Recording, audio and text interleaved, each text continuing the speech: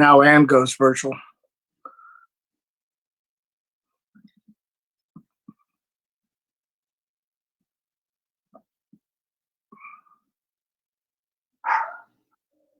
Oh, there's Rosie.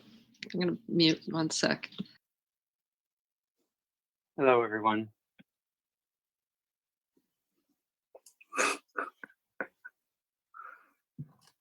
This is a reminder to all members of the public that's participating in our virtual city council meeting that if you would like to speak on a particular item during public comment period, please click on the raise your hand icon at the bottom of the screen. You'll be prompted to speak up to 3 minutes when it's your turn.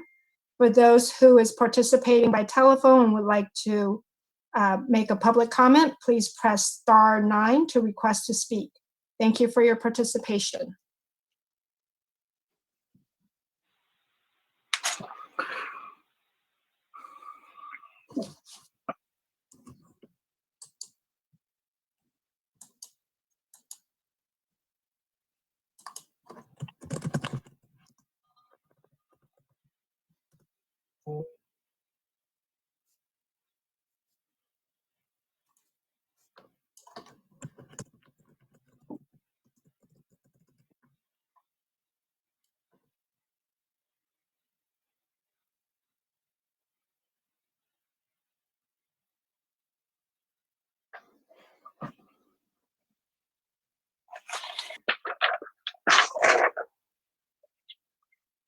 All right, and I'm going to call the meeting to order. I'm going to call to order the study session of the special session of the Albany City Council on Monday, May 18th, and the time is approximately 6 p.m., 6:01 p.m. Staff, do you have an introduction to this item? Thank you, Mayor. Yes, welcome to your study session, virtual here. It's an interesting way to hold a study session. So thank you, of course, for bearing with us as we try and continue with our obligated duties here. This is your annual study session for the sugar sweetened beverage tax to identify opportunities for how the proceeds will be budgeted in your upcoming budget cycle. Staff will prepare a draft budget for your review as part of our June meeting, so upcoming in a few weeks here. And we have done the standard procedures as we have done since this tax was adopted by our voters, which includes engaging with the named advisory bodies, the Transportation Commission, the Social and Economic Justice Commission, and our Park, Rec, and Open Space Commission. We've also sent out correspondence to the affiliated agencies and health experts within our jurisdiction. We've received communication to date since we've done that outreach, which is part of your packet this evening. And hopefully we have folks on the line that will be participating in the public comment period of this study session. Our Assistant City Manager, Isabel Leduc, is in the couple boxes away from me here, who will provide some more substantive detail on the findings and recommendations by our advisory bodies and the overlap of interest in some of the particular categories. It's important that I underscore the uniqueness of this study session in response to COVID-19 and the inherent uncertainty that we will have in terms of implementing any programming this upcoming fiscal year and perhaps a bit thereafter. So our guidance, if the council so chooses, is to program the funds, hoping for the best and intending for the best, and we will adapt as we go along. With all of the budget obligations, we will be returning to the council much more frequently in this next several months as new information comes in on any schedule issues or unforeseen circumstances, so that you're well aware of any issues that may arise. With that, I will turn it over to Isabel to provide a staff report. And Isabel, you may want to share your screen at some point with the presentation, or if you need help with that, just let me know. Okay, great, thank you. For tonight's study session, I will provide you with an update of the current expenditure plan, which was adopted on May 6, 2019. You will conduct your study session, which will include receiving input and recommendations for the expenditure of SSB funding. And what we would ask council also is that you provide a preliminary prioritization of items to be funded with the tax proceeds. So the last study session that informed the current expenditure plan was held on April 1st, 2019, and included some programs and one-time expenditure projects. So I will go ahead and just give you a brief overview, status update of the projects as they are right now. So we, in the last fiscal year, in this fiscal year, we've been able to install 1 bottle filler at City Hall for a total of 8 bottle fillers citywide in all city parks, at the community center, and of course at City Hall. We've also purchased some water bottles with the SSB logo and for distribution in the community. The Recreation and Community Services Department also facilitated free fitness classes in parks, and also free nutrition and cooking classes at the community center. Some classes have been more popular than others, and some are continuing in May virtually, such as the gentle yoga class and some of our cooking classes. The Crossing Guard program continues to be funded with SSB. It's the contract with all city management services, and the services continue also to lessen the workload and demands on our police department. The bike safety program was also funded with SSB this past fiscal year, and was provided at the Albany Middle School. And right now, the program, which is provided by Cycle of Change, is suggesting that more classes can be provided virtually to interested schools. And then finally, the Healthy Me Music and Movement program was implemented in kindergarten, transitional kindergarten, and preschool classes through the unified in the schools, and was provided to 228 children. And I believe you may have received a link to one of the classes that on a documentary that was made on this program in schools in Berkeley as well. So per the ordinance, the council shall hold a study session to receive further input and recommendations regarding the expenditure of proceeds from the tax. There's 3 commissions that have prepared recommendations for the council's review. Recommendations from the Parks, Recreation, Open Space Commission, the Social and Economic Justice Commission, and the Transportation Commission. The recommendations are attached to the staff report, and the chairs are also present this evening to present the recommendations to the council. Staff has also prepared a summary table of program suggestions that have been received to date, and to assist the council in your prioritization of items. Some overlapping interests that we've noticed are to continue the funding for the contract with all city management services for the Crossing Guard program, funding for the Safe Route to School bike safety program, and funding for the Healthy Me and Movement classes. As for a new program, there's also been some overlapping interest in some activities, recreational activities at the Albany Ball.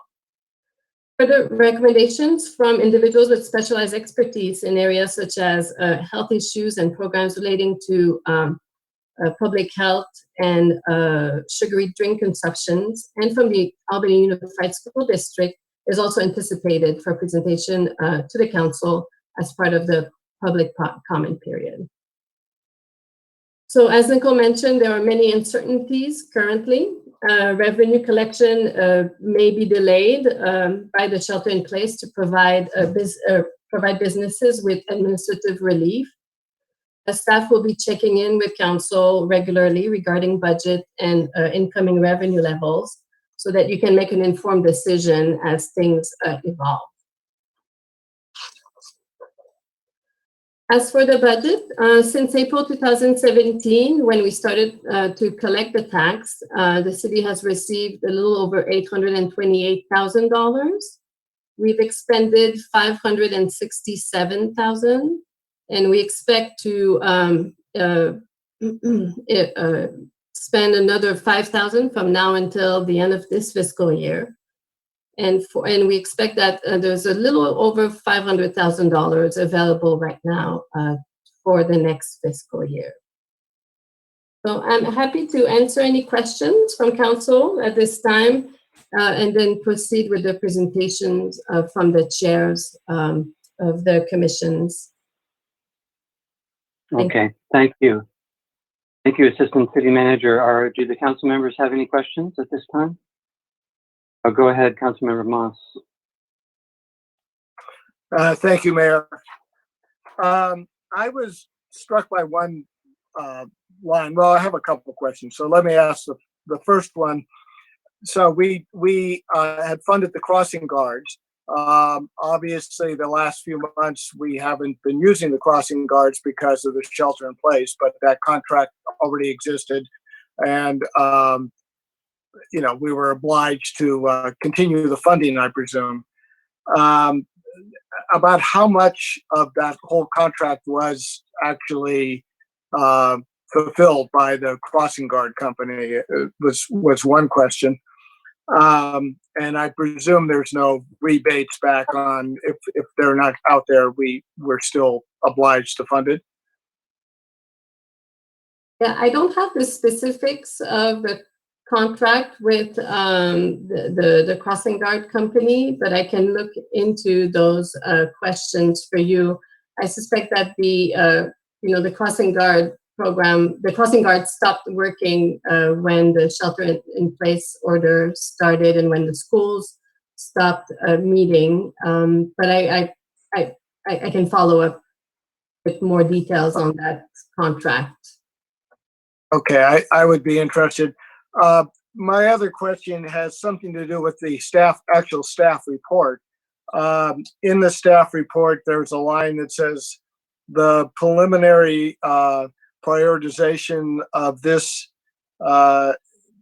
is to be funded with the tax proceeds in fiscal year 2021 by council should be based on typical usage of tax proceeds, not be specific to the COVID-19 pandemic. Is there some reason you put that statement in? I mean, we decide every year as to how we're going to do this. I'm wondering why you don't want us to even consider anything related to COVID-19. No, I think the statement is in reference to the revenues being deferred, but also thinking that the programs, like the crossing guard programs, we're not sure whether or not it will start when the schools start. We don't know when the crossing guard program will start because we don't know when schools start. But if you choose to fund the crossing guard program, we will work with the council on on when the program will come into effect. So it wasn't the statement is in reference to consider funding programs as you would, but thinking of thinking about the fact that the programs may not be implemented as they would have normally because of the shelter in place order at this time. So are we being asked to come up with two possible plans based on the contingency that perhaps we won't need crossing guards? I mean, it does occur to me that we might either, depending upon how this goes, either school will be in session or won't be in session. But if it's not in session, we may not have a need for crossing guards. If it is in session, we may need much more time spent on crossing guards because of a potential split schedule. So it seems very difficult to make that decision right now. Right, and that's why we would come back to council as things evolve and things become clearer as to how things will evolve. Then we'll come back to you with, you know, a better picture of costs and needing, for instance, with the crossing guard program, if we need more shifts, then the cost will increase, and we'll come back to council with those new costs. But to try to figure it out now is really a difficult task because there are so many unknowns. Okay. All right. Thank you. Thank you, Council Member. Vice Mayor. Thank you. I have two questions. One about the Healthy Me movement program. It seems as though last year was 10,000 and this year is 1250 or 12,500. Mm-hmm. Do we know why it went up? That seems sort of like a big jump to me. I'm not quite sure why it went up so much. Increase in professional costs, in the cost of teachers, and also of supplies. The cost of obtaining a business license was not included as part of the overall cost from last year by the business. So there were additional costs that were incurred that were not projected and now are included in this new estimate. Okay, thank you. And my other question is about this senior center and neighborhood services. I think social and economic justice referred a lot to them. And I know they have a robust program going on right now. And I'm curious if there's concern at that funding running out. I think does the food program actually come from the county or the state or the Well, neighborhood services. Oops. I'm sorry, Peggy, you cut off for a while, so I couldn't hear what. I'm sorry, the Meals on Wheels program, is there a risk that the funding on that will be reduced from wherever it comes from? The Meals on Wheels program is Older Americans Act money. It's federal money that's coming down through the pipeline through the county and then administered by the city of Berkeley. We have not heard of any federal cuts to the Older Americans Act funding, so we expect to get the same amount of meals for next fiscal year. But conceivably, we could have more need. Is that correct? Yes, we could have more needs. But it's a combination of Meals on Wheels and congregate meals, and right now we're delivering both.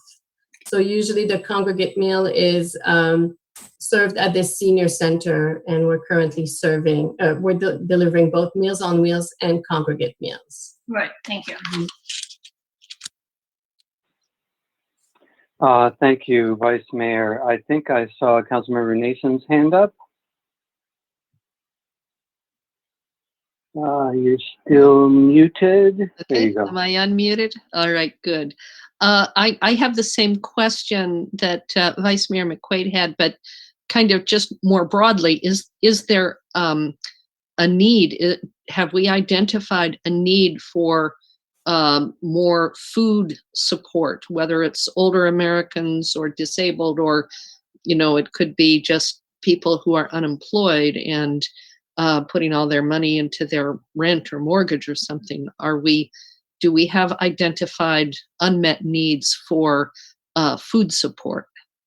At this time, we have not. Doesn't mean that it's not there or it's not going to happen in the future, but we have not identified other needs. We do also have our Mercy Brown Bag program, which is also specifically for seniors, but it could be that at some point, due to the economic downturn, that people may need more food, but we don't have any data on this matter at this time. Okay, thanks. Thank you. Councilmember Barnes, anything? Looks like no. Thank you. And I appreciate the Councilmember Moss's question. I do remember staff a conversation with staff at one point in which it was said that the crossing guards did not have to, or we did not have to pay the crossing guards for work not served. However, perhaps the contract has some sort of force majeure in it, like waste management does, and we are on the hook. So getting clarity about that would be great. I actually have that information available now. The total contract value was about 130,000. I'm rounding. We spent about 80,000 total. So there's about 50,000 remaining that will not be used for this current school year.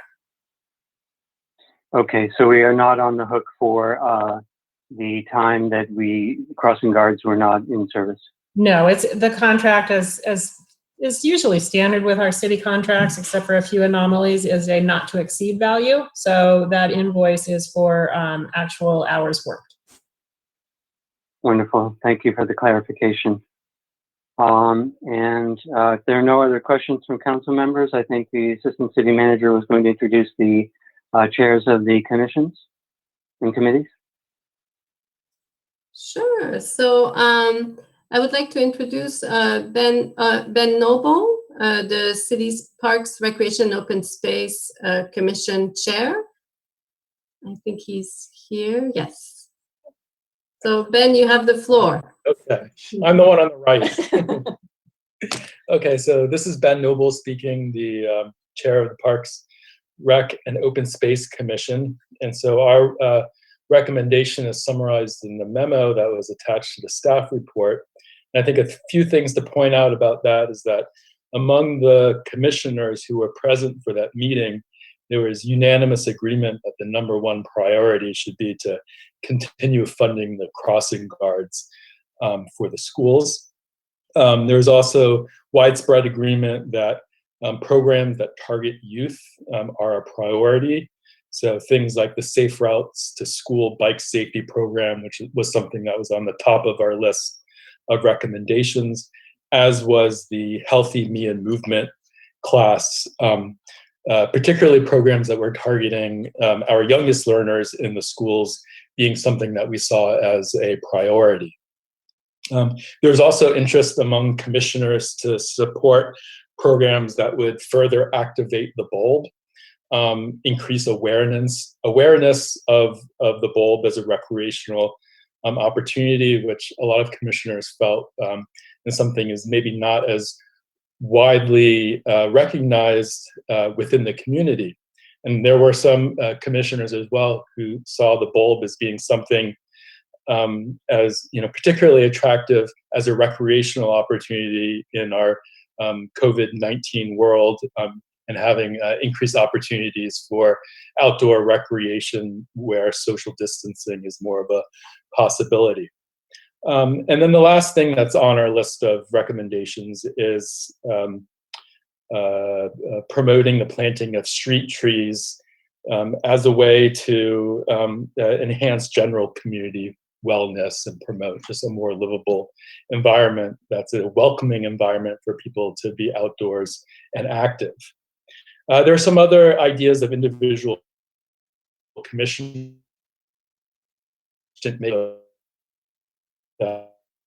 the expenditure should focus more on capital projects rather than programs, something that would have a more lasting impact on the community. There was also some discussion of using the funds to run water out to the bulb in the waterfront so that water is available on the waterfront. But ultimately, those ideas didn't make it into our consensus recommendation. And I guess the last thing I would say is that, as we've discussed already tonight, there's tremendous uncertainty about what the community needs are going to be over the next year. And I think we're in line with what staff has been saying, that it's important to be flexible with the use of these funds as conditions change and evolve, to make sure that we're using this money to best meet the needs of the community. That Thank you very much. was my presentation.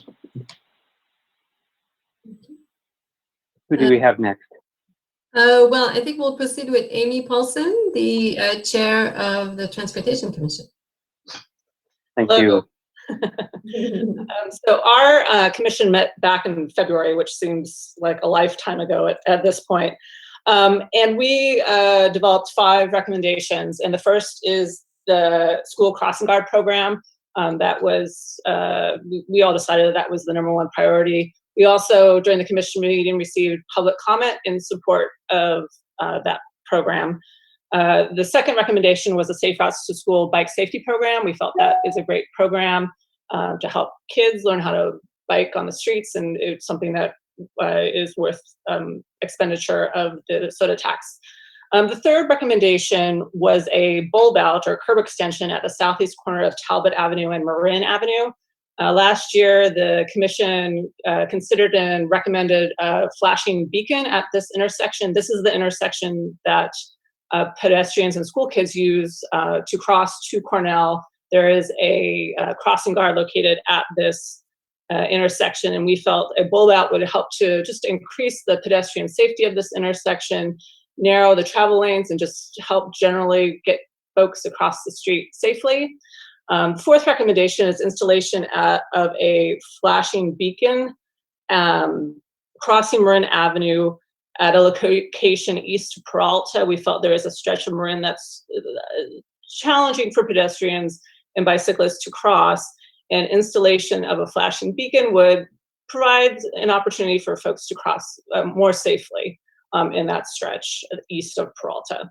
And then the final recommendation, back when school is in session and the aquatic center is open and we have an elementary school at the high school, the bike parking is really well used with all 3 of those uses going on at the same time.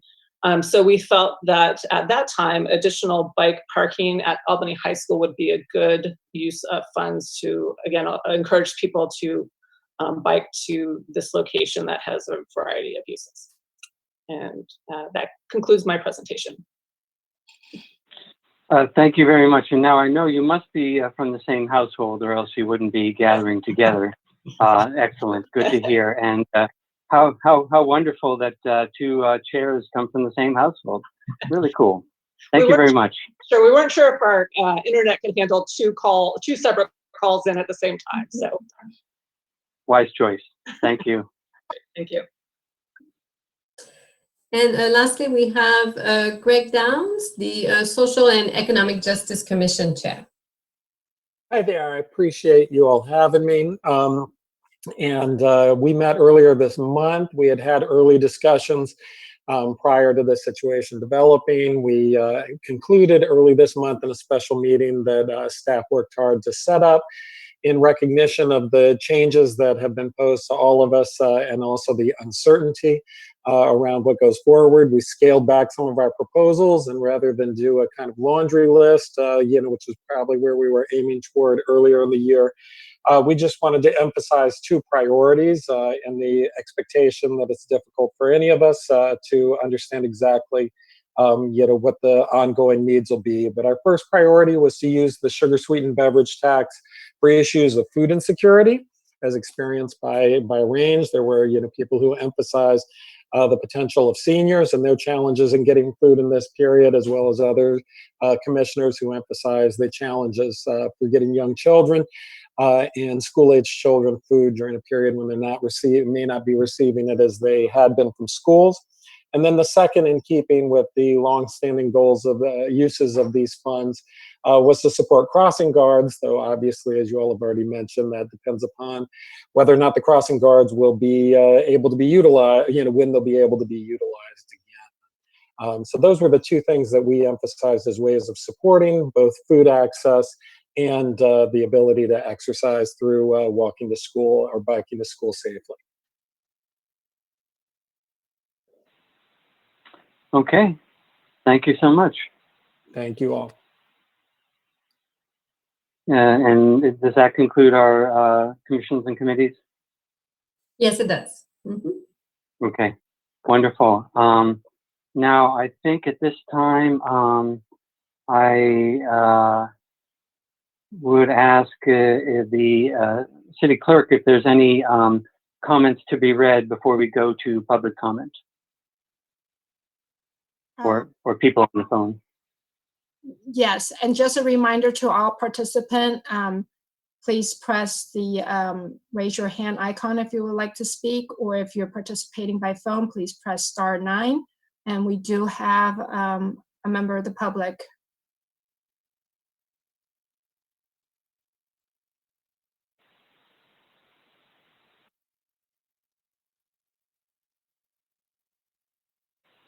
I'm sorry, so the member of the public is speaking now, or you're reading now? The member of the public is speaking now. Okay, please go ahead. Preston Jordan, go ahead. Thank you very much.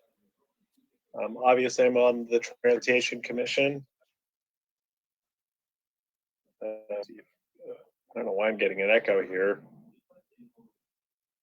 And I support the Transportation Commission's recommendation as a commissioner. Although I'll note that those were made prior to the pandemic shelter in place. I'm also speaking for Albany Strollers and Rollers, which supported those recommendations, along with the recommendation to support activation at the bulb and a healthy and me movement classes. However, that said, Strollers and Rollers realizes that the situation has changed dramatically, and that unfortunately this tax, it being a general tax, provides the council full latitude to direct the funds elsewhere as needed.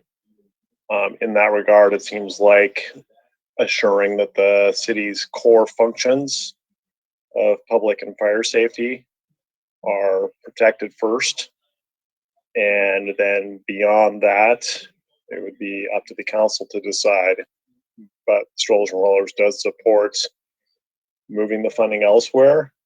It would ask that the crossing guard program do be preserved, since that's immediately important to life and safety, as well as the Safe Route to School bike program, because kids biking on the street need that education to be safe. And beyond that, the capital expenditures and some of the other programs seem more nice to have than have to have relative to life safety. Could somebody tell me, am I echoing on your end? Okay, so it's just confusing me. Thanks so much. All right.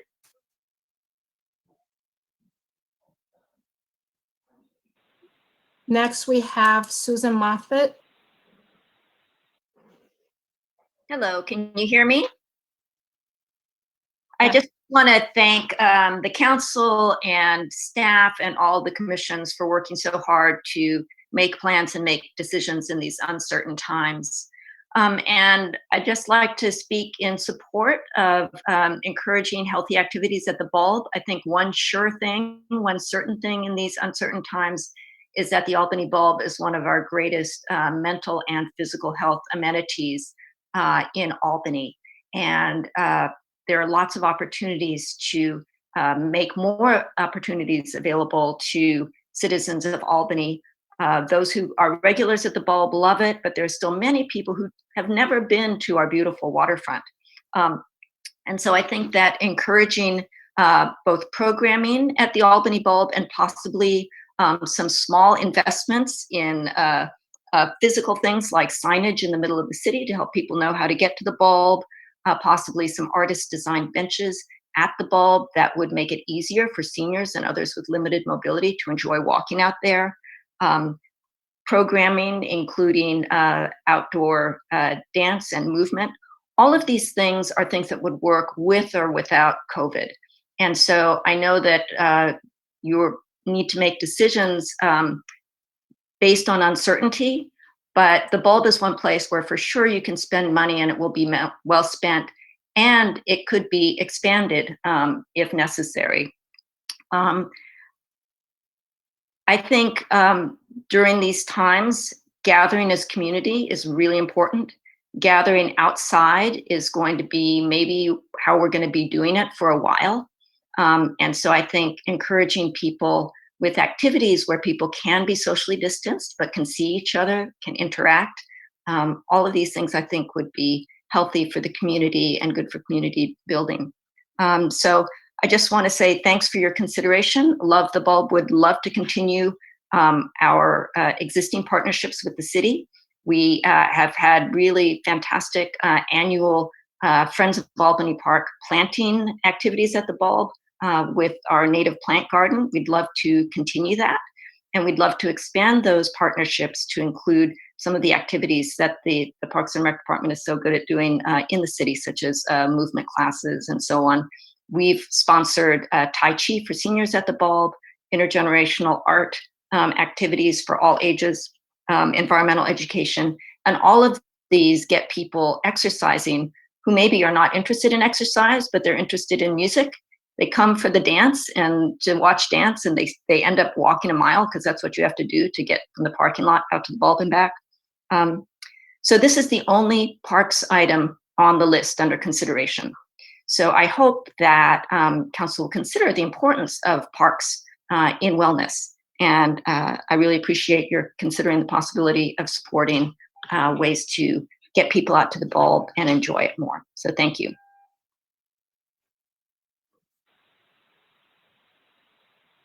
And next we have Andrea Wood. Hello, can you hear me? Yes. Great. Go ahead. Thank you so much for providing this forum. My name is Andrea Wood, and I live in Albany with my wife, Nina.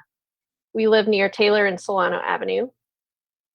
I've been a resident and a voter in Albany for more than 5 years, and I'm asking you today to invest more in our lovely Albany Bulb. We've noticed a big increase in the number of families using the Bulb for recreation, whether that's because of investment in better facilities and the new trail improvements, or the pandemic, or some combination. There is a little doubt that the Bulb itself is serving a very important purpose in the lives of Albany residents. And I believe even more of my neighbors are discovering or rediscovering what a special place of solace the Albany Bulb really is. And it's honestly a big reason why we chose to leave Oakland and make Albany our home. With additional investment of resources, including revenue from the soda tax, the Bulb could become a center for community health, well-being, and exercise. And in fact, it's already becoming more so because more people are seeking outdoor space. Susan shared some great ideas for Bulb programming, and I've personally taken some incredible workshops and enjoyed one-of-a-kind events at the Bulb. It's a real gem. And I hope more of my neighbors start to take advantage of it. So as a taxpayer and voter, I think the soda tax revenues could be put to good work, encouraging and enabling outdoor physical activity for all sorts of Albany residents and families at the Bulb. And that concludes my comment. Thank you very much. Thank you. Next we have Karen Larson. Hello, this is Karen Larson. I am a resident of Albany. I've lived on Curtis Street for almost 24 years. I am speaking also in support of funding going to the Bulb. And so I echo what both Susan and Andrea were saying. I'm a regular visitor to the Bulb, and I know that it really promotes not only my physical health, but my mental health, especially during this time. And it also offers me a chance to have a sense of discovery and a chance, kind of a source of wonder. I get to be a kid when I'm out at the Bulb. I find it surprising that so many of my neighbors don't go there. They don't know about it. They don't know how easy it is to access. And I hope that the city can partner with the Bulb to let more people know about what's going on down there. We're lucky that many of us can safely walk and bike there. And in order to support this, I think signage in the middle of town to let people know how to get there would be really great. And promoting it more on the website and announcements and brochures and things like that would be another great opportunity. For those people who do have limited mobility, it would be great to have tastefully done benches that are a place to rest. I've already seen some beautiful, picked out in my mind, beautiful spots where there's a great view and it would be a good place to rest at the top of the hill. I think it's also a really great opportunity to have classes out there. I know there's been a lot already, but if there is going to be any limitations on the kind of classes that we can have, say, at the community center, it would be great to take some of those kinds of classes to the outdoor space. I think there's so many different types of gatherings that you can have. I've been on nature walks there, history walks, learning about the art, getting to practice my own art, which is kind of new for me and kind of fun, and also movement. And so I think there's so many great ways that we could get the community out there. The bulb is a wonderful facet of Albany, and I think working in partnership with the city and the city council and city staff to bring more people out there is really important to the physical and mental health of our community. I want to close by saying thank you very much to all of the council members and city staff for continuing on to lead our city so well in this very unusual time. Thank you very much. Thank you. Now we have Tree KALB Stuber.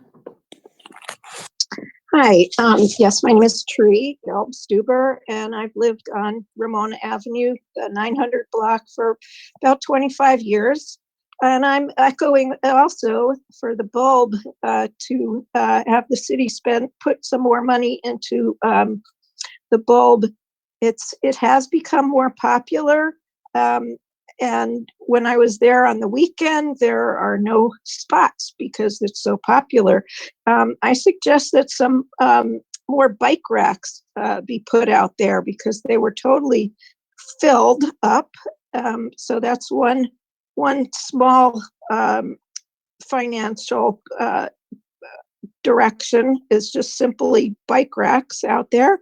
And then also the benches, I think, would be really important, especially for older people or younger people. Anybody could use a bench. So the activities, I think, would be, money well spent. So I would be very pleased if some of the soda tax revenue would go toward improvements at the bulb. Thanks. Thank you. And that's everyone that we have. Okay, that's all the public comment we have. Let's bring it back to council. Are there any council members who'd like to start with comments? Vice Mayor, go ahead. Thank you. Excuse me. I think that we need to be a little bit cautious at this time due to just all of the uncertainties that we're facing. The only thing that we really know is our budget's going to be severely impacted, but we don't know how much and we don't know how long it's going to last. There's no reason we need to spend all of the money. We can hold some of it and see what we need and allocate it later in the year. Just to get the discussion started, I'd like to recommend that we support the crossing guards. I would say, I think it said on the report 140,000. I'd like to put a price on that, like to say 140,000, so that we're not committed if they need more than that. That it's just a blank check, that we have a limit to what we're able to do. I'd like to support the Healthy Me Music program or the movement program. I think that's a really valuable program. And I'd like to hold off on anything else. I am concerned about the food insecurity that people may be facing. We just don't know. And I'd like to hold the money. We can allocate it for that later in the year. And if that proves not to be a need, then we can come back and talk about what else it might be used for. Rochelle, I thought you had a really interesting idea, and I'd like to hear more about it. I more have concerns about how it would be implemented and how it would work. But I think it's something that we might want to consider, again, as we know more what the needs are. And that's, another reason I think to sort of hold off on what we allocate tonight. Thank you. Okay, thanks very much. I think Councilmember Barnes was next. I think I saw his hand next. Yeah, can you hear me? Okay, for the bulb fans, I just want to point out, many of your ideas have been looked at before. We do have a plan that we did a few years back, and I've been digging around on the website to try to find it. And there is an Albany bulb transition plan that laid out ideas for where to put benches and paths and whatnot. And I think it would really be good to have you guys use that as a basis for thinking about what kind of improvements you would want in the long run. However, and now I'm going to put on my grumpy ex-state government budget analyst hat. This is, I just want, well, I'm actually going to be termed out, but I would like to say, I no longer want to fully fund the Crossing Guards program unless we do some kind of brief study of how other school districts and cities cooperate on doing this, because I think we are in a unique situation where the city is expected to fund this 100%. And I think in other jurisdictions near us, it's unusual to have the city funding a traffic crossing guard program 100%. And I know they exist because I'm riding my bike out there in Lafayette, and there's traffic crossing guards, you know, when the schools get out, just like here. So I'm curious how those are funded. And if Albany is exceptional, then I think we should stop being exceptional. You know, looks like we're spending almost $180,000 a year out of this fund on programs that in many school districts would be considered to be school district programs. And given they just got a whopping parcel tax funded by the taxpayers, which they just mostly spent on salary increases for the teachers, I'm not very sympathetic to their pleas for more money, frankly. I think the school district needs to step up a little bit here. So, well, that's that. And as far as the other programs, you know, there's lots of good ideas, but I'll reinforce something that many people have said. And it basically goes like this. It's a lot easier to break something or shut it down than it is to rebuild it. It was much easier to shut down our economy than it is to put it back together and to open it up. So I think the economic hardship with shutting down our economy isn't going to go away in a month or two. If we're lucky, it goes away in a year or two.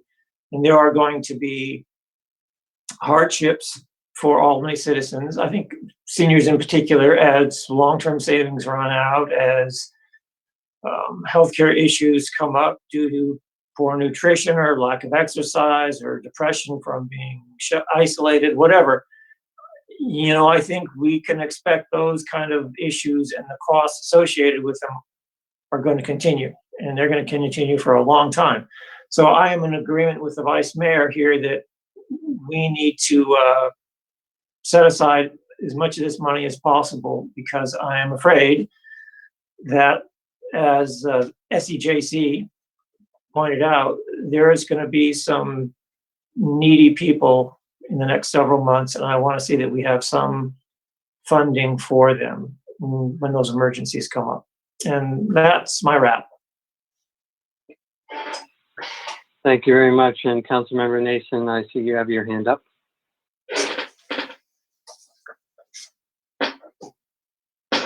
Yes. First, I wanted to say that the funding of the crossing guards wasn't proposed as a safety, solely as a safety measure, but as part of a kind of bigger approach, which I think that we had some consensus about, of trying to get kids to school on foot or by bike as much as possible. And I agree with Councilmember Barnes that we should have a more robust partnership with the city on this. That would be an idea. I'm sorry, with the school district, between the city and the school district, on this entire issue, which affects not just the crossing guards, but also the bike rack proposal and the bicycle rodeo education and everything. In a perfect world, I'd like to see a program where the school district steps up on the administrative side of this, with the specific reason being that the school district is the one that has the contact with the parents.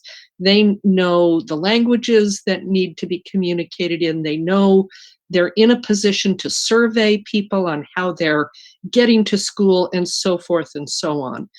In that situation, if the school district were to step up on administering this program and making it a success from all different angles, not just having crossing guards at the schools, I would be fine with the city continuing to fund it.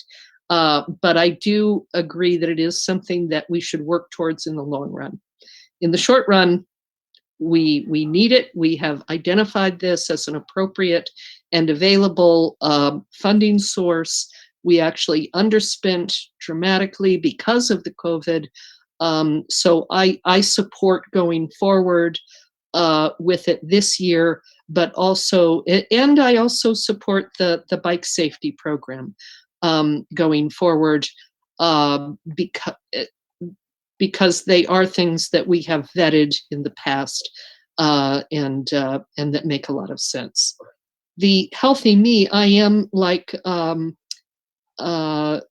Mayor McQuaid, a little, I think it was Vice Mayor McQuaid was a little concerned about the cost going up by 25%.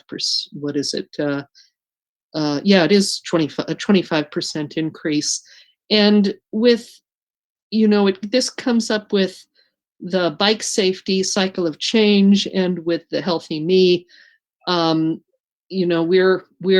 We're funding programs. We're not funding nonprofits. We're entering into contracts with nonprofits to provide us with a particular service. The same would be true, I think, if we were to invest in programming at the Bulb. This wouldn't be it isn't a gift to a nonprofit. It is a nonprofit providing the service that we're seeking. If Healthy Me is, the cost is going up, I leave that to the staff to determine if it's a fair price. But I just wanted to tag that issue that we can't have, a situation where we are evaluating different nonprofits and making gifts to them. We're contracting for services with them. So I'm supporting all of those.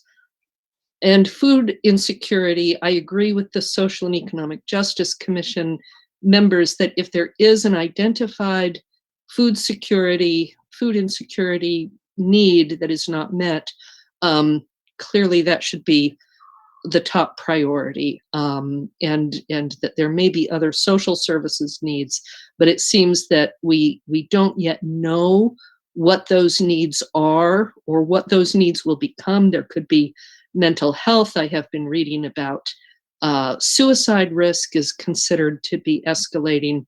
There might be a number of social service type programs that would have increased need, and I think it would make sense, as Vice Mayor McQuaid said, set some money aside. I think that Councilmember Barnes was on the same page with that. So having funding in reserve for that purpose makes a lot of sense to me. And I wrote a memo about the issue of our business community. This is a funding source that comes from the business community. The business community is under almost unbelievable stress right now. I was extremely saddened to see tribal arts going out of business. These unique restaurants and shops are what make Albany a destination, a fun place for people to visit, as well as being part of our community character for the folks who live here. And it's a terrible hardship, not only on the people who run these businesses or who work in them, but it's a hardship for the entire community when we lose a business. And it's a hardship over the long run for the city. There's kind of feeding the cow kind of issue here. You know, the business community pays a lot of taxes, and the city is really reliant on them in many ways. So I would like to see some funding available to help support. We were not able to do something on the scale of what Berkeley is doing for its business community, but if we can do something for them in the future, again, I'd like to see some funding put in reserve. I know that there is a fundraising effort going on in the private sector. Perhaps we could match that. But these are all things that that could be needs that simply become more evident as they go along. The rest of these projects, I love them all. I'm the bulbs. I consider myself an ultimate bulb fan. I'm down at the waterfront every day, and I love what Love the Bulb does. And of course, we want those flashing beacons. We've wanted those for years. Trees, all of these things are really important. But right now, I would hold the funding. Other than those 3 ongoing programs, I would hold the funding in reserve for potential food insecurity and business survival support.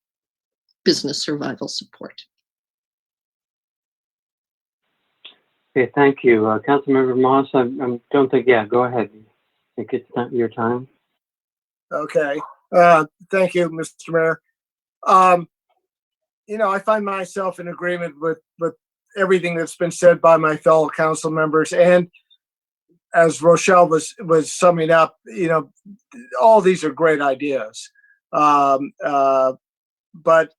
you know, I've always been kind of focused on soda tax revenue as something that should have a health orientation to it. That's how we campaigned for it in 2016.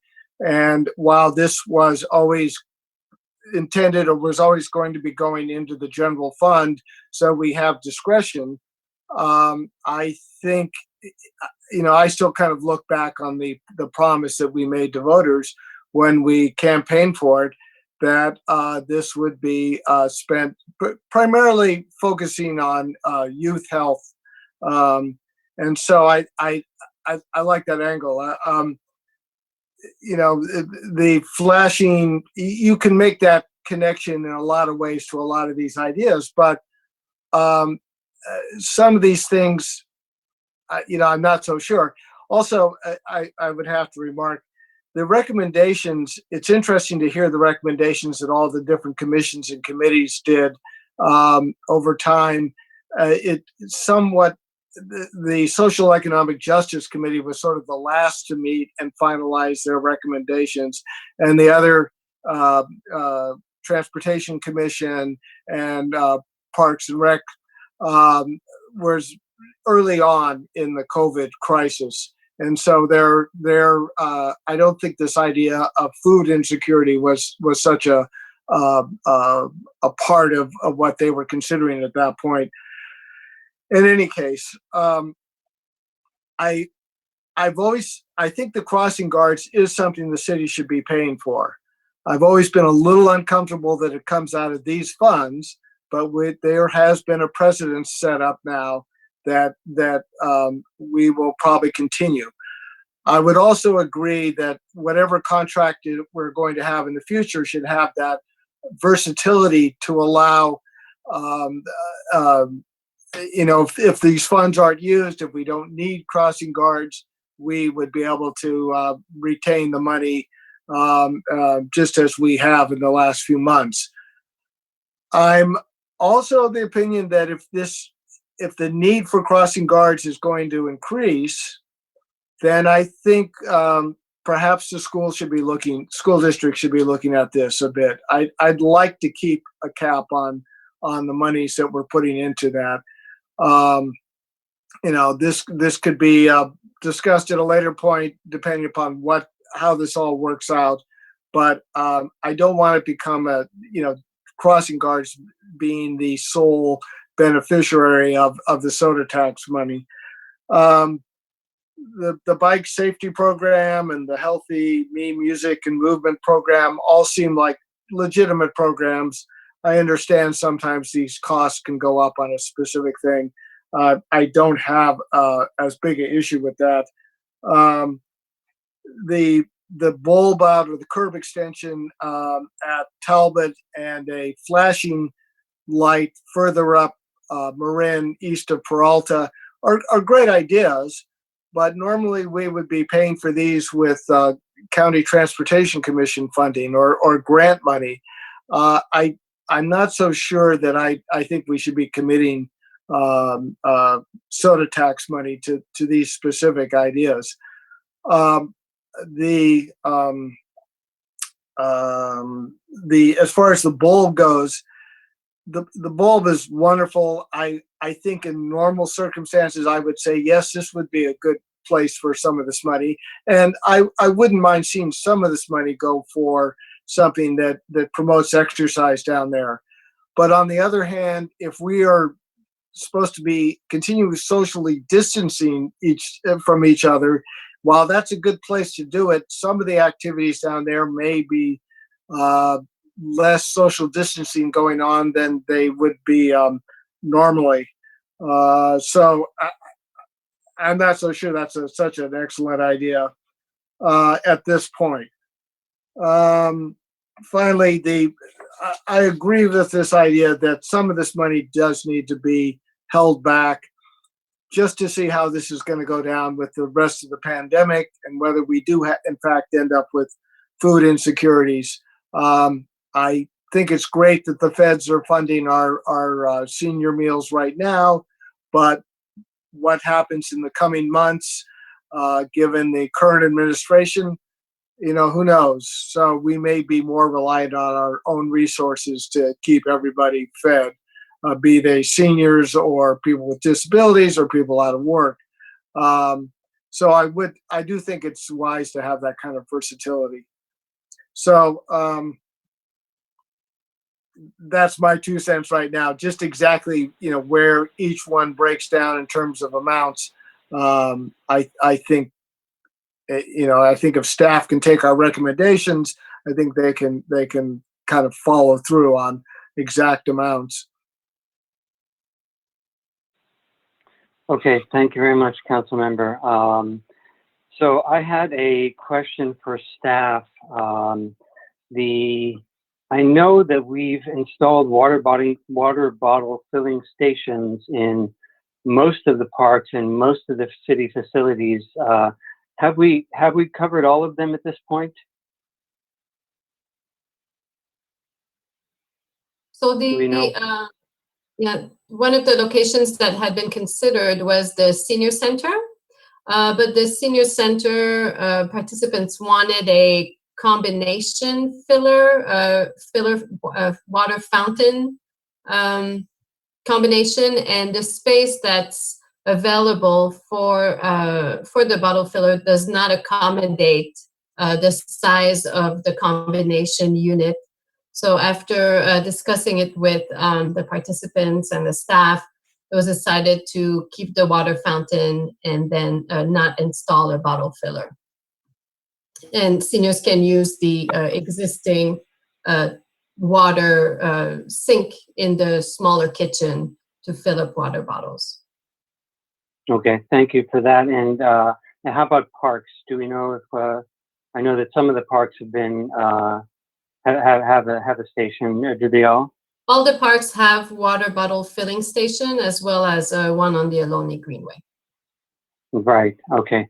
All right. Thank you for that. So that is a great achievement, I think, and very happy to hear that we've completed that job.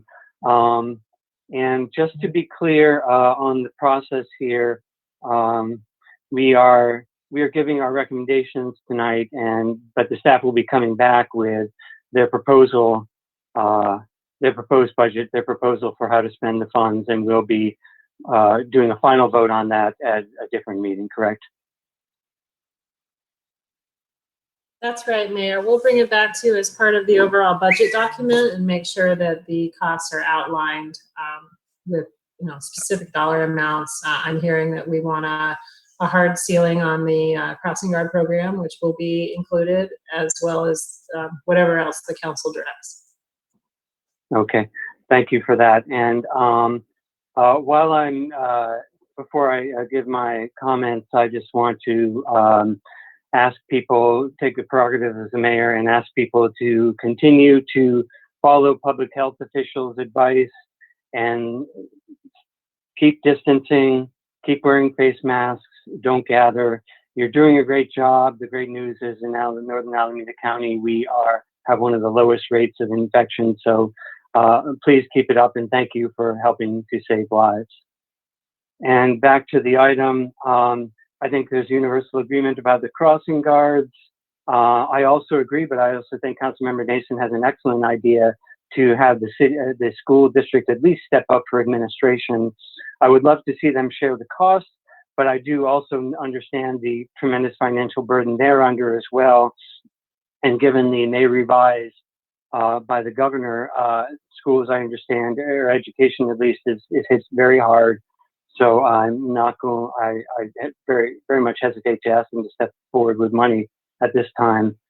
I was delighted to see the Helping Me video. It seems like that is a program that directly addresses children's health, which, as Councilmember Moss pointed out, is the thing that people involved in the campaigns, the soda tax campaigns, really fought for, that the money be spent on health, and especially children's health. So I definitely support that Helping Me program. And I also support the Youth on Bikes education program. I think that people are,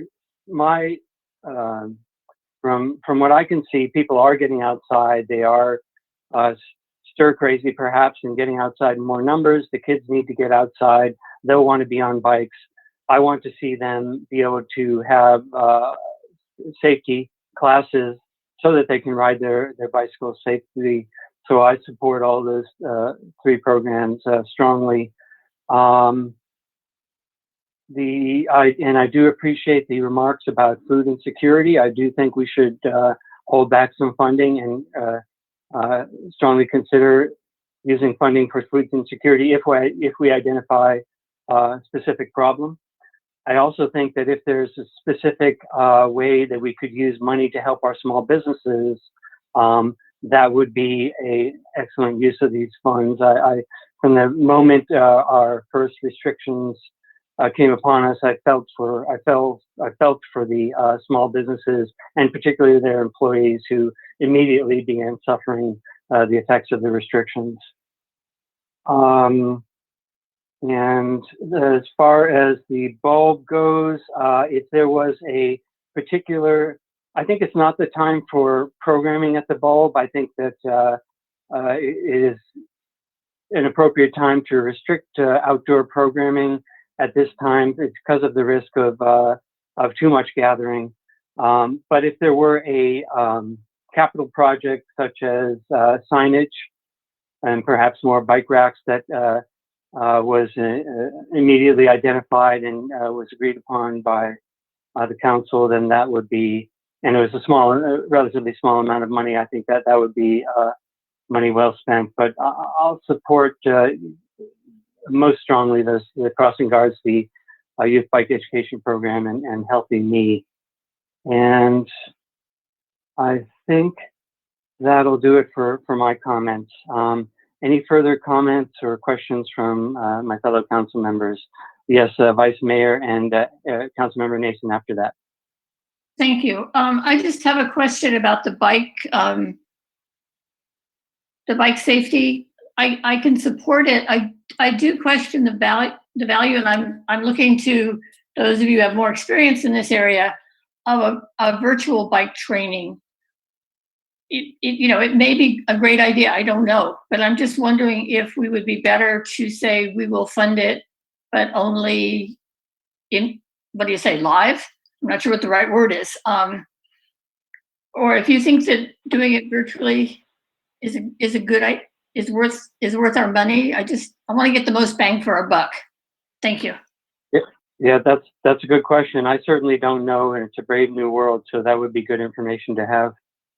Council Member Nason. Yeah, about bike racks, I wanted to report, if people were not aware, that the bike trail is now open at the waterfront. And so we're going to have a tremendous need for bike parking, whatever happens. And I'm actually glad to hear we have a desperate need for more bike parking at the schools. You know, the more that we've got people biking, the better. But I don't think that I think there are other funding sources that we should be using for those things. But in developing the budget, if there are there should be, I believe, transportation funds that could be used for that, and I hope they will be. Okay, thank you. Anyone else? Seeing no other. Oh yes, Vice Mayor. I was just gonna ask, do you want a motion, or do we have enough consensus to move this forward, or? I think we have exactly what we need. Okay. Direction from the council with general consensus on those 3 programs as noted, and we will return with that incorporated into the budget for your additional review. And as noted at the initiation of the study session, this will be an ongoing discussion. So staff will return as new information is received or experience and hear needs that are, through our business community and or other sectors of our community to make sure we're as responsive as possible with council direction. Okay, thank you. Any final questions, comments?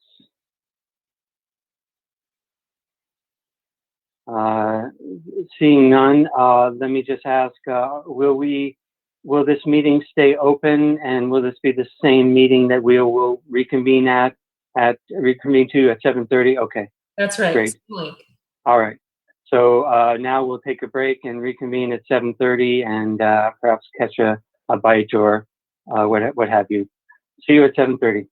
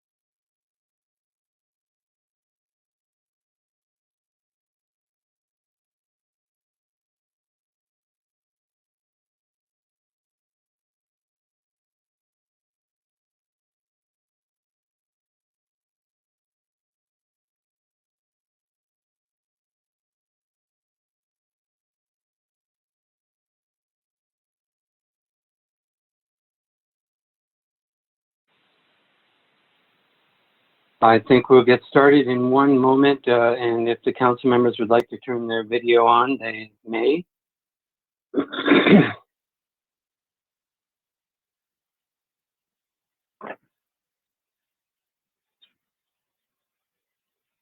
Okay, I'm going to go ahead and thank you. I'm going to go ahead and get started. I will call to. My video doesn't seem to go on. Let me use this opportunity to do another reminder to all members of the public that's participating in our virtual city council meeting. If you'd like to speak on a particular item during public comment period, please click on the raise your hand icon at the bottom of the screen. You'll be prompted to speak up to 3 minutes when it's your turn. And for those who is participating by telephone, please press *9 to request to speak. Thank you all for your participation. Okay, thank you very much. I'm going to call to order the Albany City Council meeting for Monday, May 18th.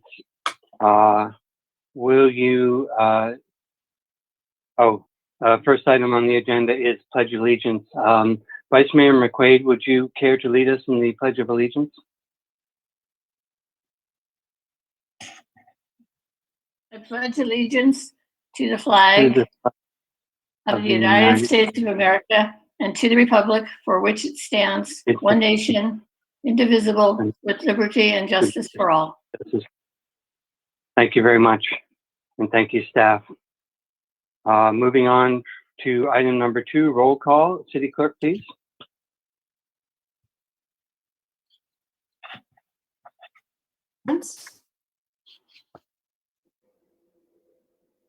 Sorry, we didn't hear you. Councilmember Barnes, Here. Councilmember Moss, Here. Councilmember Nason. She's here. Vice Mayor McQuaid. Here. Mayor Pilch. Here. Thank you very much. Moving on to item 3, ceremonial matters. I just have a small, quick statement to read about the ongoing COVID-19 crisis. Just a short note tonight. I want to thank my fellow city leaders, city staff, county elected officials and staff, and Governor Newsom's office for a job well done in managing the COVID-19 crisis. In particular, our end of Alameda County and Berkeley and Albany has done really well in reducing the number of cases. In Albany, as I last checked, we still had too few cases to report. The state recently relaxed its stay in place orders last week, and the county announced today that it is relaxing its orders as well. And I'm very happy to note that more retail will now be allowed to operate. But I think there is some bad news and some good news. First, the bad. As it has been reported for some time, the curve is likely not a one-time thing. We must brace ourselves for reoccurrences of the virus in the coming year and perhaps beyond. The good news is, as I said before, that we've done well in this first wave. And I ask you to, and we've relaxed some restrictions. And I ask you to keep up the distancing at all times, wear face masks, and do not gather. And thank you for doing your part to save lives. Is there any other council member who'd care to remark at this time? Vice Mayor? Thank you, Mayor. I think I want to echo what you said. It is encouraging and welcoming news that the county has adjusted the shelter-in-place ordinance, but we do need to continue to stay at home as much as possible, wear our face coverings, and to just remember that we need to move through this process slowly. It's not a quick fix. We've come too far to go backwards now. But on a brighter note, I hope you're taking advantage of the new and exciting online programs being offered by the City of Albany. Virtual classes and camps, including cooking, writing, and yoga, are now online. So be sure to check them out.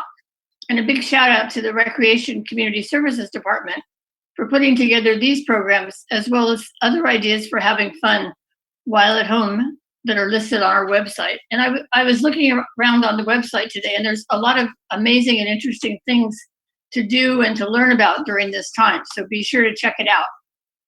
Listening to the governor today talk about the potential of haircuts, God knows I need that, and perhaps even professional sports returning in the not too distant future, I felt hope that we would indeed be on the road to a more normal place in the coming months. But let us not forget those for whom the road back is perhaps a longer one. Please continue to support our local businesses with a takeout order or gift certificate. Check in with your neighbors who may be feeling lonely, or if you have the means, this is a good time to make a donation to a local charity. They are doing so much for our community members at this time. Thank you. Thank you, Vice Mayor. And would any other council member care to make any remarks at this time? Seeing none, we'll move on to the next item, which is reporting on actions taken in closed session. There was no closed session, so we'll move on to item 5, the consent calendar.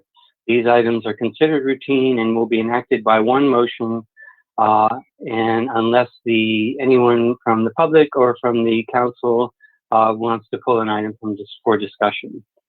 One moment, please.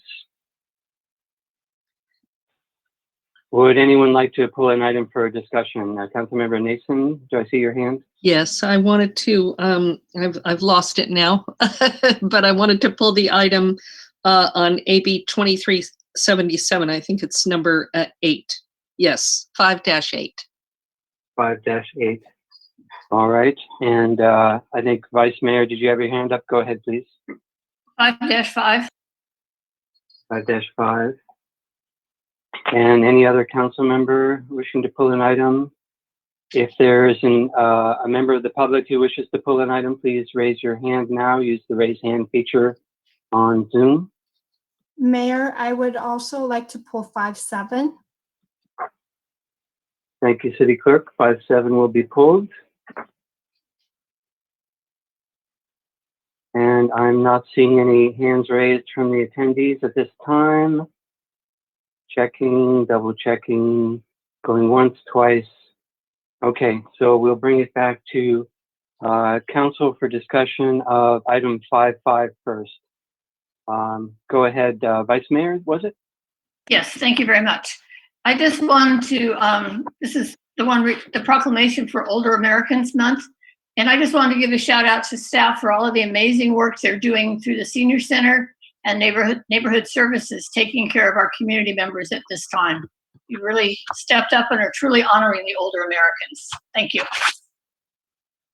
Thank you from me as well. Is there any other remarks or discussions on that item? Hearing none, we'll move on to item 5-7, City Clerk. Yes, Mayor. I'd just like to make a note that there was a typo in the on the agenda for April 2020. The Police and Fire Pension Board payment should be $104,997.29 instead of an extra 0. Okay, for April, yes. I'm glad that it is not $1 million, so thank you very much for that correction. Any other remarks on item 5-7? If none, we'll move to item 5-8, and I believe that's Councilmember Nason. Yes, and this is such an important issue, and I'm going to vote yes. But I did want to bring everybody's attention to this as one more kind of malign effect of our failure to build housing and to allow the price of housing to escalate. People are closing down residential care facilities for the elderly, not because of wickedness, but because of economic pressures.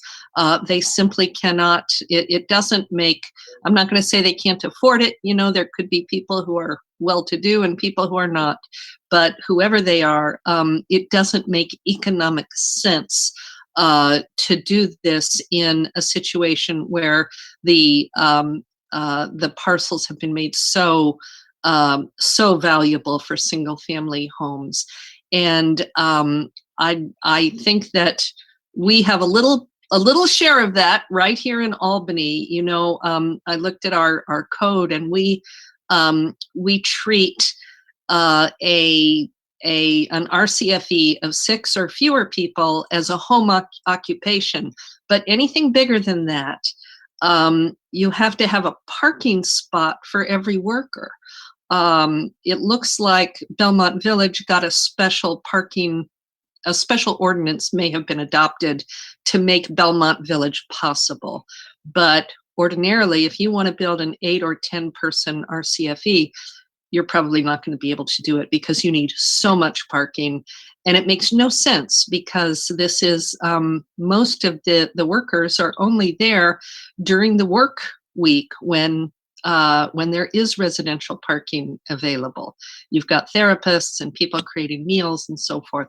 So I'm going to vote for this, but I wanted to draw attention to it and suggest that as we continue working on reducing our parking requirements, that we make it a priority to eliminate parking requirements for facilities, regardless of size, that are caring for our elderly residents.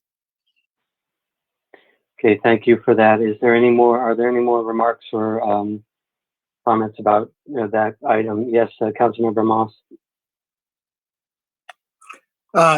Thank you, Mr. Mayor. Rochelle's words are music to my ears.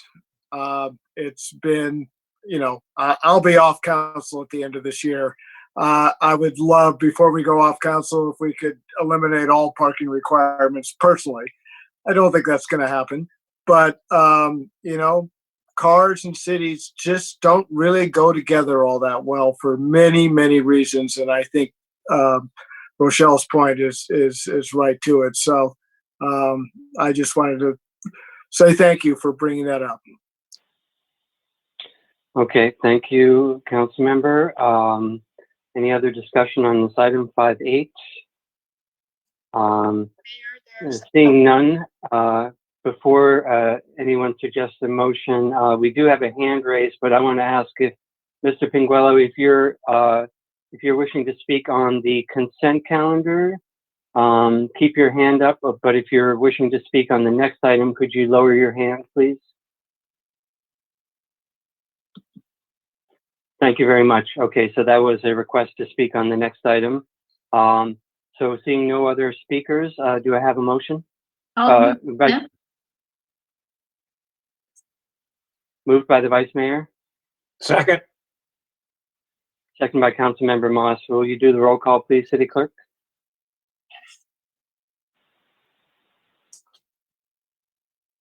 Councilmember Barnes, Yes.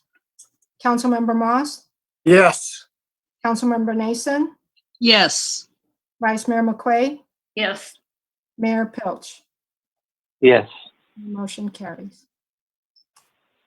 Thank you very much. Next item on the agenda is the good of the city, public comment. This is for persons wishing to address the council on an item that is not on the agenda.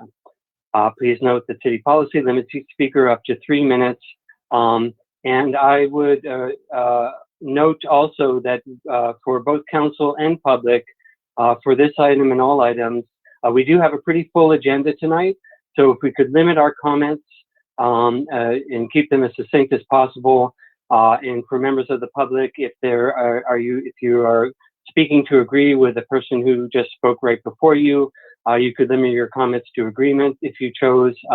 Thank you everyone for your cooperation in helping move the meeting along quickly tonight so that we can all, well, we all are home. We don't have to go home, but so that we can all end this meeting in a timely manner. That said, I think we do have some hands raised, so I'll go ahead and let the city clerk call the members of the public.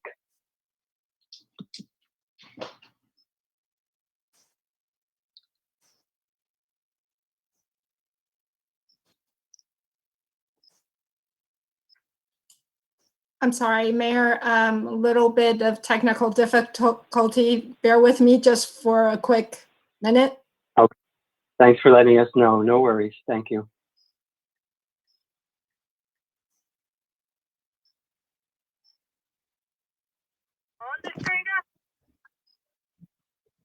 Hello?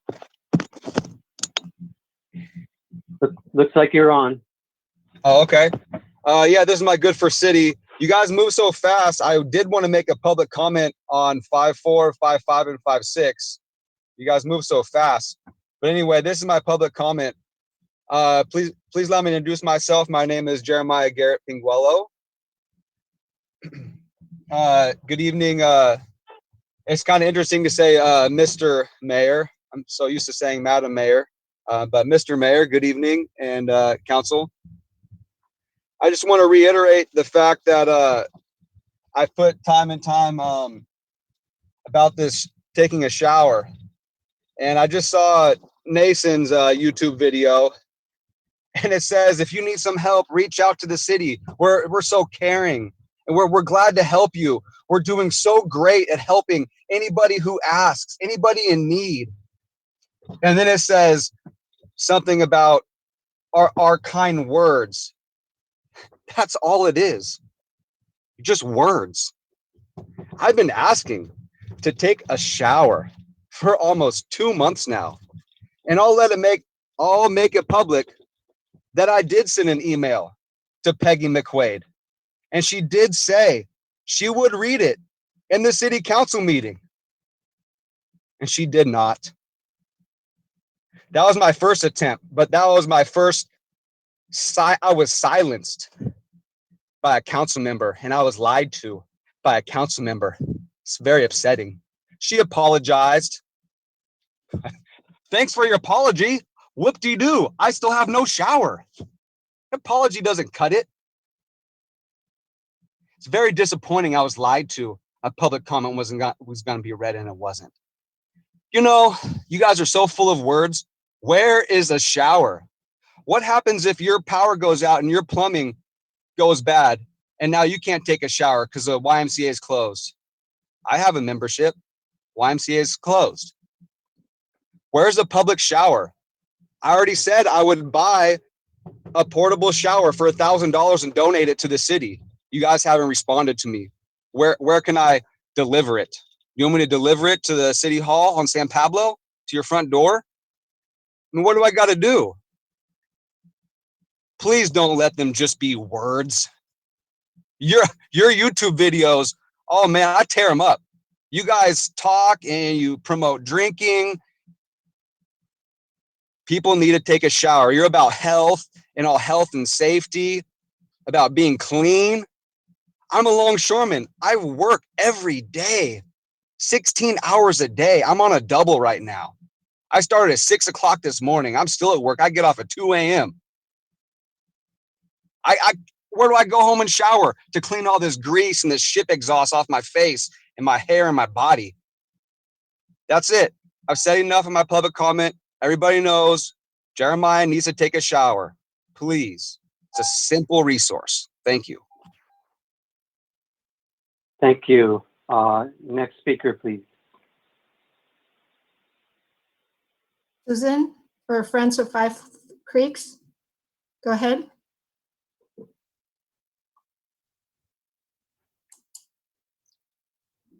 Am I unmuted? Can you hear me? Thank you so much. I'm Susan Schwartz. I'm the head of Friends of Five Creeks.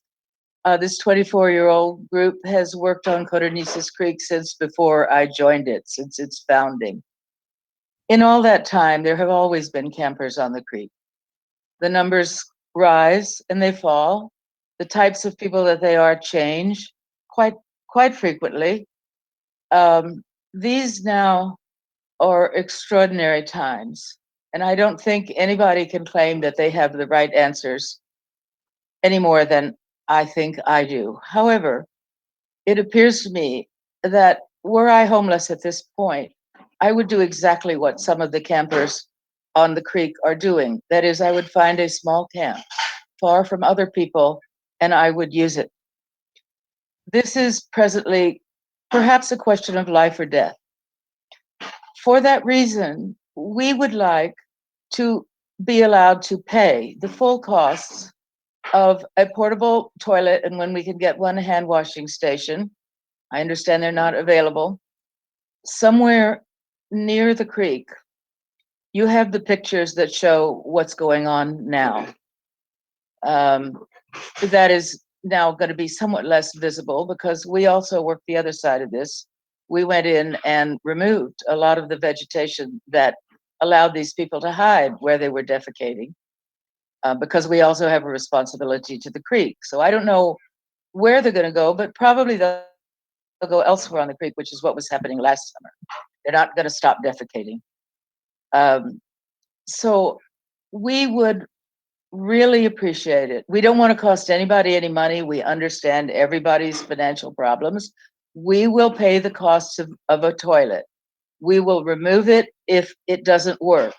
If any city or the relevant neighbors or we decide that this is making things worse, it will go, but it's worth a try.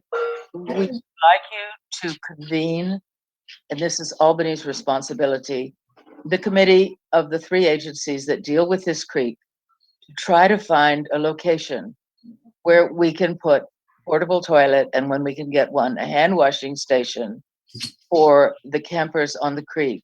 I believe you have my 1-page memo, and I don't have time to summarize it, but you can read it.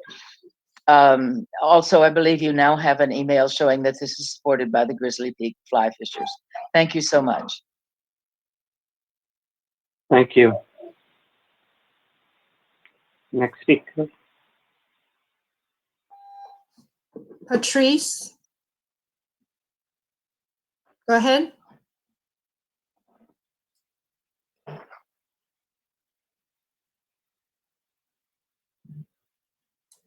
Patrice?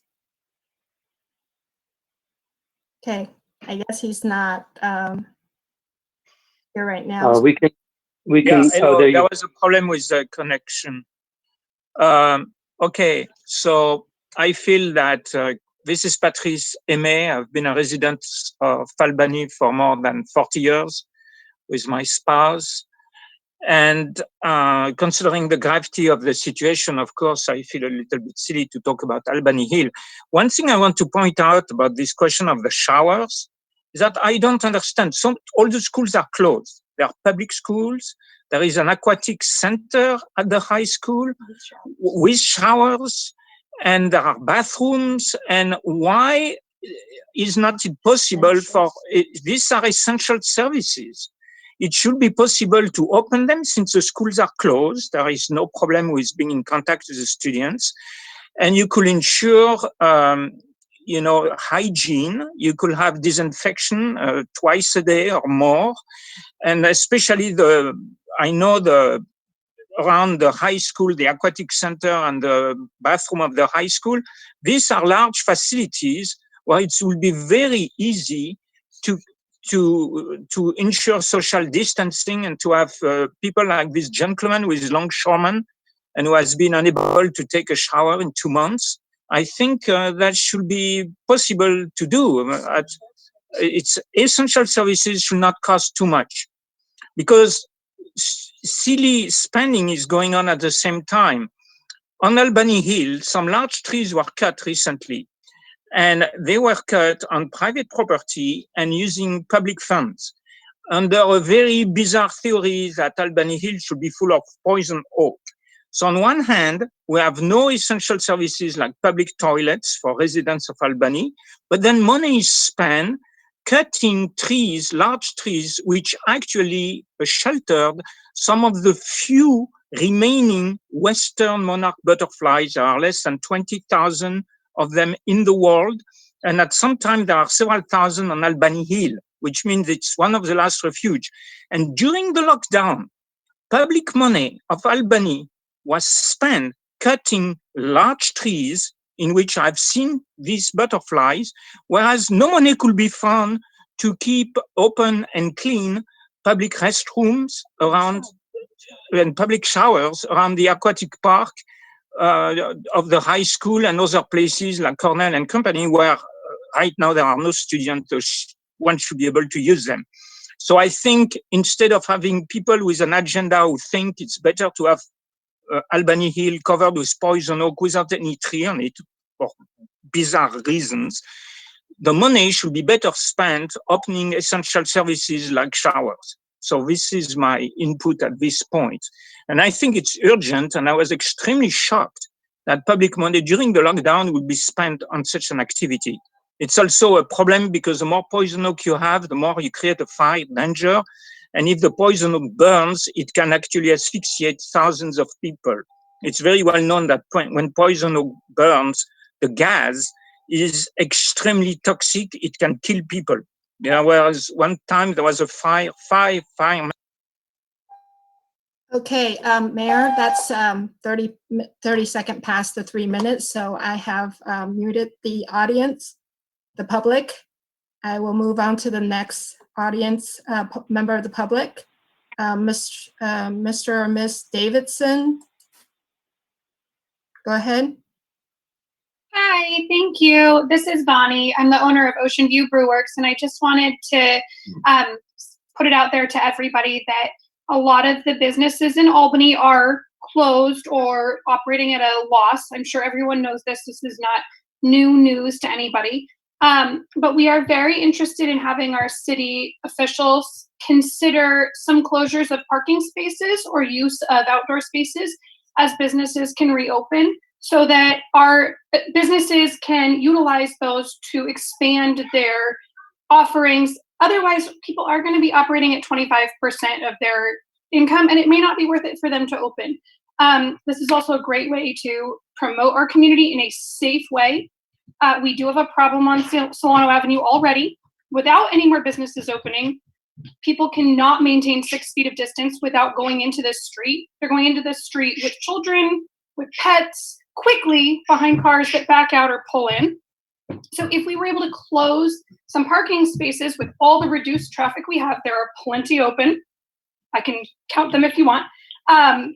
We could allow for safer pedestrian traffic on Solano and or San Pablo. We know San Pablo is a problem because it's Caltrans as well.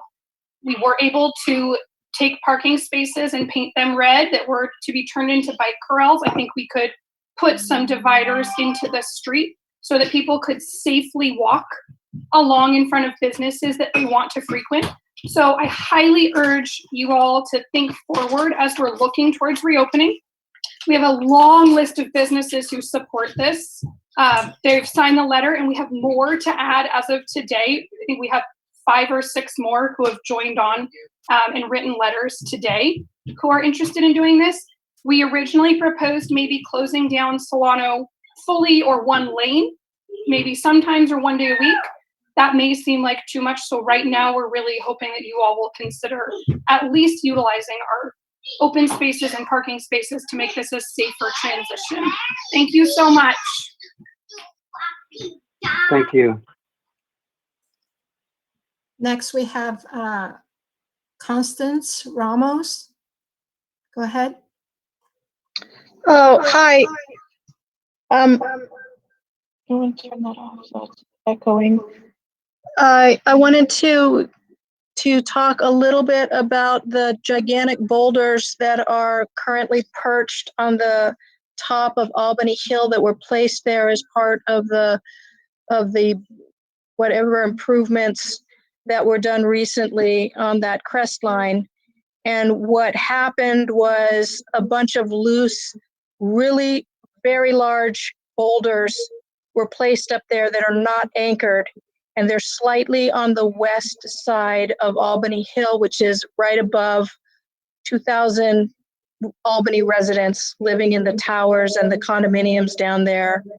And they're below the crest line. And in conjunction with that, some very large trees had been removed, and now there are clear paths. There's at least 2 completely unobstructed pathways down from that paved path at the top, just below the crest line on the west side, and leading to, I think, substantial danger for people either tossing furniture, which just happened recently, and I sent a photograph to Robert Gonzalez, off of the crest line and having it roll down the hill, unfortunately smash into a tree.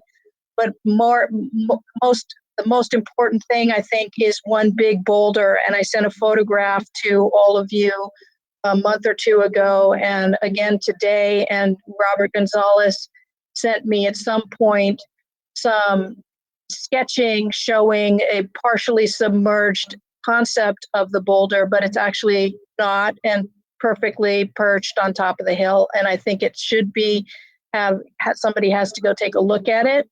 And that situation should be remedied because we have a ton of residents living down there and also a lot of hiking trails below that boulder field that you've placed up there. Thank you. Thank you. And that's City. everyone. Okay. Okay, thank you. And thank you for the speakers. The Brown Act limits our ability to address items that are raised in good of the city, but I'm interested to see, work with the city staff to see if we can bring back some factual information next time.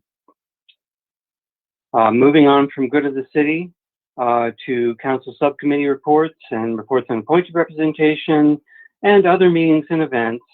I would ask if anyone would like to go first with any or all of those types of meetings they've attended. Go ahead, Councilmember Nason. Yeah, I've been on all the usual webinars, web meetings, nothing where I've represented the city, but I did want to tell people about one meeting, which is the Park Advisory Committee for the East Bay Regional Park District, on which I sit as the appointee of the Mayor's Conference.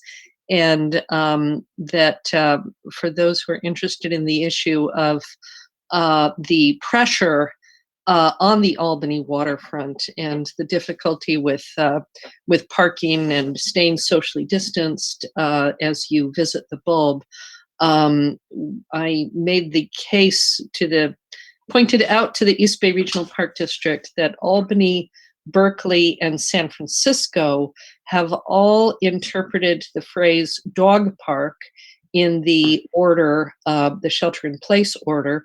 It's exactly the same language in Alameda, Contra Costa, and San Francisco. All have interpreted the words dog park to mean enclosed dog parks. Like as Albany has done, we have closed our dog park. Other cities have as well, but have left open larger parks where it is possible to socially distance. So we have some folks making an effort to persuade the Park District to reopen Point Isabel, which would take some of the pressure off of the Albany waterfront. Okay, thank you. Anything else, Councilmember? Thank you, Councilmember Nason. Is there another Councilmember who'd like to report? Vice Mayor? Thank you. I'm our representative on the Alameda County Housing Authority, and I'd like to report that we have now hired a new executive director, Kurt Weist. I believe that's how he says it. He's currently the executive director of the Bremerton, Washington Housing Authority, where he's been for 14 years. And previous to that, he worked at HACA for 16 years. So he came very highly recommended by the outgoing executive director. And he, I believe, will be starting early in June, or maybe it's late in June. I'm sorry, I forgot. Since I'm unmuted, I'll keep going. As Councilmember Nason said, there's no limit to the amount of webinars that we can watch on a variety of different items. I've been working with the business community on how we can best help them. With the mayor, I attended the mayor's conference. Everyone Home had a meeting, and of course, last weekend was a wonderful film event on Zoom, which were quite delightful, especially the actual films that we saw. That's it. Okay, thank you, Vice Mayor. Any other council member with a meeting? Okay, I'll go ahead with mine. Yes, I attended the Film Fest gala. It was nice that we could do something, even if we couldn't have the actual Film Fest. I attended a climate mayor's call. I attended the mayor's conference, as the vice mayor mentioned, and I attended the PPLC, and now I'm forgetting what that acronym stands for, but it's the subcommittee of the Alameda County Transportation Commission. It's not the Programs and Projects Committee. It's Public policy. something. Say again. Public policy. Yeah, it's basically it's a policy subcommittee, basically. And so I thought this item that was brought up and that we voted on was quite significant, and the council members might want to know about it. Just very briefly, BART declined to spend any money to take BART beyond the current end of the station in the valley, in the Tri-Valley, beyond Dublin Pleasanton.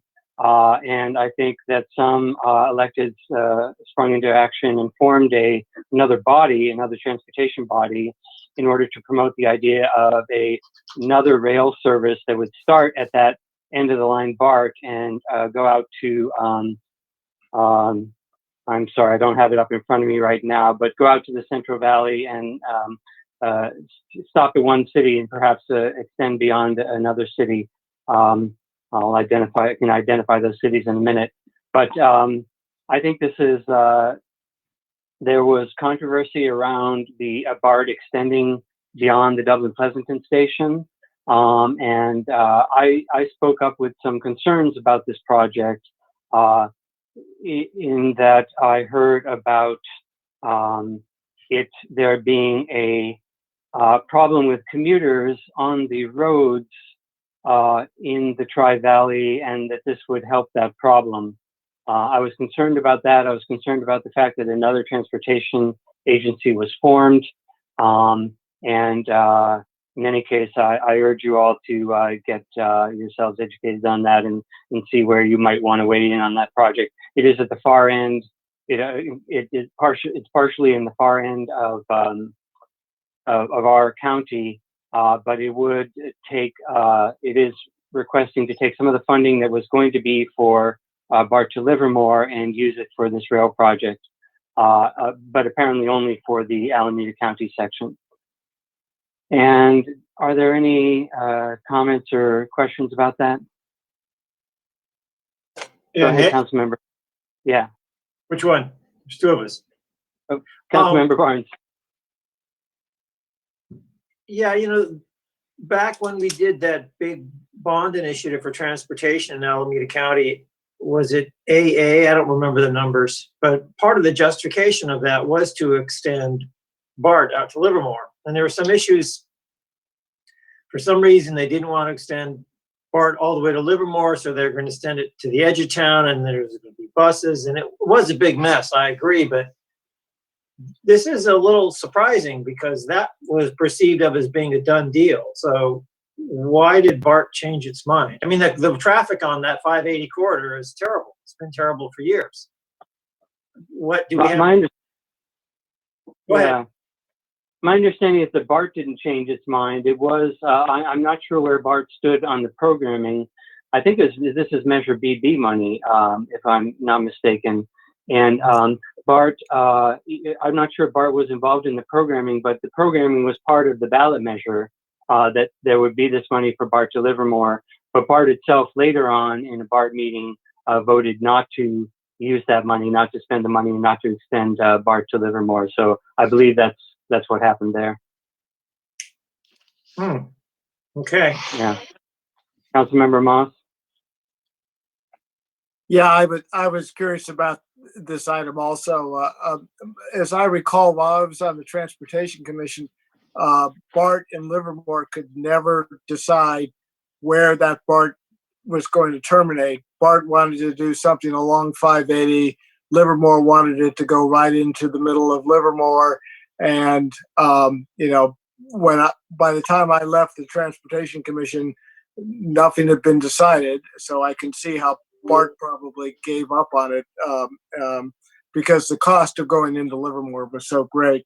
Yeah, I'll be following this. I'm glad you put that on the agenda, Nick. It is a fascinating story out there, and we're such a huge county that we have so many different dramas going on around it. Yeah, my understanding is that the Livermoreans voted not to have the BART go into downtown Livermore, but I probably shouldn't say any more. My remembrance of the history is not very good. But the Vice Mayor wishes to say something. I'd just like to agree with what the other two council members said. If you could keep us updated on this, I'm less than happy, I guess would be a polite way of saying, if they're actually going to start another transit agency. It seems to me the last thing we need is more bureaucracy in this county. And, you know, I listened a little bit this morning to ABAG, the MTC meeting, and that was kind of one of the things that I've heard in that group several times, is maybe consolidating some of these transit agencies, of which there's a plethora of them in the Bay Area. I'm not in favor of having them start another one. So I think if you could keep us updated, maybe we can at least be more informed spectators in this one. Yes, absolutely. The supervisor, Scott Haggerty, did respond to that comment about the transit agency and indicated that the transit agency was formed to promote the project, but wasn't necessarily if it's built, wasn't necessarily the transit agency that would run it. So he agreed with the that there are too many transit agencies as well. So he would be one to reach out to about this project. Mayor John Marchand, I believe, of Livermore, is also a promoter of this project. They might have more information for you as well. Councilmember Moss, did you have a final comment? Yeah, well, a question. Has MTC taken a stand on all this? That was the question I had as well, is how does this figure into Plan Bay Area, which is a plan by MTC ABAG, and I cannot remember the answer except that I believe they are weighing in. I'm sorry, I don't have more information on that. I wish I knew. This is a vote of the subcommittee, so it will be coming to the Alameda County Transportation Commission, and maybe this month, which would be next week, I believe. So take a look at the ACTC calendar if you'd like to comment at that meeting as well. Okay. Thank you. Okay. Thanks. Okay, I think we better move on. And let me find my place. We are now at City Manager Report. City Manager, would you take it away, please? Thank you, Mayor. Update on city staff and the critical services that we continue to provide. With regard to business resiliency and support, along with updating our business resources webpage and promoting resources through our media channels, staff are working on long-term economic recovery strategy and partnering with the Solano Avenue Association and Chamber of Commerce to issue a new survey for our local businesses to understand what needs they have at this time so that we can further provide support and help them sustain as they reopen. The Economic Development Committee will review the survey results at their meeting on June 4th and discuss potential programs to support recovery. In the meantime, the city is partnering with the Frug Group and the Chamber of Commerce to offer a virtual forum to connect businesses with existing resources. We've received 77 responses to our first survey that we sent out to businesses and are continuing to work through the responses to that survey to ensure we are as adaptive and responsive to their needs as possible. Our San Pablo Avenue specific plan kickoff meeting will be virtual next Wednesday, May 27th at 5 p.m. with the Planning and Zoning Commission via Zoom. The meeting will include discussion of design, economics, and key land use issues, including housing. Please check out our website specific to this planning process, sanpablospecificplan.org. We have a lot of work going on in Public Works as usual. Their sewer rehab work on Peralta between Solano and Sonoma began today. I really applaud our staff and the contractors for adhering to all of the guidelines and requirements through Alameda County Public Health to ensure this project is done as safely and thoughtfully as we possibly can at this time. This is the final section of the current project. The work is anticipated to be completed within 3 weeks. Also, we are delighted to be installing a rectangular rapid flashing beacon at Marin and Talbot. This is scheduled to begin on June 1st and is anticipated to be completed within 2 weeks. I know that project's been a long time coming, so I'm delighted to see it. An update on how we are doing with regard to community services. Senior Center services since March 13th of this year. We've delivered almost 3,000 meals, about 200 grocery bags, and phone or in-person engagement with 2,000 people. We've delivered essential supplies, about 52 people, and we will be doing a significant amount of Older Americans Month programming. Our first ever Senior Center virtual video chat will be held on May 20th at 10 a.m. And also a virtual program trivia extravaganza on May 27th, which we have a really good sign up thus far. As the Vice Mayor noted, we have launched our At Home Together City of Albany's virtual community center with a robust amount of classes, so definitely look to those. And we're also looking at some summer camps, mostly virtual online, and so those will be forthcoming as well. There's been a lot of question about tennis courts. I want to assure you that we are working as quickly as possible to ensure that these can be opened in a safe, usable format with guidance and signage in terms of the usability of those tennis courts to adhere to the guidance of Alameda County Public Health. That concludes my report. Thank you. Thank you very much, City Manager. Any questions for the City Manager?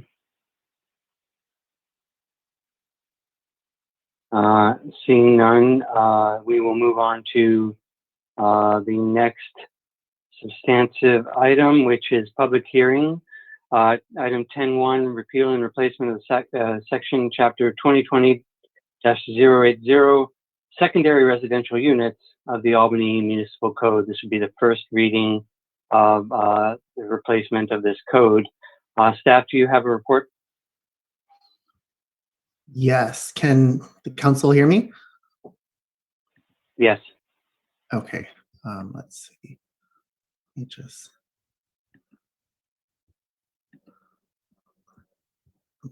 Sorry, one moment. We're just enabling screen sharing.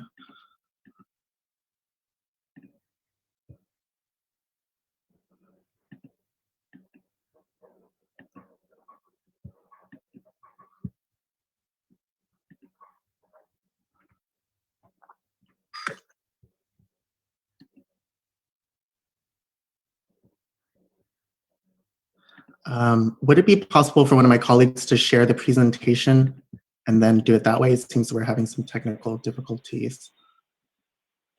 I believe so. I think they just have to be let into the meeting as well. Okay. Who would that be? Ann Hirsch. Chris, why don't you go ahead and give the presentation without the slides for now? Okay. Thanks. Good evening, council members, members of the public. I'm Christopher Tan, the Associate Planner for the City of Albany. I will be doing a quick presentation on the proposed code amendments for our secondary residential units, and that is section 2020-080 of the Albany Municipal Code. So I'll just go ahead and jump right into it, and if there are any questions that arise from members of the public or council, staff is ready to answer it at the end of the presentation. So for review this evening, the council received this presentation, the repeal and replacement of section 2020-080 of the Albany Municipal Code. We'll go ahead and open public hearing and receive public comments. We'll then close public hearing and hold a council discussion. And then one moment, sorry. Next slide, please. And then we will introduce for first reading Ordinance 2020-04. Next slide, please. Some background on ADUs. Accessory dwelling units have been increasingly popular in recent years and provide additional infill development opportunities, both in multi-generational living and rental opportunities for property owners in the City of Albany. The City of Albany amended the ADU regulations last in 2014 and saw an increase in the number of applications processed.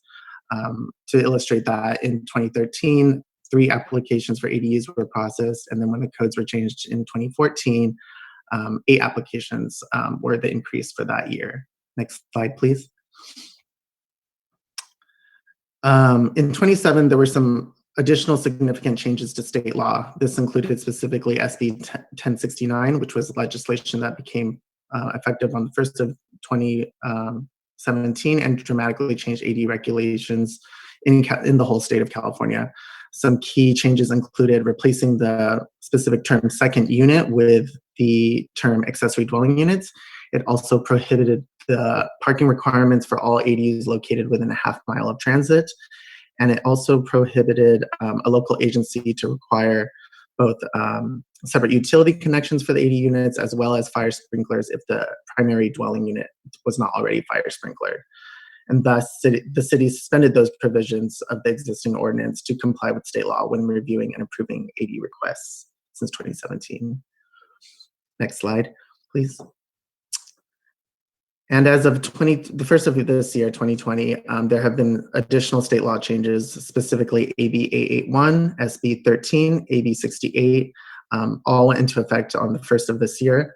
These bills amended the existing AD regulations contained within California Government Code Section 65852.2 and 65852.22. These changes in state law have rendered Chapter 20.20.080 of the Albany Municipal Code non-compliant and are no longer applicable when reviewing any new accessory dwelling unit projects that the Community Development Department receives. Next slide, please. And some of these key issues are the development standards and process for local review. So some of these changes include the prohibition of substantial local control with respect to site regulations, development standards. The new state laws enable accessory dwelling units and junior accessory dwelling units to be created wherever single-family residential, multifamily residential, or mixed-use residential projects exist in the city. Next slide.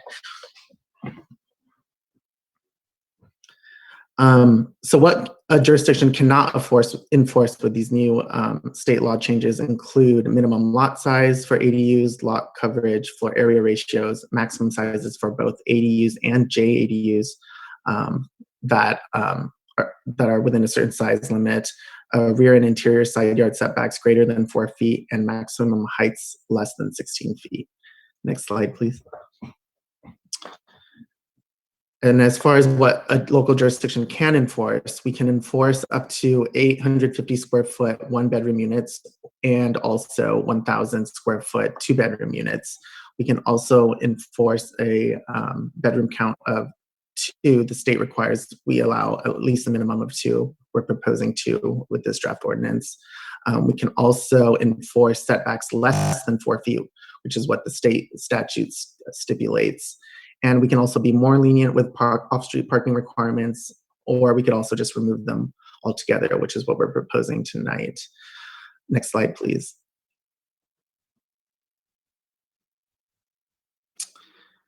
And in regard to the final draft before you tonight, some highlights include the replacement of the term secondary residential unit language with the term accessory dwelling unit to be consistent with and to comply with state law.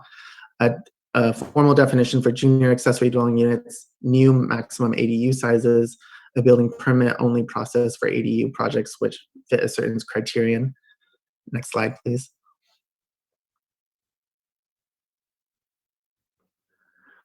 Additionally, we can also exempt all off-street, we are proposing to exempt all off-street parking requirements and generals for ADUs and JADUs. The prohibition for short-term rentals are prohibited for both ADUs and JADUs. However, we're proposing we enforce that through deed restriction.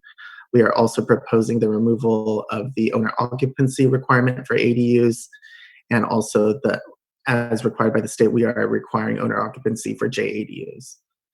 Next slide, please. And just a quick timeline as far as how this code amendment was initiated. In December 11th of 2019, the Planning and Zoning Commission adopted resolution of intention to amend the city's ADU regulations that Planning and Zoning resolution was 2019-12. Then in March of this year, March 11th, the discussion was continued, and the commission provided staff with specific modifications and requested clarification with portions of the draft code amendment. And that discussion was continued to a later date. And then more recently, on April 29th of this year, Resolution 2020-01 was approved by the Planning and Zoning Commission, which at that meeting, they reviewed the draft code amendments and forwarded a recommendation to the Albany City Council to amend the ADU regulations of the Albany Municipal Code. Next slide, please. So we did receive one correspondence, which was provided to the Planning and Zoning Commission on March 11th, on the March 11th review of 2020. The city clerk has forwarded that correspondence to the City Council. Next slide, please.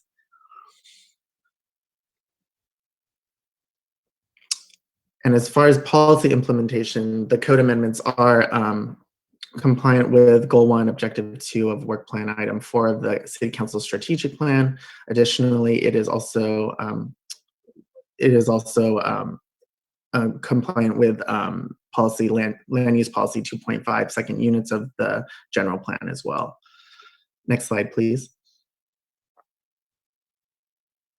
And the code amendments proposed to you tonight are exempt from CEQA pursuant to section 15061B3. Next slide. And next steps, first reading. If the ordinance is introduced for first reading this evening, it will be scheduled for the June 1st, 2020 second reading for pass to print. Second reading, if adopted, the summary of the ordinance will be published and the ordinance will be posted to each of the city's posting locations, which include City Hall, Community Center, Senior Center, and the city's website. The ordinance will go into effect 30 days following adoption. After that point, we are required to submit the ordinance to the State Department of Housing and Community Development before it can be implemented by the city. And we're not sure how long that process will take, but my counterparts in other cities say they have not heard back from HCD after submitting that. So it may take a little bit of a delay during these times. And with that, our recommendations, staff recommends that the City Council introduce ordinance number 2020-04 for first reading, repealing and replacing section 2020-080 secondary residential units of the Albany Municipal Code. And with that, my presentation is concluded. The planning manager is also available, and we are happy to answer any questions should the council have any. Thank you. Thank you, Christopher. I have one question to start with, and I'm wondering if we could leave the presentation up, actually. One of the questions is HCD review. Is that a new requirement by the state, or has it always been in place for certain changes? To be honest, I can't recall what happened if it was required at the last code amendment, but for this one, it is required for cities to report their new ordinance. This is Ann Hirsch. Just to add to that, this is a new requirement, and it comes directly from the laws that went into effect that HCD now has a more direct role with reviewing local ordinances before they can be implemented. And the goal of that is to make sure that whatever ordinances are crafted meet the intent of the law. Okay, thank you for that. And I don't think we have the slide deck in our packet, but there's a very interesting slide, I thought, which was where the city has discretion and how it's using its discretion. If we could possibly find that and put that up again, I think that would be helpful. In the meantime, I'll see if any other council members have questions. Councilmember Moss? Thank you. I just basically a clarification. So when I originally read through the ordinance, I was a little confused, but the presentation tonight, I think, has clarified this. But just to be sure of it, doing an ADU will not require sprinklers in it unless the existing primary residence currently has fire sprinklers. Is that? Yes. Yeah, that's correct. And that hasn't changed since the last code update as well, but that remains intact, yes. And there's, of course, never an issue that a if an ADU were built, it could trigger a requirement for sprinklers in the primary residence either. I think that I would presume that's the case, but just wanted clarification. That's correct too. We couldn't enforce that. However, if the property owner voluntarily wished to do so, we would obviously review it through the normal processes, and that would be allowed. Okay, I have one last question. How much does it cost to process an ADU permit approximately? For the planning entitlement, it's $1,123 just for staff processing time. However, we are introducing, which is also compliant with state law, the building permit only track, in which case, if you meet a certain criterion for your ADU that's detached, you actually go straight to building permit. So you would forego the planning review process. Okay. And so those fees would be associated with, encapsulated within the building permit process, which I cannot answer. But, okay. But I was mostly curious about that planning part of it. Thank you. Mm-hmm. Other questions, Vice Mayor? Thank you. I'm sorry, I'm a little bit confused about bedrooms. Mm-hmm. Did I read this slide correctly that it's a minimum of 2 bedrooms on an ADU? Correct. You read it correctly. What the state says is that we have to allow a minimum of 2. It doesn't prohibit us from capping it off at 2 though, but we have to allow at least 2. And so our past ordinance or our past regulation limited it to 2, and we're proposing to continue that bedroom count to a maximum of 2. So if somebody wanted to build a studio or a 1-bedroom, that wouldn't be permitted? Am I following this right? No, if they wanted to build a studio, it would be limited to 850 square feet with 1 bedroom. And if they wanted to do 2 bedrooms, they would have to build at least 1,000 square foot. Oh, okay, thank you. Mm-hmm. So I guess that means cities can't say that it's a maximum of less than 2 bedrooms, like a maximum of 1 bedroom. They have to allow for 2. That's correct, exactly. Okay. Who else had a question? Councilmember Barnes. So is there a maximum for an ADU or a junior ADU, a maximum square footage? Yes, there are 2 different maximum sizes. For a JADU, it's limited to 500 square feet. JADUs are only permitted to encapsulate the existing primary dwelling footprint, so they have to be located within converted spaces within the primary dwelling.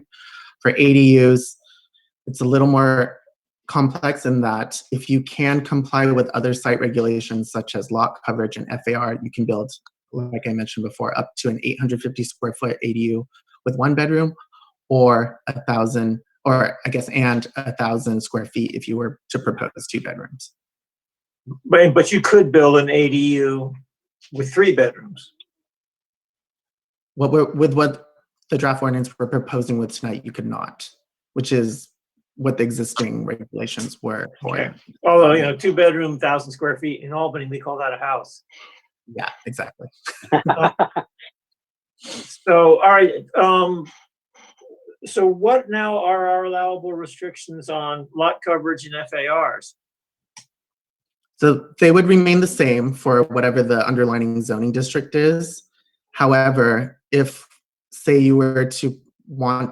if a resident wanted to create an ADU, but in creating the ADU, they would exceed the lot area, the lot coverage or FAR, we would have to allow, as a city, at least an 800 square foot ADU.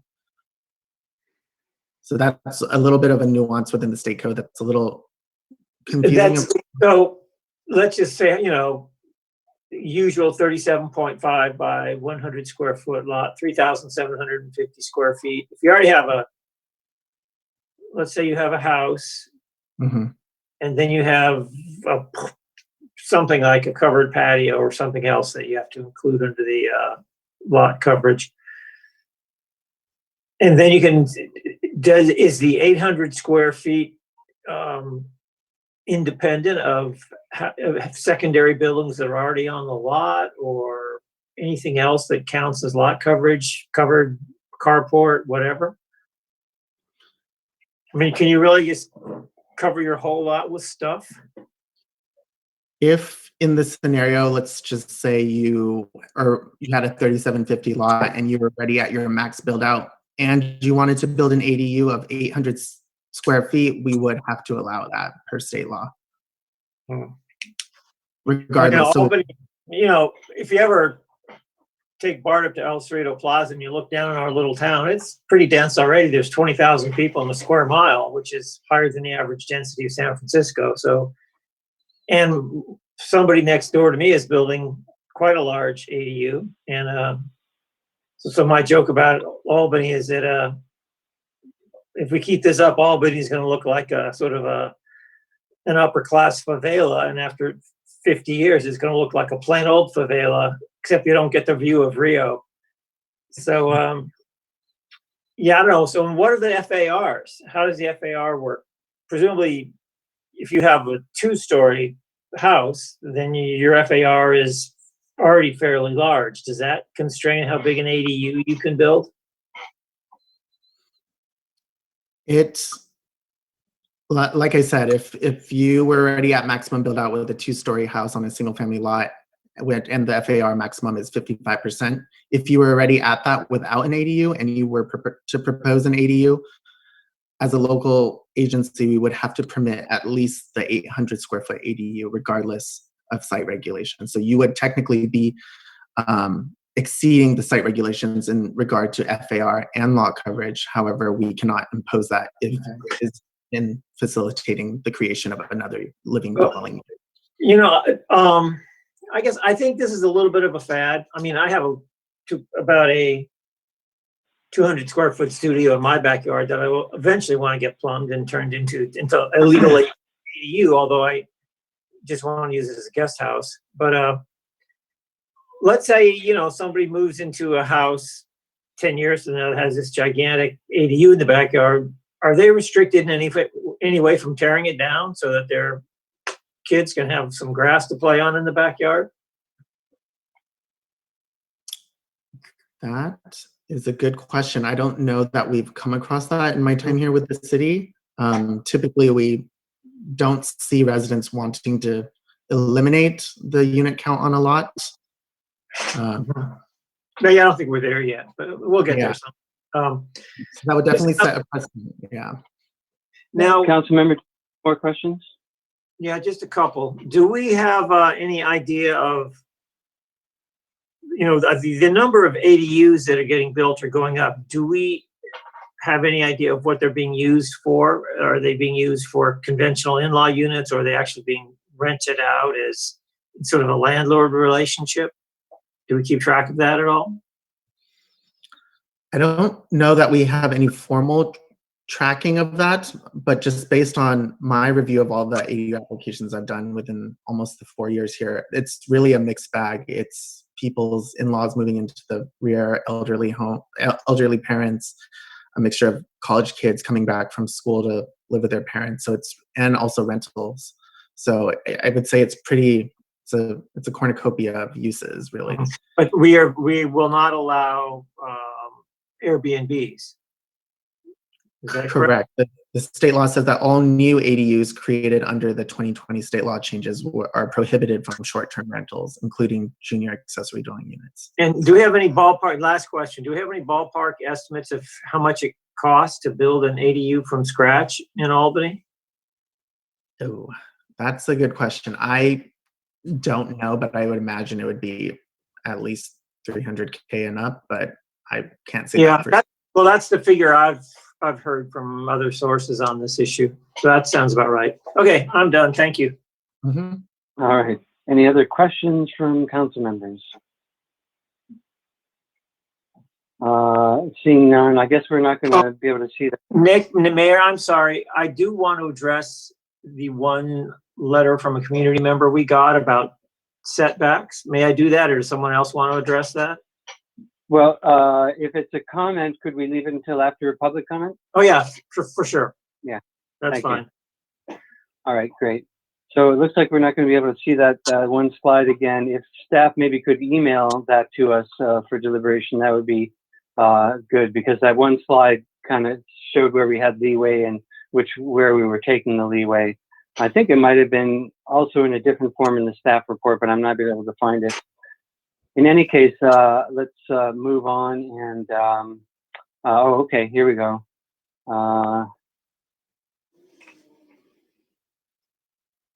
Yeah, it was, okay, let's see. Can and cannot enforce. I think it would be go forward in the deck. That's backwards. We could go, yeah. So it was key issues, what we can, what we can't enforce. Okay, stop right there. Oops. I think that maybe that was the slide I was looking for right before final draft. We can enforce. Okay. Oh, okay.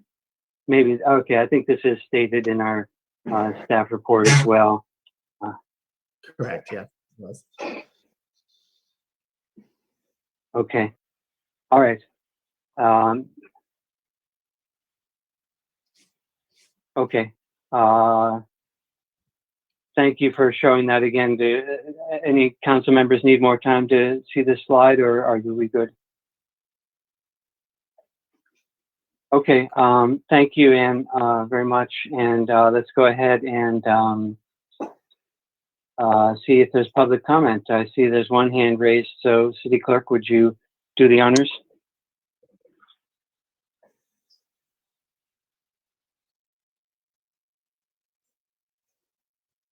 Okay, so I think I'm unmuted. Can you hear me? Yes. Yeah, okay. My name is Nick Peterson. I'm a resident on 1075 Peralta Ave, and I am considering an ADU. One interesting thing, the state requires you to build anything you want with, as long as it doesn't create a fire hazard, you know, get too close to the existing house, has at least 4-foot setbacks and meets the square footage requirements that were listed before, the 850 for single bedroom and up to 1,000 for 2-bedroom. So you can pretty much fill in your backyard and have a unit there. But 4 foot away in a lot of, with the little narrow lots, sometimes is a little restrictive. Now, it used to be with accessory buildings. Albany had a special provision, and maybe this is what Council Member Barnes is going to address with the letter that was submitted.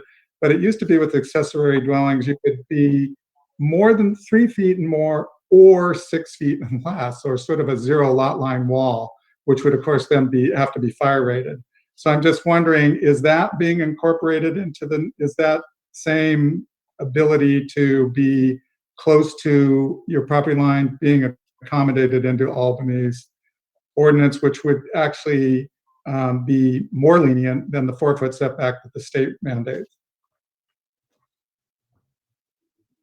Okay, thank you for that question. I don't know if there's, I'd like to ask staff to address that in a moment once we determine if there are any other public speakers.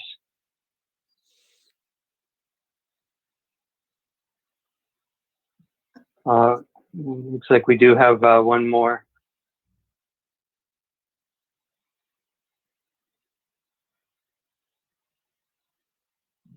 David Arkin, please go ahead.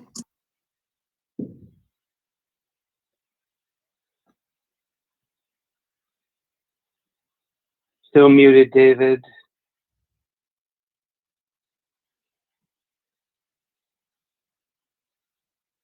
I can unmute you. All right, how about that? There you go. Better? Okay, I was on the telephone and wasn't coming through. Hi, good evening, David Arkin. I've served on the Planning Commission for 10 years. And at that time, we removed the requirement of a setback for ADUs and allowed a zero lot line.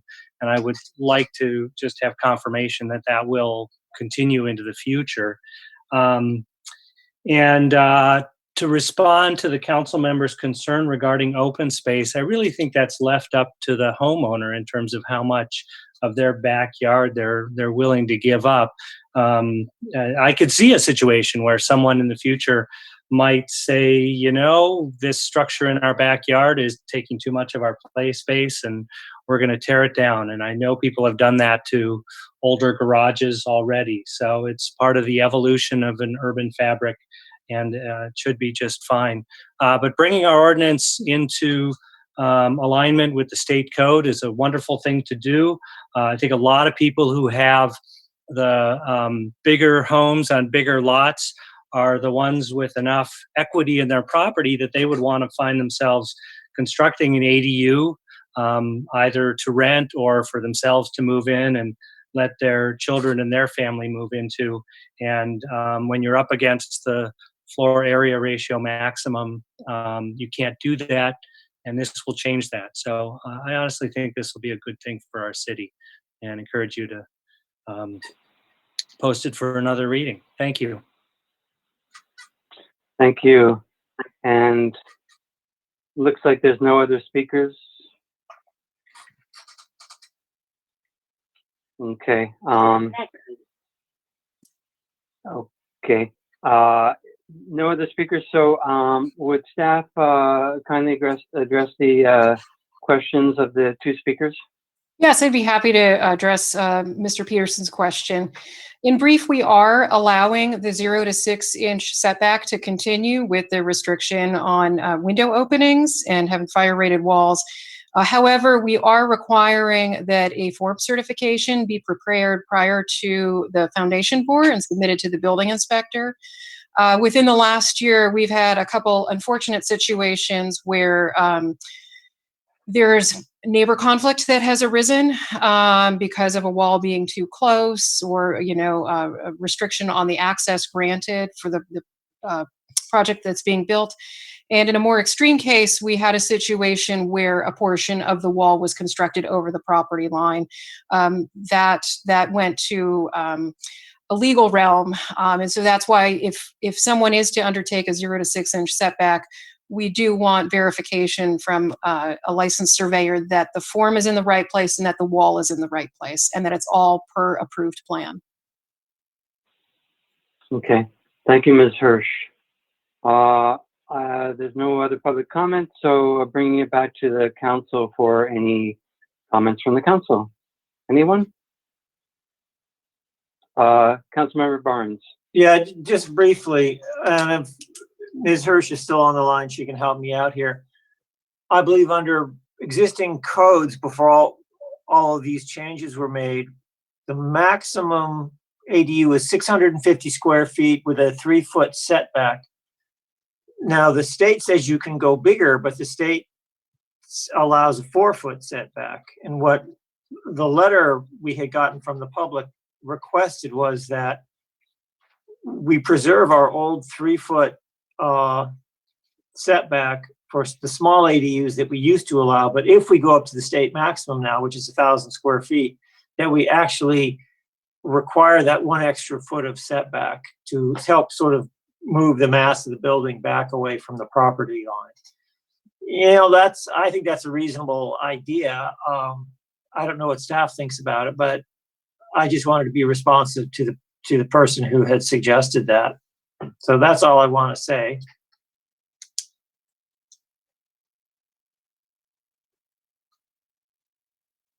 Okay, thank you for that. Any other comments from council members or motions? Or Councilmember Moss? Thank you. I just wanted to make the comment that I'm happy to support this. I agree with David Arkin's point that I think this is good for Albany and good to help Albany address the housing crisis that we have at the current moment.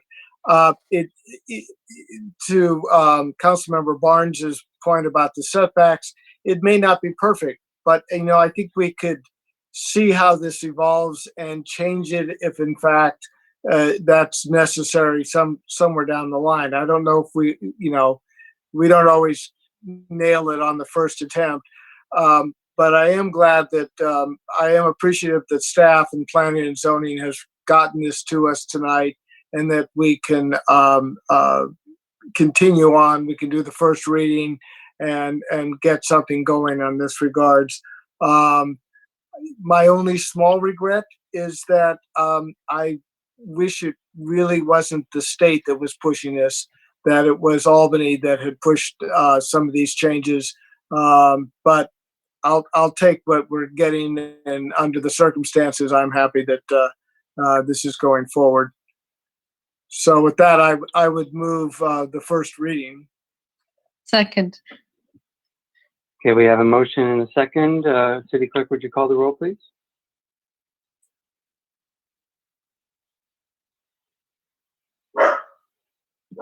Councilmember Barnes, Yes. Councilmember Moss, Yes. Councilmember Nason, Yes.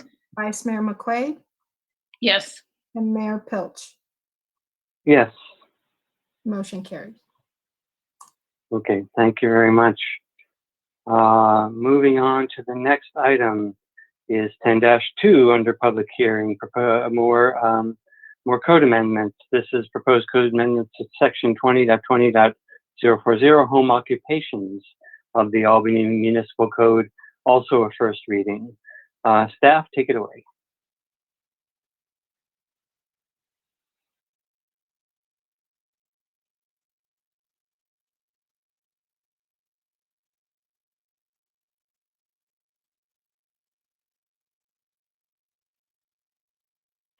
Is someone perhaps muted? I don't hear any audio. Okay. Can you hear me now? Yes. Okay, great. Sorry about the technical issue. So before you tonight are proposed code amendments for home occupation regulations contained in the city's municipal code. That's section 2020-040. So for your review this evening, we have a brief presentation. We'd recommend that you open up the public hearing for a comment. Close the public hearing and hold discussion, and with that, introduce Ordinance 2020-05 for first reading.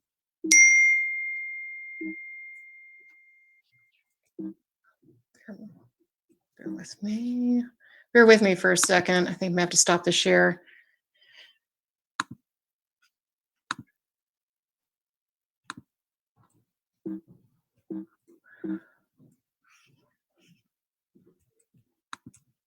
So to give you some background, the home occupation regulations were originally established to prevent inappropriate and incompatible uses with that would have an impact on quality of life and public health within the city's residential neighborhoods. The current enforcement of home occupation requirements are broad and have proven to be an outdated regulatory tool, and ultimately doesn't have much of an impact on neighbors and related quality of life within the neighborhood. And more recently, changes in state law, namely Assembly Bill 5, have limited the use of independent contractors in California. So workers who were previously considered contractors now have to obtain local business licenses to maintain their current working arrangements. So at the beginning of the year, staff received a number of questions about the not only business licenses, but the home occupation permitting process, which we've kind of concluded through this is fairly antiquated and really hasn't evolved to meet the current situation of many professional independent contractors. So based on the direction of the city attorney, staff is proposing to eliminate the requirements for a home occupation permit. However, to be very clear, we are still retaining authority over performance standards, prohibited uses, and continuing allowable uses that are in the draft ordinance before you.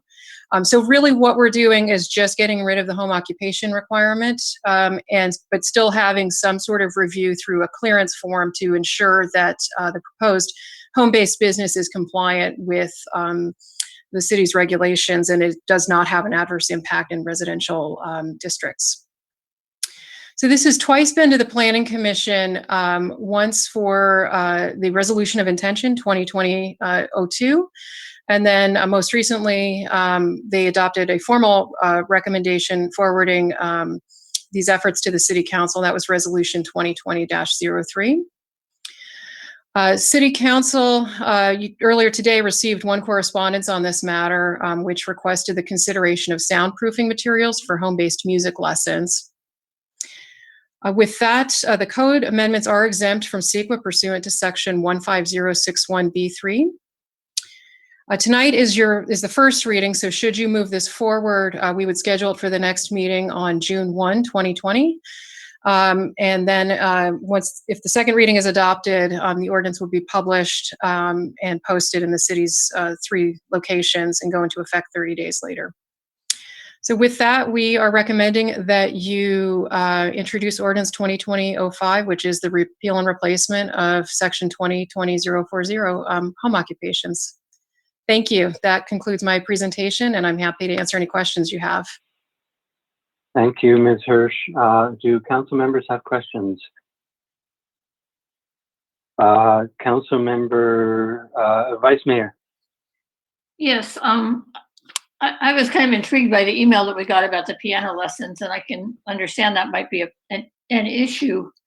Can you address that, or can we consider how we might address that? Yeah, I think if the council were to direct staff to, we could include some additional provision that requires noise mitigation for home-based music lessons. That wouldn't be much of a reach for us to add an additional provision.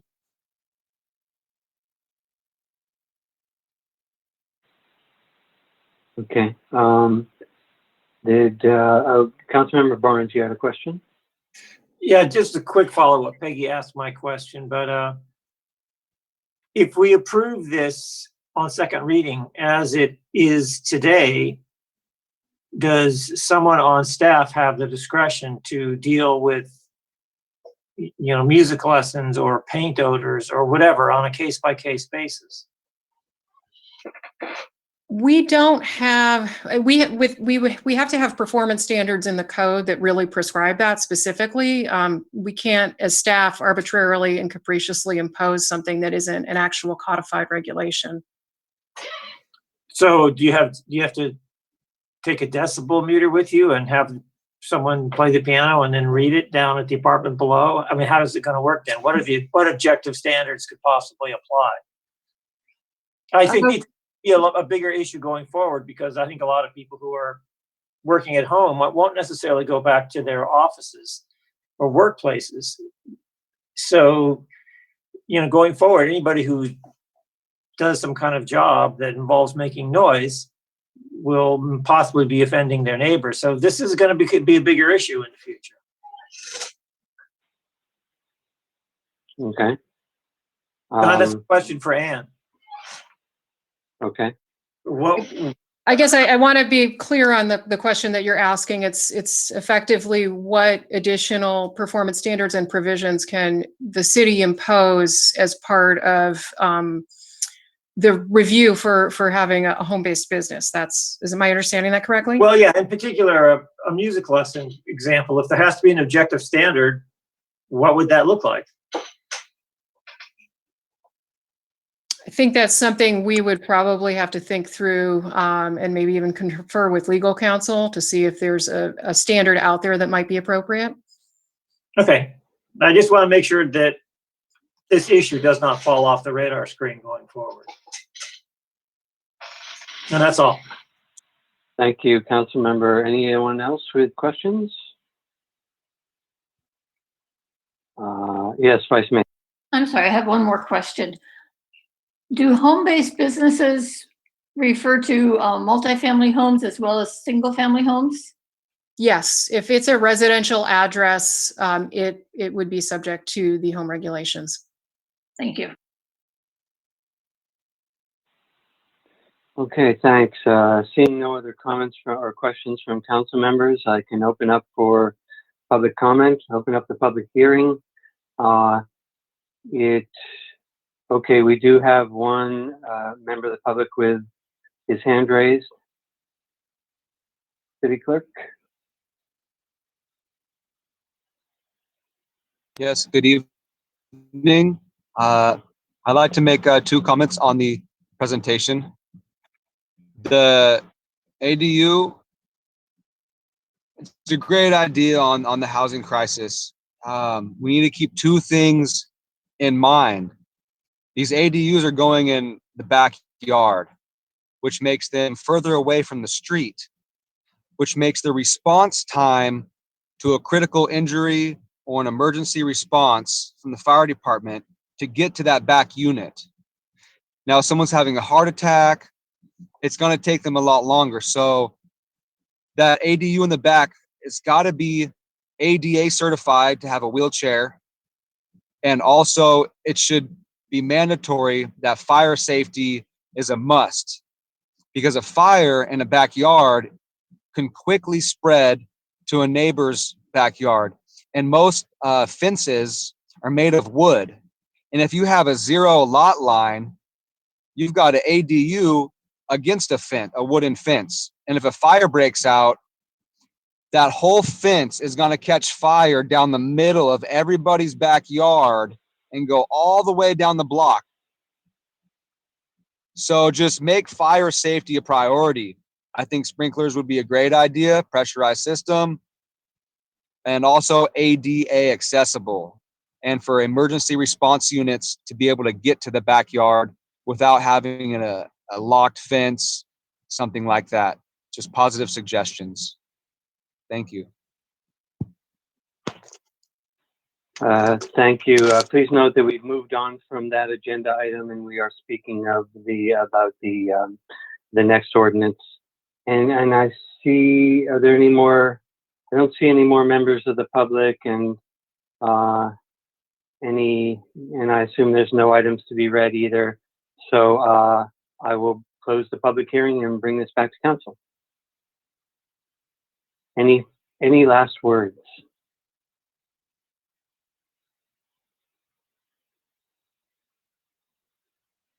I am not seeing any. I'll say that I'm not prepared, although it may be a valid concern about soundproofing. I think without the analysis and without the understanding of the whether or not this is a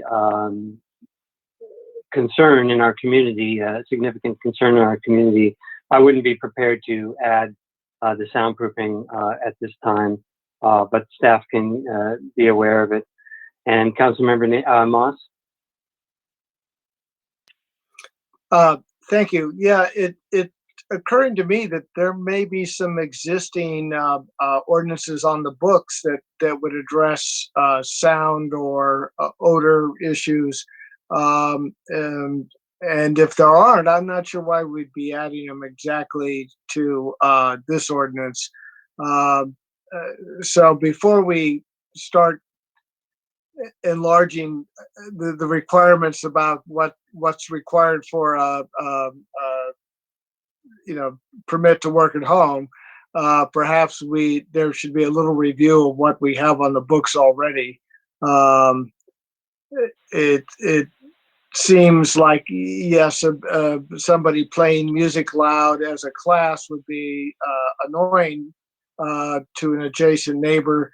However, if somebody was just practicing at home and did a lot of practicing, that could be in the same situation. So if we don't already have something that's covering this kind of thing, I'm not sure. It does seem like a bit of a rabbit hole to be going down at this point on this specific ordinance. Thank you. Councilmember Nason. Yeah, I kind of agree with what Councilmember Moss said. Where I live, there's always a remodel project going on. Someone is blowing leaves constantly, and kids are practicing their musical instruments. There is always noise, and I don't live in on a very dense block. So I think it's just something that we have to, that people have to adjust to. And if there's there should be some way to intervene if something becomes truly a nuisance, and they're starting too early in the morning or going too late at night. But as an ordinary matter of home occupation, I would not be inclined to try to set sound limitations. I just think it's going down the rabbit hole, as Council Member Moss said. Yes, Vice Mayor. Yeah, I kind of have the opposite idea, and perhaps we could have staff do a little research on what maybe is out there. I mean, when we're allowing people to do business within their home, I don't think the idea is that they have a business that disrupts their neighbors. And I understand that the kid next door may be playing the piano. When there was a young man living next door to us, he played drums. But you know, that's life. But I'm not sure that somebody as their business giving piano lessons in the apartment above me would be a great combination. And so I'd like us to look at this a little bit. Okay, thank you. Would anyone care to make a motion at this time?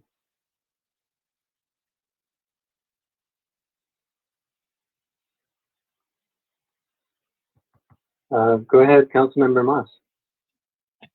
Well, I would move the first reading of the ordinance.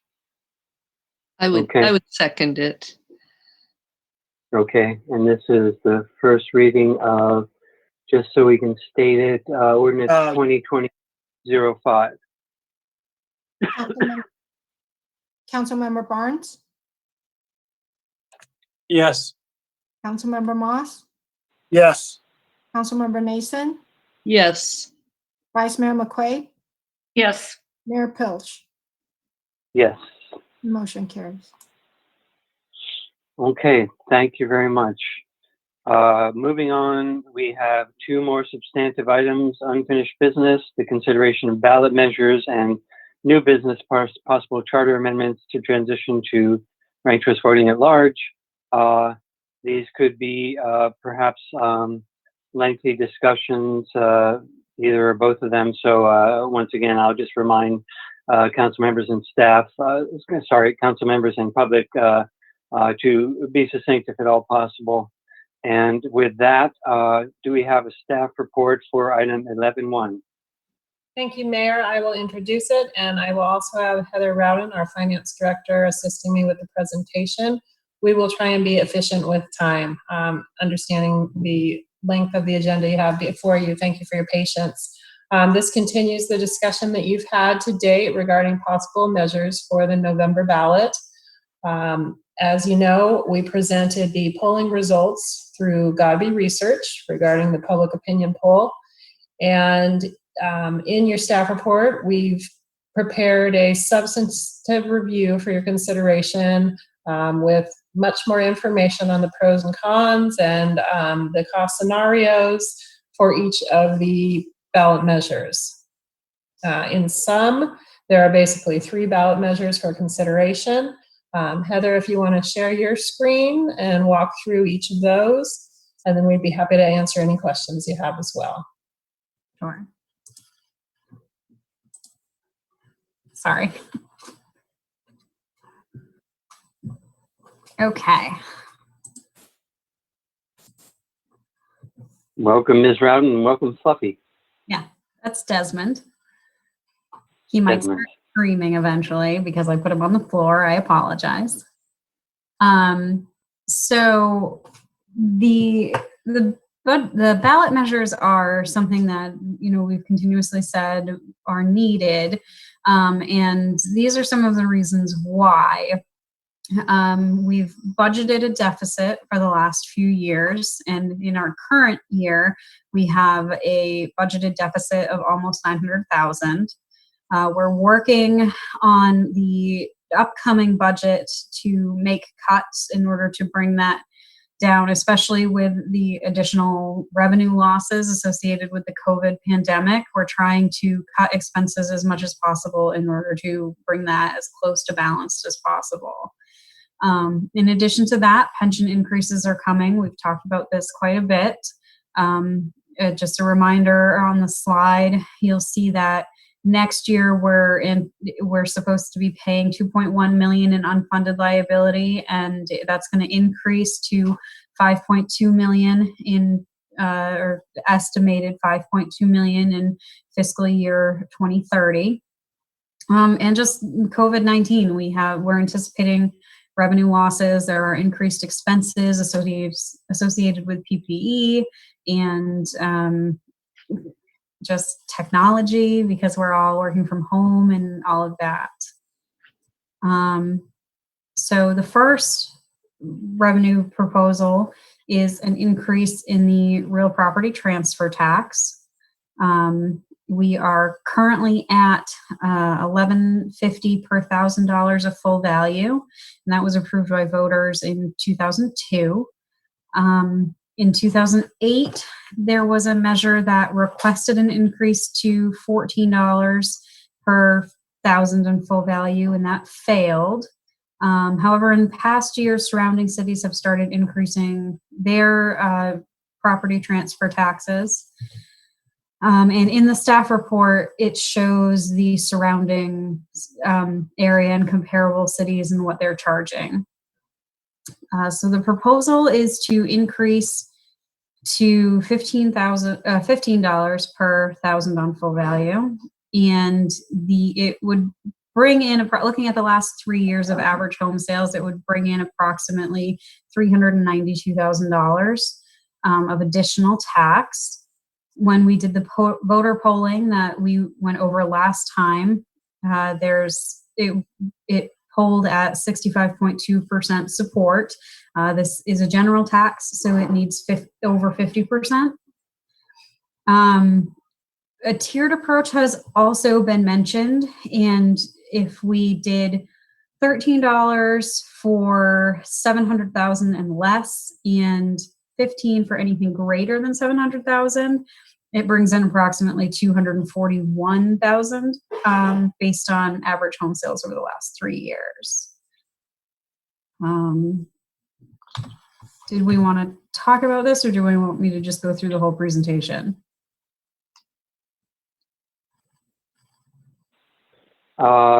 Perhaps you could just hit the highlights. I imagine hitting the highlights. I think we talked about this last time, so if other council members are okay, hitting the highlights and then going to questions might be the best way to go.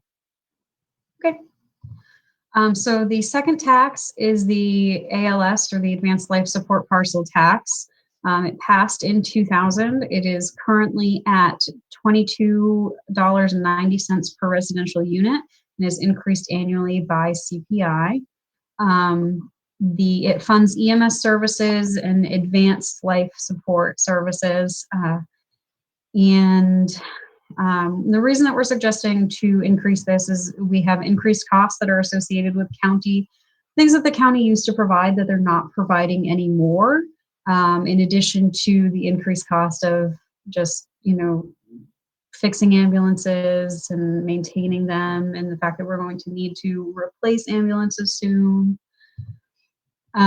This chart shows what an increase to $68 per residential unit would be, and what an increase to $88 per residential unit would be. The difference, obviously, is the difference in what we would collect if we raised it to 68 or to 88. Since this is a special tax, it would require 2/3 voter approval.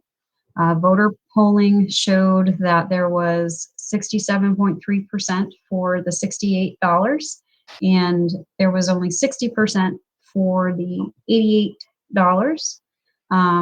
We could add a low-income exemption to this. There currently isn't one, and it would reduce the tax collected by approximately $5,500 per year, based on historical applications for the exemption and the renter rebate. Then we are also suggesting to put an increase of the utility users taxes on the ballot. The utility users taxes are applied to telecommunications at 6.5%, electricity at 7%, and gas at 7%. We had previously said that telecommunications was 7. It is 6.5. And these were adopted in 1995, and the code was modernized in 2010. We wanted to make sure that all the changes in technology were covered in the telecommunications tax. Here is a chart showing what the increase to 8% would be for the different taxes that we have, and adding water. So voter polling showed a 62.5% approval rate for these, and we're proposing a general tax, which would be 50%. And if we decided to use any of this for any special revenue, setting it aside for anything specific, it would require a 2/3 vote. And then we'd also spoken about the pension tax override last time. The current rate is $8.05 per thousand evaluation. And that brings in approximately $2.3 million a year. If we raised it to the maximum rate of $9.93 per $1,000 evaluation, we'd bring in approximately $3 million a year. Someone had asked if it seemed like it was a large jump for just $1. But you need to remember that this applies to commercial properties as well, which are a lot higher value than most home values. So we're applying this to a large amount of assessed value. And that's it for me. Yeah, so what I would suggest this time is quick questions from the council, and not to get into a huge discussion. Do the public comment and then bring it back and discuss these items one by one after public comment, if that's okay with everyone. So do council members have any quick questions? Go ahead, Council Member Moss. Yeah, a couple of quick questions. The ALS goes up in relationship to the CPI.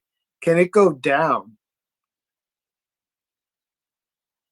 So it's actually the maximum rate that we can charge is increased each year by CPI. I haven't looked at whether the maximum rate can go down, but the amount that we charge can go down because CPI increases the max rate. Okay. We don't have to charge the max rate, but we are currently charging the max rate. Okay, so if we are currently charging the max rate, then conceivably it could go down if there was a recessionary or deflationary economic situation. I'll have to look into that and get back. And then how much does the average, currently the average user utility tax cost a resident in Albany? Do we have some kind of rough figure how much people are paying? I do not have that information. Okay. All right, thank you. Okay, any other questions? Councilmember Barnes. Yes, I'll keep it quick.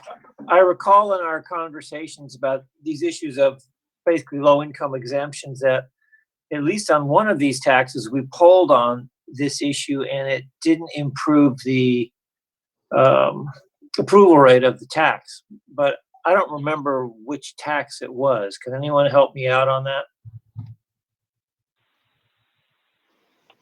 I'm sorry, that we polled on the option of a low income exemption? Right, I think we did, and then we found out that it didn't make much difference in the acceptance rate.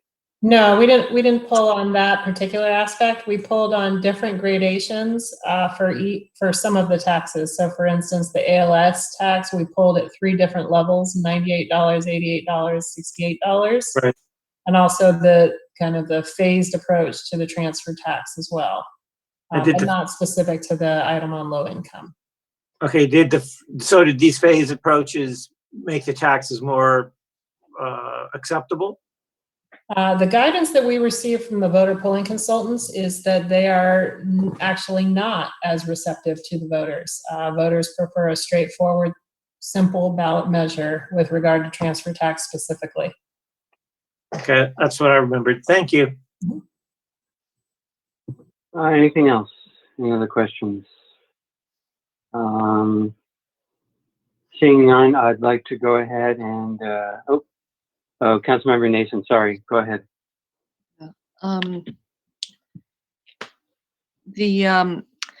What is your best estimate on the actual projected deficit for the current fiscal year? So we're still working on making additional cuts, but with the assuming spending trended as it currently is with the increases in MOUs and then also factoring in COVID, the anticipated deficit would go up to 2.5 million. But we're working with all the department heads and trying to get that down as much as possible before we bring it to you. Okay, thank you. Do you have I sent a couple of items to be shared. Okay. I do, and I'm happy to share my screen whenever it works. Just let me know. Okay, thank you. Okay.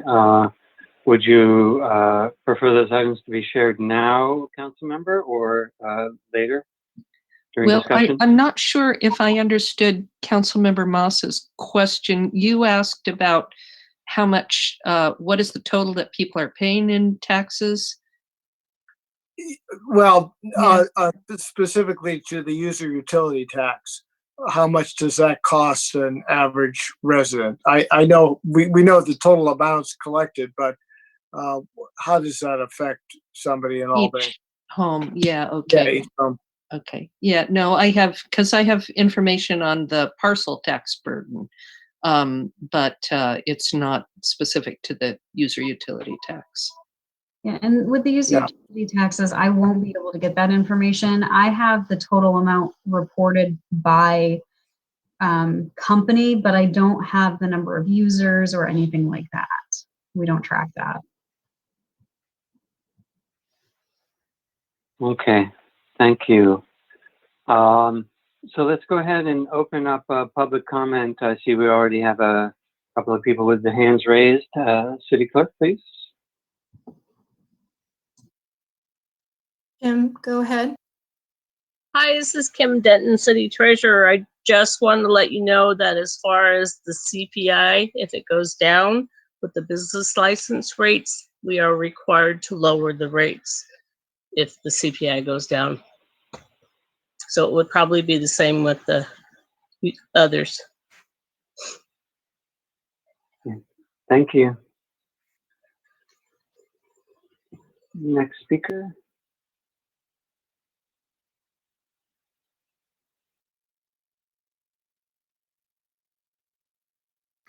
Hi, this is Nick Peterson. I'm actually a member of the Climate Action Committee and am now speaking in that capacity and also as a member of Albany Climate Action Coalition. We did submit, or I did submit a letter last night. I'm not sure if all the council members had an opportunity to read it, but one thing that's been before what was formerly the Sustainability Committee and now the Climate Action Committee is implementing the new Climate Action and Adaptation Plan. And I realize, financial issues are chafing the city, and with COVID, that's another huge challenge. But climate change is not going away, and it's getting worse, and we're doing less and less about it. So one of the point of my talking to you today is to make sure, and it wasn't in any of the information I read on the polling and the report from the consultant and from staff who in their report said sustainability had nothing applicable, that the user utility tax has always been presented by the Sustainability Committee and the Climate Action Committee as a source of revenue to back up incentives that will desperately be needed to encourage citizens and businesses to change their ways away from fossil fuel use. So one of the things that's going to be critical to do as soon as possible in the next 10 years is to get people away from using especially natural gas, which is a large component of carbon loading from residences and businesses, and then also driving gas fuel cars. So it's nice to think everybody will just do this on their own, but what we saw when we acquired the public, there was a huge interest in incentives and how can they do this. And some of this, yes, we can get through partners and EBC and all that, but we need to generate some of our own revenue. So we made a suggestion to this, that rather than the rates that were being proposed in this study and the polling, and if staff pursues this, we'd like you to consider those very seriously, which were a little bit higher rates on electricity and gas, and using the model of the soda tax, where it would still go into general revenue, but there would be a voter's recommendation that the funds would be most preferably used for addressing incentives to address climate change. So at this point, we're the Climate Action Committee members are a little nervous that this is moving forward, that a potential source of revenue for underpinning the whole success of the Climate Action Adaptation Plan might erode away, and that is causing us large concern. So I'm hoping I phrased this a bit better in the letter that I sent last night, but I think our solution that the Albany Climate Action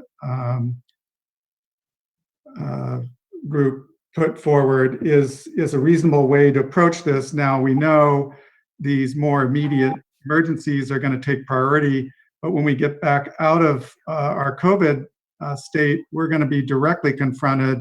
And I think COVID is a good illustration of what happens when we don't prepare ourselves, and we are not prepared. To get prepared for climate change and get down to zero carbon emission by 2045 sounds a long way out. It's actually right around the corner as far as the huge changes we need to make. So I really encourage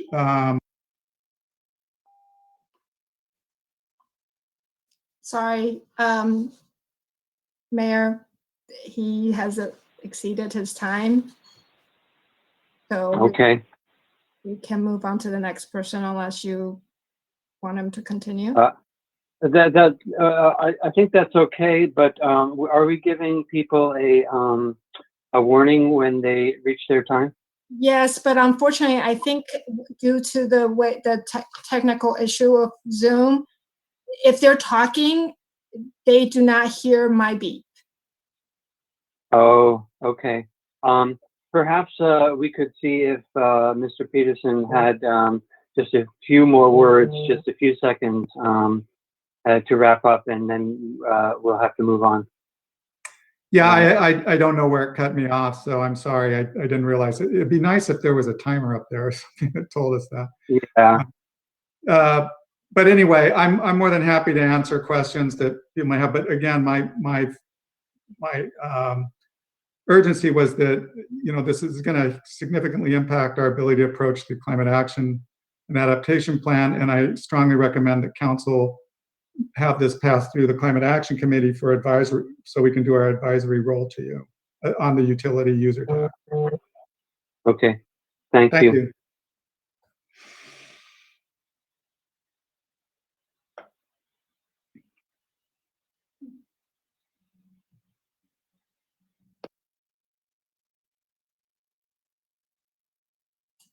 Go ahead, Preston.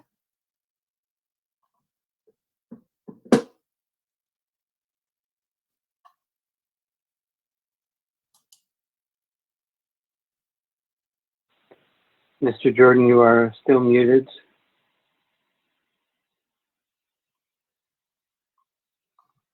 I can unmute you. Going to unmute you. That did not work. I believe he has to unmute himself first before we have the ability to unmute him. So if he's Okay, still muted, then we'll have to move on. there we go. Yeah. Go ahead, please. Mr. Jordan, we can't hear you. Perhaps I suggest we come back to Mr. Jordan. We can move on to the next speaker. Thank you.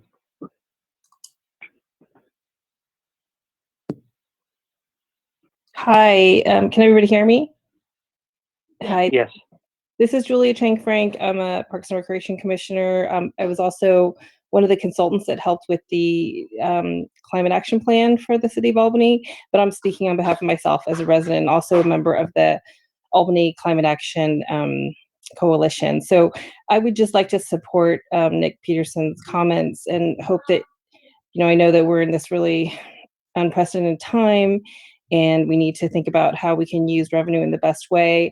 I do think in terms of how we can actually think about using those utility user tax funds, from our experience, yes, incentives matter, but also having enough staff time to implement those programs really matters too. So I see the incentives that we might provide the utility user tax not only going towards residents directly, but also via staff and education outreach programs so that the residents can understand how to reduce natural gas usage and increase electric vehicles.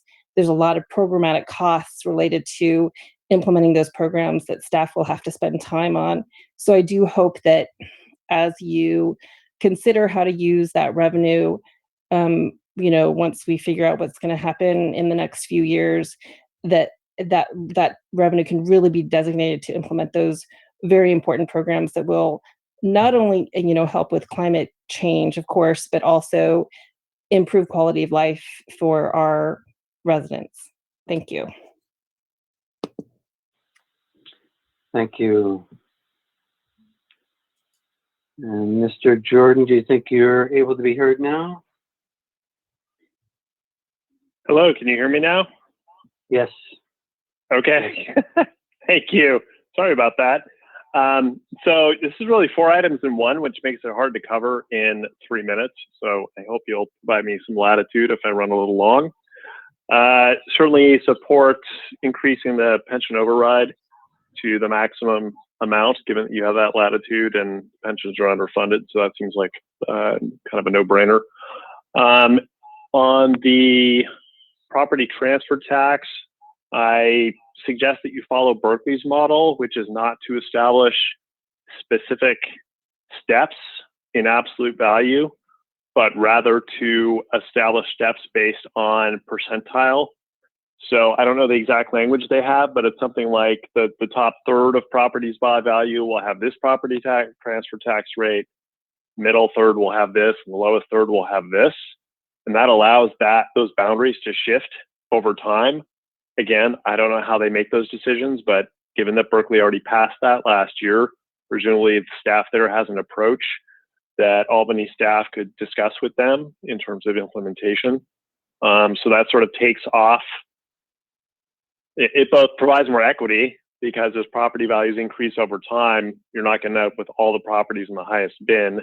It also takes the burden off trying to have to readjust this thing, go to the ballot to readjust it through time. On the ALS, the ALS is currently structured and proposed to be structured as per residence. This is inherently inequitable. For example, there is a house on Albany Hill that I looked up today. It's 5 bedrooms, 4,500 square feet.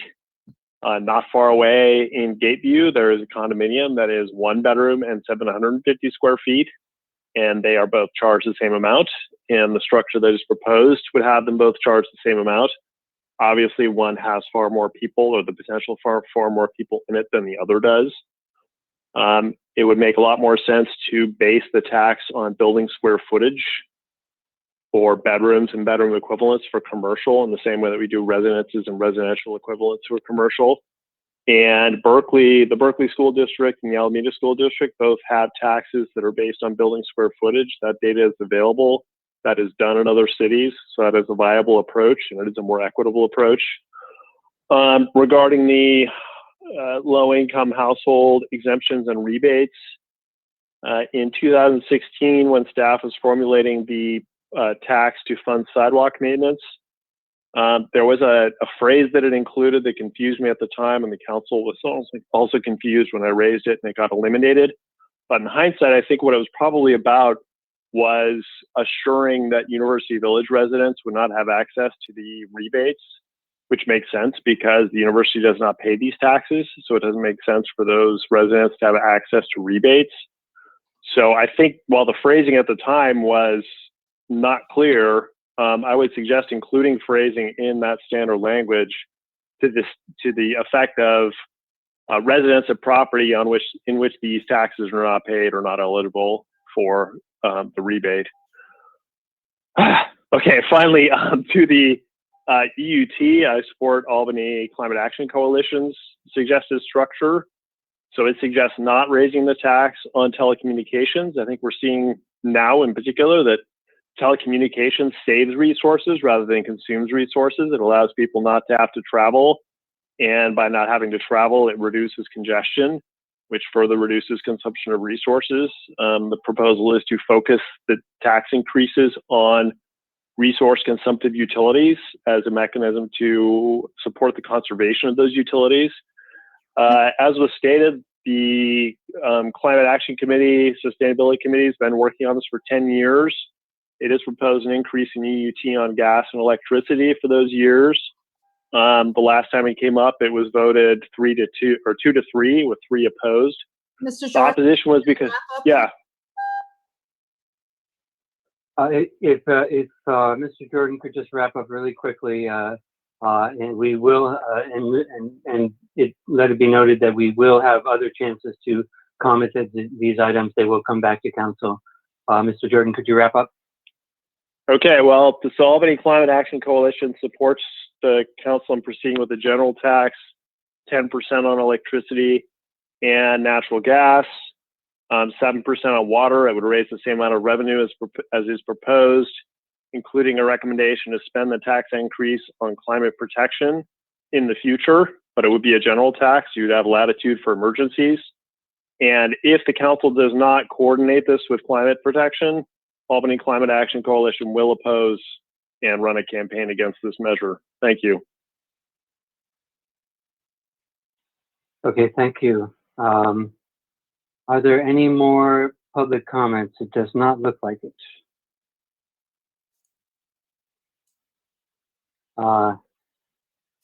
Seeing none, let's bring the discussion back to council, and if we could discuss the possible measures one by one, that would be great.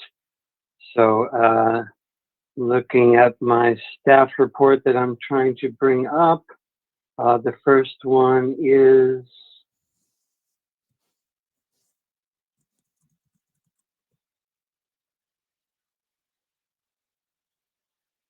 the real estate property transfer tax.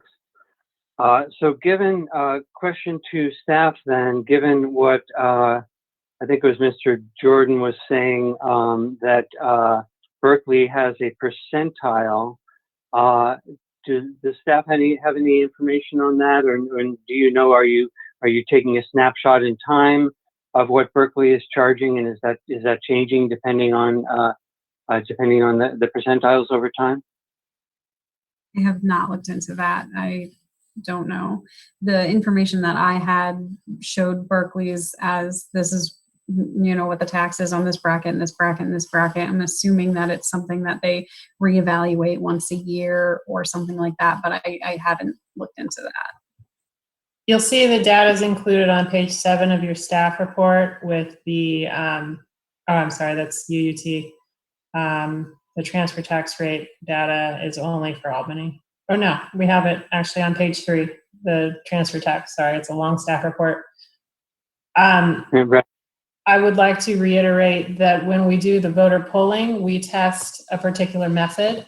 And so the method of a percentile was not tested. So usually our rule of thumb is to try and make the ballot measures as comprehensible as possible for the voter, avoid any confusion to the voter. Just a note there. Yeah. But I will note that on this council, we did pass the sidewalk parcel tax, which was fairly complex in the assessment of different types of parcels, multifamily, condos, and other family units, and that did pass. So I think that should be taken under consideration as well. But I'll stop my comments. I should let the other council members weigh in on the real property transfer tax. Council members? Vice Mayor. Thank you.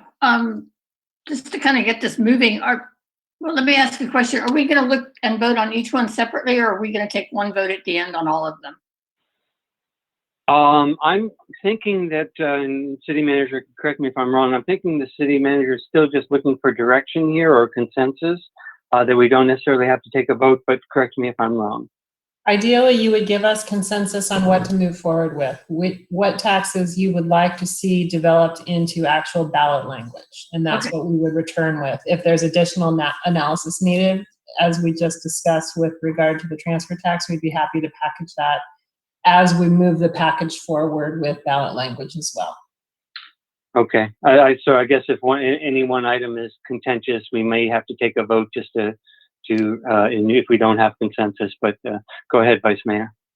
So regarding the transfer tax, I would support just doing a straight $15 rate. I think what Mr. Godby said about the having different levels doesn't do well. I think, to me, that was fairly strong argument for just having one rate.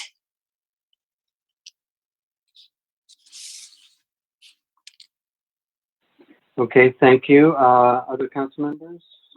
Councilmember Barnes?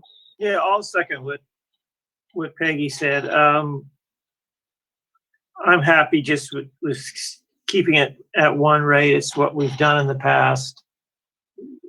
I don't really see the advantage of,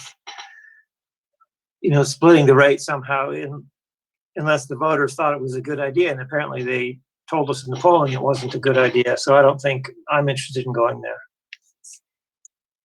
Councilmember Moss. Thank you. I would also agree. There is an equity issue here, but I don't think it is so great that it overcomes the value of having something that's fairly simple and fairly basic, which would be one rate. $15 seems a little high to me, but I think that's the one that was proposed, and it would give us sort of the maximum amount of income on this. And again, this is for somebody who's selling. They're going to, if they bought in the last few years, they're probably making quite a bit of money. I don't think anyone is going to the poorhouse selling property in Albany. Although I would note that I see a lot of for sale signs, so this might be something that is going to become a trend. And then just the other comment, what was it? DD failed in 2008, and it was during a time when the economy was tanking, and we may be in a similar time now. So I'm not sure how any of these will pass or will do in come November. But I would support just a straight rate also. Did you have any comments, Councilmember Nason, on this one?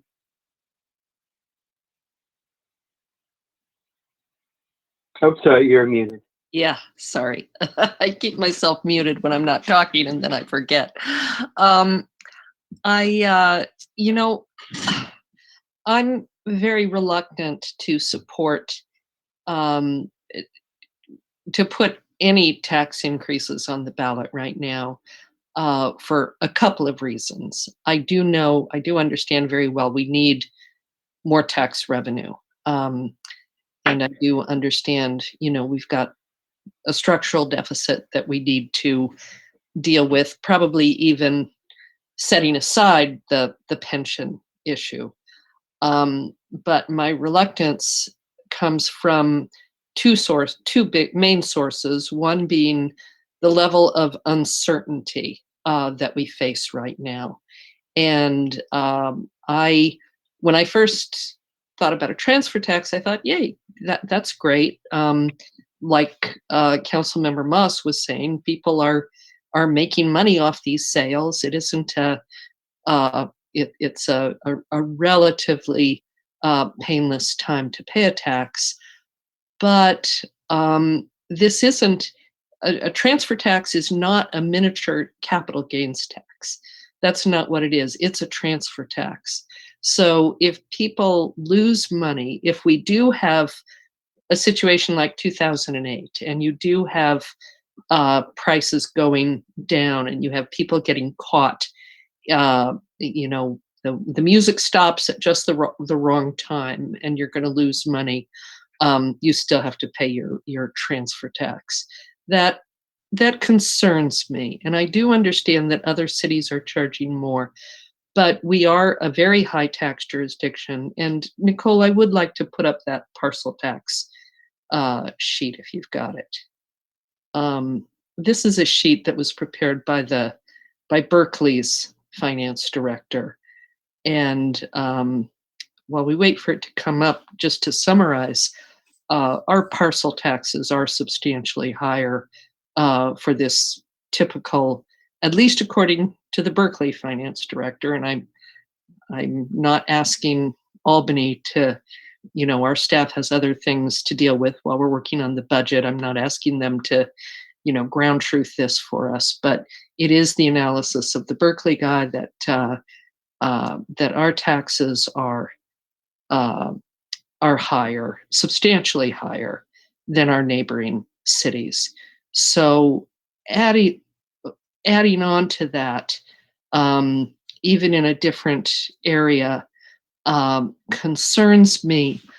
I would be okay with doing it, but this gets to my kind of second concern, and that is we don't really have we need to have a long-term plan. I feel to justify increasing taxes, we really should have, if it's not for a specific purpose, then it should be for the general fund as part of a general plan to eliminate our structural deficit, to figure out exactly what we can and cannot afford, and to put the city on a sound financial footing.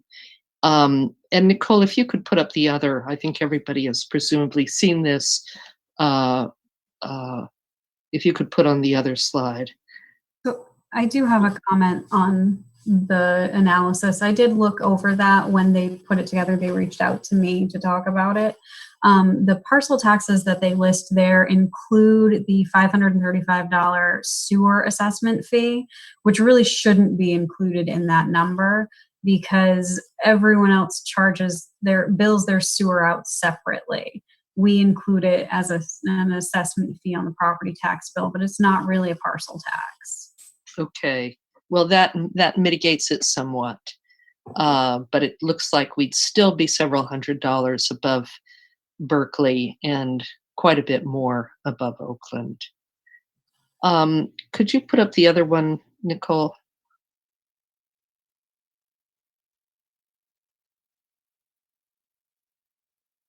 Okay, and I just wanted to show that this is the kind of thing that I'd like to see us get to. And it's a multi-year set of revenue and expense projections. This is from a city that's pretty comparable in size and budget size to ours. And, we need this kind of information really to understand what is and is not sustainable in what we do. So having said all that, I support the pension tax because that is effectively a special tax.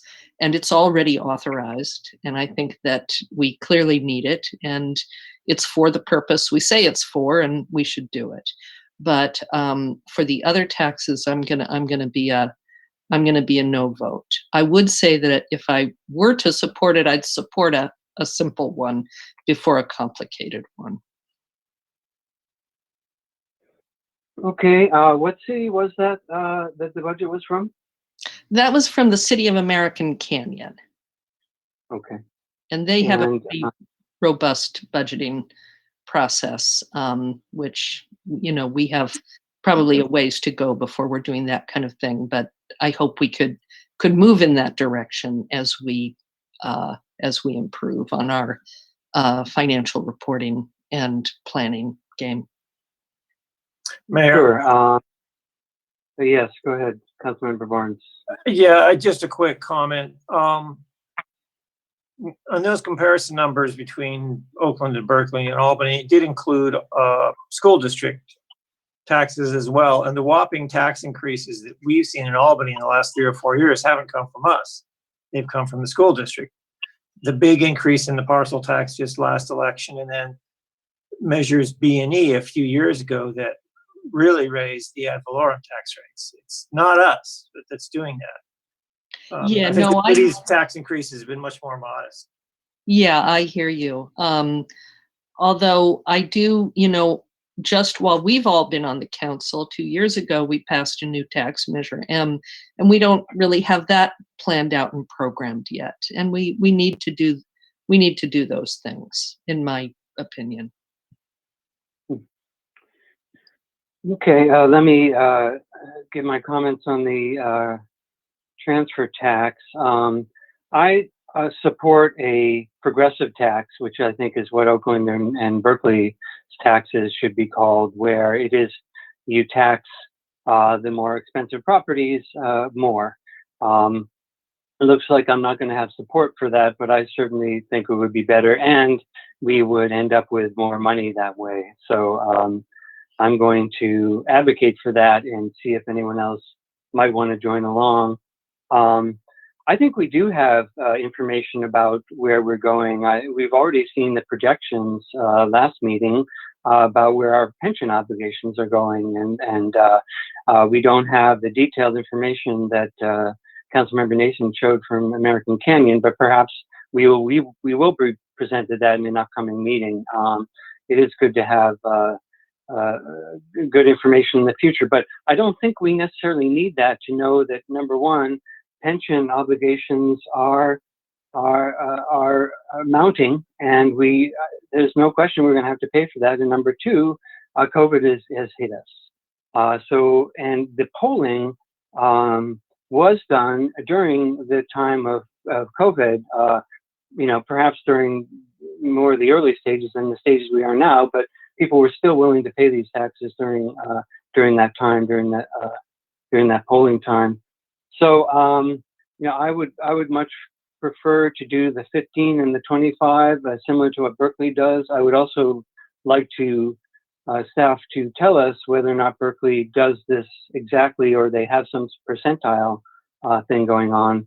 That would be helpful to know. The ordinance is cited in the staff report I see, so it looks like we should be able to maybe look that up easily online. But I certainly support raising the tax to, I'm not sure that we arrived at a consensus. I did hear 15, but is that in the staff report that we are recommending 15? Yes, it is. Okay, thank you. That's included in the staff report. We're happy to do the additional research regarding City of Berkeley, and we can bring that entire source of information back for your next meeting on this topic. And one last thing is that I'll note that this is already at $15.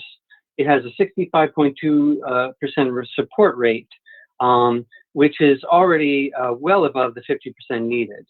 So I'm sure that the voters, I believe that the voters in this town would love to see a more progressive tax, and would even be more supportive of a tax that tax property transfers that were higher at a higher rate. So I'm still going to advocate for that. Is there anyone else who is interested in the more progressive tax at all among my council members? Seeing stares and no nods, I'm assuming no, but I tried. So there does seem to be consensus about the $15, perhaps with the exception of Councilmember Nason. And if that's the final discussion, shall we move on to the next tax? Any further comments? Seeing none, the next one would be the ALS tax update. So this is the one where the polling, where we did poll at a pretty high rate of 88%, but we did not get we needed 2/3 majority, and we did not get it. We did not poll for that at 88, but we did poll for that at 68. So, and we also could restructure the tax to include the low income exemption and perhaps renter rebates. I'm not quite sure here, but that's what we have before us. Council member comments.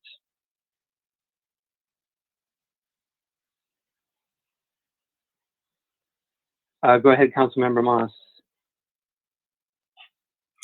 So this one, in part because I think it was closer in the polling, I would be disinclined to vote for it tonight. I think this point that when this polling was done, it was the beginning of COVID, and it was great that the people that were polled were in favor of these things. But now several months have gone by, and it's my perception that people might be a lot more nervous about their economic status or their retirement funds or things like that. And there's sort of a balance.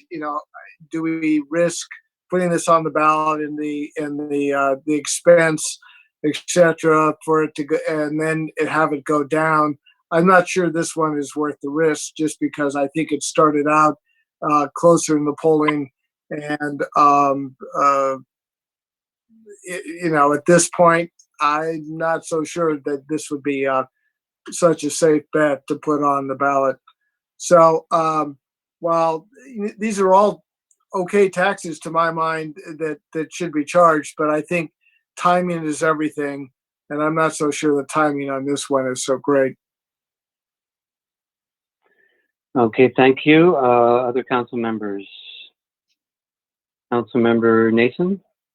Yeah, I'd like to get an understanding of how our ambulance charges work. From an equity perspective, I'm more concerned that people not be afraid to call the ambulance when they need it for fear of what it is going to cost. That equity issue concerns me more than the equity issue of smaller and larger units, how much they pay in tax. I want people to be comfortable that when they call the ambulance, they're going to be able to afford that ride. But I also agree with Councilmember Moss that this seems iffy, and I've got the kind of standing issues that I have before about an overall plan and transparency. Okay, Councilmember Barnes, I think you wanted to say something. Oops. It's funny. I thought just the opposite, especially given that Alta Bates is going to close. And remember, our ambulance service, we have transfer rights, which are unusual. We can take someone all the way to the nearest hospital. But the reality is, with newer technologies for strokes and heart attacks. There's a lot you can do in the first very few minutes after someone gets sick to save their life or really improve the outcome.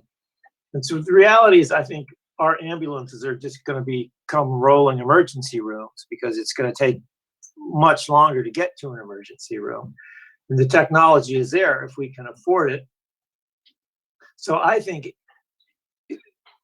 given that we're sort of on our own more and more with our dysfunctional medical system, and we're going to be more and more reliant on the kind of first 5 minutes of care that a better equipped and better trained staff could provide to someone in Albany as they transport them longer distances to hospitals. I actually think this one would be an easy sell, not a hard sell, because when people, now this is just a parcel tax that shows up on your tax bill. Most people don't even, necessarily pay much attention to those line items. But I think when people get sick, especially with COVID, because COVID going forward might have all sorts of complications that we're not aware of yet. And we're beginning to see that, like that's, Kawasaki syndrome in kids, for example.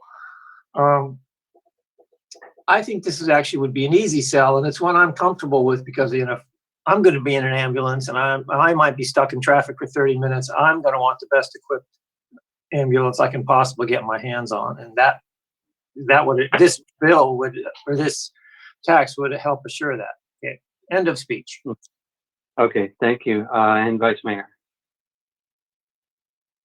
Well, first of all, I want to say don't give up on Altibates. The fight is not over yet. But having said that, I do agree with Councilmember Barnes that we should put this on the ballot. I think it's $68. It polls well. People understand that they need their ambulance. They need that kind of care. And if the worst thing happens and it doesn't pass, okay, we don't lose any money, but we certainly won't gain the money that we need to keep these services going. So I recommend that we put it on at $68. Okay, thank you. Councilmember Nason. Yeah, I just wanted to comment on the rolling emergency room notion, which is unfortunately, that is deeply constrained by state law. And that's something that we learned in the Altibates context, because it comes up in the task force meetings of possibly expanding what ambulance crews are permitted to do. And there's just a lot of different dynamics there about a hospital and about having a hospital and having more flexible ambulance treatment. I just wanted to flag that issue. If this involves keeping if we can make and keep and account for a promise that this is going to keep our ambulance service where it should be, including pricing, for that it doesn't become so expensive that people are afraid to call for an ambulance. I would be more likely to support this. Okay, thank you. Vice Mayor. Folks, you went the opposite with your mute. I'm sorry. I don't know if staff can answer this question, but I think Rochelle has an interesting point. How are ambulance fees set? Do we set them, or are they set somewhere else? Some of them are set by the master fee schedule, and then others we bill insurance companies, and insurance companies pay what they want to pay. So the master fee schedule being under our control. That's right. You'll see the master fee schedule as part of the overall budget package coming in June. We can provide additional detail in terms of the overall billing structure as part of your next staff report if the council wants to see this continue forward. That sounds like a good idea to see those. It looks like there's support for this at $68, at least from 3 of us, including myself. and that polled at the right amount to pass. And I do agree with Councilmember Barnes that people are likely to vote for a tax that deals with public safety, and perhaps even more in this time. Not that I want to take advantage of people's concerns and fears, but we do have to take into consideration, it passing or not. And I think that even if it didn't, it's not much of a loss. We're not going to pay any more for each ballot measure. I think it's correct me if I'm wrong, but it's a fixed price per election, no matter how many ballot measures. Is that correct? More or less. We'll never have it down to the dime. It's basically based on the translation of words. So it's okay. It's okay. So there is an incremental cost, some incremental cost granted, but still, I think it's worth trying, especially considering the circumstances the city is in. I'd much rather. Can you hear me still? Okay. Looks like my battery is dying. Well, I still got some battery. Good. I still would rather see more equitable tax, which tax the different types of parcels differently, just like we did with the sidewalk tax, which passed handily. I'm not seeing support for that unless anyone wants to change their mind at the last minute here and support something more complex. But again, I'm seeing people stare in the distance. So, go ahead, Vice Mayor. I would support the low income piece, though. I know that's not exactly what you're saying, but I think that's a reasonable compromise. And thank you for the reminder. Yeah, definitely. Since that is our policy, I think since it is our policy, we must include that and the renters exemption. And I would like staff to look into whether or not there's some special language that allows the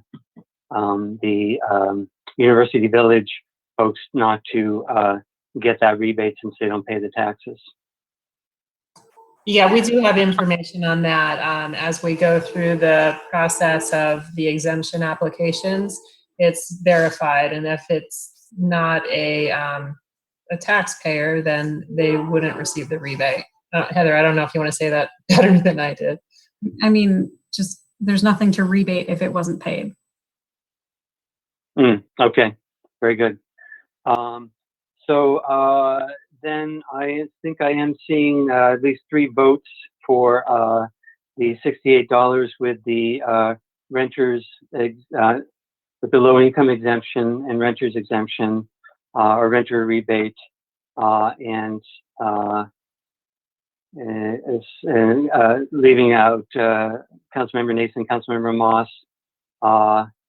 And if I got that right, then we can move on.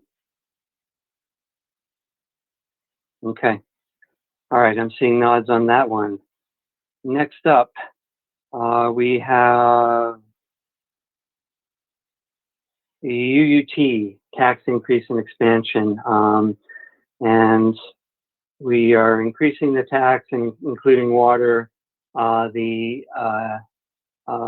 Some folks brought forward an alternative proposal, but as the city manager pointed out, we did poll. So we polled with the 8. We polled this one with the 8% including water, or we did poll it. Okay, with the 8% including water. Okay, but this one is a this is a general tax. So this is just a 50%, and it polled at 62.5% approval. Okay, so given that background, let me hand it over to my council members for comments.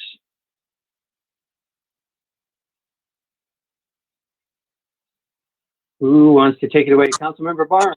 I'm looking at the staff report here, and I just want to make sure I understand where we're starting at and where we're going to. So for telephone, we're going from where to where? I'm having trouble deciphering this. 6 points. Yeah. So someone help me. Help. Oh, I think, yeah, someone tried to answer but couldn't be Yeah. heard. So we're going from 6.5 to 8 for telecommunications. Okay. And what about electric, gas, and water? That's all 7 to 8%?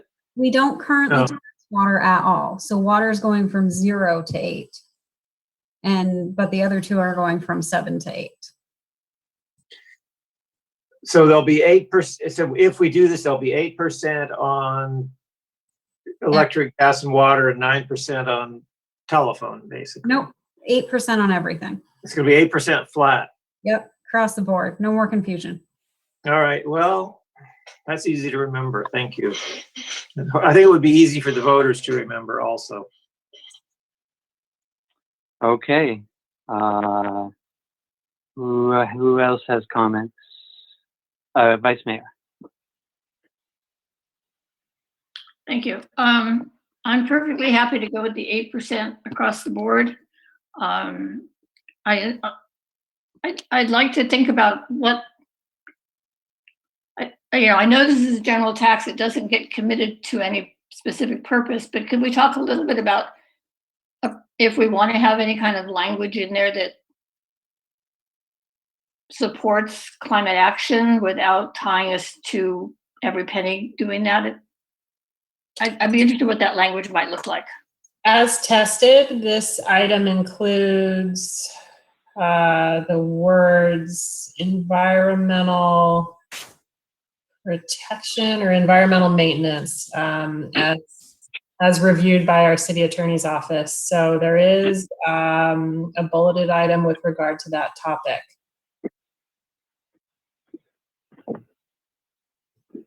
Yeah, and I think we could codify that even more. I think the question is, if we made that as part of the tax, it'd have to be a 2/3 tax. So that might not be something we want to do, but we can, as a council, direct certain monies however we want. So we have any latitude there. Go ahead, Vice Mayor. I may interject, similar to what you did 1 or 2 meetings ago now with regard to different reserve accounts. That's another option the council would have at the policy level to establish a reserve account or a budget policy with regard to the climate action plan. I understand that the committee is working through exactly what the cost to implement that new plan will look like. And so with that funding strategy in hand, the council can make an informed decision on how reserves are maintained to ensure that we're able to execute those projects when they're ready to be executed. Michael here. I would go with that approach because frankly, I don't want to set up another procedure like what we did at 6 p.m. because I think the money really is just going into the general fund, and we can set up a reserve account if we want. And I think the sugar sweetened beverages tax was well intentioned, but I think sort of over time we're really drifting away from the pure goals of the tax, and so I would like to avoid that problem and that extra process. Just put it in the general fund, set up a reserve of some kind if you want, and call it a day. Okay, thank you for that. And who else had comments? Oh, Councilmember Moss. Thank you. This one, having gone through all the emails that we got and looking at this tax and thinking about it, I would be inclined to modify what's before us a little bit. I agree that this tax is often looked at by sustainability committees and their and other groups as something that has a direct connection to climate change and lessening our impact. Consequently, I have no problem with raising gas and electricity to 8%, adding water at 8%. It would be great if we could do that separation between gas and electricity. Hopefully at some point we'll be able to do that, but we can't do it at the moment. I'm not so sure about telecommunications because just, we've become, we're doing telecommunications now, and its impact on the environment is not so great. Obviously we're not going to put this exactly into the wording of what's going to be on the ballot, but on the other hand, I think in Albany people would get, where we're coming from on this, and it would probably increase the chances of it passing. I don't know what the difference is between the current telecommunication of 6.5 to not bringing it up to 8. How much we lose on that, but it does seem to me that's one I would leave off. Okay, thank you. And Councilmember Nason. Well, this might be one that just makes more sense to hold off and see if we're going to be in a position to make the major investments that we really should be making in climate action. But if we need the money to pay for pensions, we need it for that, and we put ourselves at risk that we're going to have this strong opposition. So this is one that might be particularly a good candidate to put over until the COVID situation is clearer and until we have a longer term plan. Okay. I think everyone's had a chance to make comments. Councilmember Moss, follow up. Yeah, just one last comment. If we're closing off our comments right now, there is a tax that wasn't in our staff report, but I have to bring it up, and that would be the tax money that we would gain from allowing recreational cannabis. So this is something that we talked about some months ago, and unfortunately this has been backburnered. But I think under the circumstances, this is one tax income that would be totally voluntary by the people that would be paying it. I know that's not particularly helpful to what our decisions we're making tonight, but hopefully this is something that will come before council again. In terms of the that's a bit of a digression, but just quickly, if I could ask staff, with such a tax, can the council pass such a tax, or does the cannabis taxes still have to go to the voters as well? Does anyone know? I'm looking at our city attorney to help with that. I was going to say it needs to go to the voters. It does. Okay, thank you. All right, so yeah, we have one opportunity coming up, but unfortunately we haven't made too much progress on that one. Okay, back to this tax. So my comments are that it is a general tax. It polled at 62-point-something%. So I think even if we modified the 8%, I think we would still get a passage. I did hear a little bit of interest in modifying it, perhaps along the lines that were suggested by the Albany Climate Action Coalition. And then going along with the lines of, I think, Councilmember Nason, who wanted to defer it, would council members be amenable to taking what the ACAC suggested and having staff do a revenue projection on that, as well as the flat 8%? So we're going to compare the conventional utilities at 8 and telecommunications at 7 compared to all of the above at 8. That's the yeah, I wasn't, the letter came late last night. I haven't had a chance to thoroughly read it, so I don't know if that's the gist of what they're suggesting or not, but if it is, then yes. I think they were suggesting to raise at least gas and I think electric to 10. Yeah. So that is, it'd be interesting if people are at all interested in modifying this and making it not a straight 8, it would at least be interesting to know what the difference in revenue might be. Any other council members think it's good to get the data on that, Vice Mayor?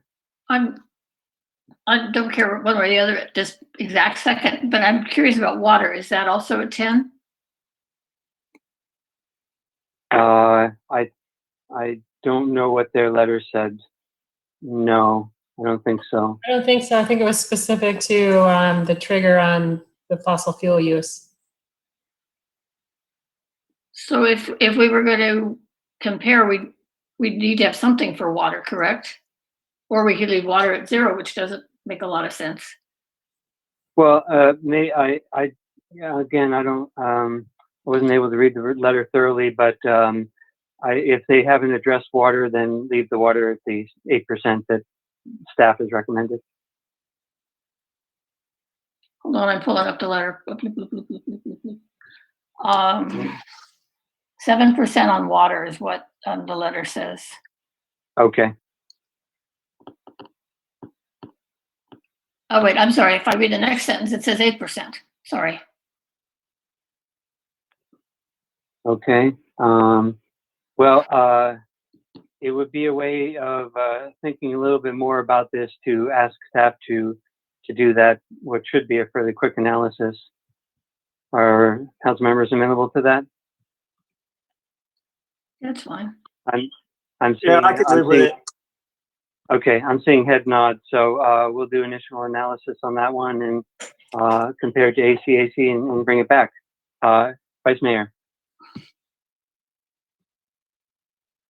Oh, you did the opposite. I'm left-handed, you know, it's backwards for me. I'm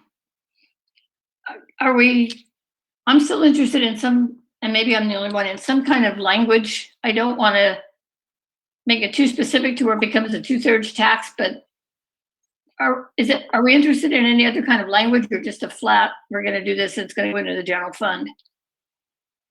Well, I would be interested in it if it helped the tax pass, and it very well may if it explains why we're doing the different values.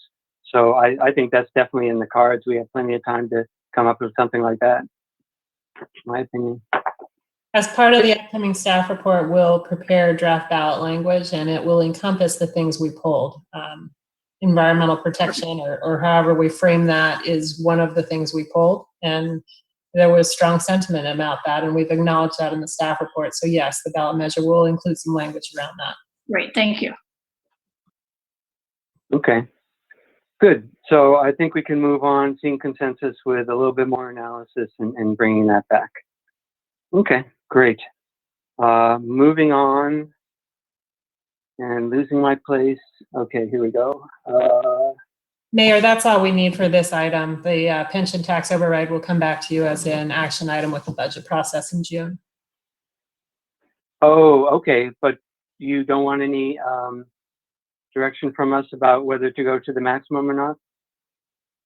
If you're happy, we'd be happy to take that now if it's more convenient. That's perfectly fine as well. What do people think? Well, I'll just weigh in. I think we should max it out, given the analysis that the effect on the tax bill is not that great at all. I think we need that, but the effect on the pension monies received is significant. I think we ought to max it out. Anyone else? Agree. Okay. All right. Very good. Then that concludes it. Our discussion, unless staff has any more questions or if there's anything else. Seeing none, we'll move on. Thank you, everybody, for the productive discussion. We are moving on to item 12, new business, possible charter amendment to transition voting method to ranked choice voting, otherwise known as abbreviated as RCV at large. Staff, do you have a report?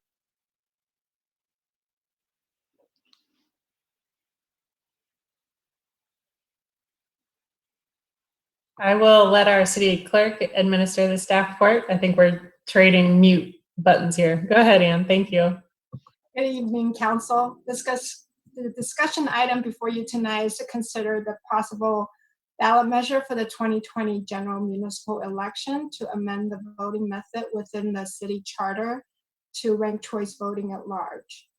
On January 22nd this year, the city clerk office received a notice of intent to circulate petition within the city for the purpose of qualifying and enacting the ranked choice voting initiative.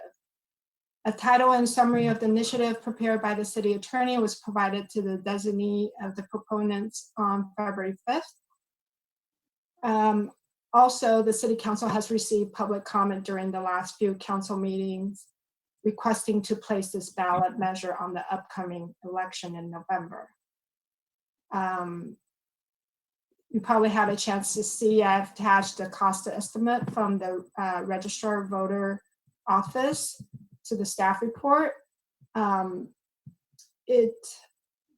be initial implementation expenses specific to Albany, besides sharing the per election ranked choice voting expenses with the 3 other cities currently using ranked choice voting. They are Berkeley, Oakland, and San Leandro. Initial costs can include, will include voter and candidate outreach and education, and also additional poll workers and personnel and their associated training specific to ranked choice voting. These costs may change, of course, if the number of registered voters increase or the number of ballot return for labor of sorting ballot is differ, and possible inflation for administrative costs. Since the staff report was posted, I had a conversation with a representative from the equipment vendor who confirmed that their capability and the certification of handling ranked choice voting at large. However, to transition to ranked choice voting at large, this really depends on the county's ability to effectively administer the 3 different types of election within the same county, ensuring the proper algorithm and the data dumping to the registrar of voter office for accurate outcome, and also the usage of different ballot formatting. One last note is the election of the member of the Board of Education is also included in the city charter. As such, if the council chooses to place the ballot measure to transition ranked choice at large, then the interest of the Board of Education should also be considered. And I have included their resolution from 2 years ago. Tonight, the staff is seeking direction from council regarding this ballot measure. Thank you. And with that, I'm here to answer your question, or I can forward your question to the registrar of voter office. Okay. Thank you, City Clerk. It looks like Vice Mayor McQuaid has a question. So if we were to put this on the ballot, and I believe it's about $37,000 in expenses plus outreach, would we be asking the school district up front to pay half of that? Or how does their piece work at this point?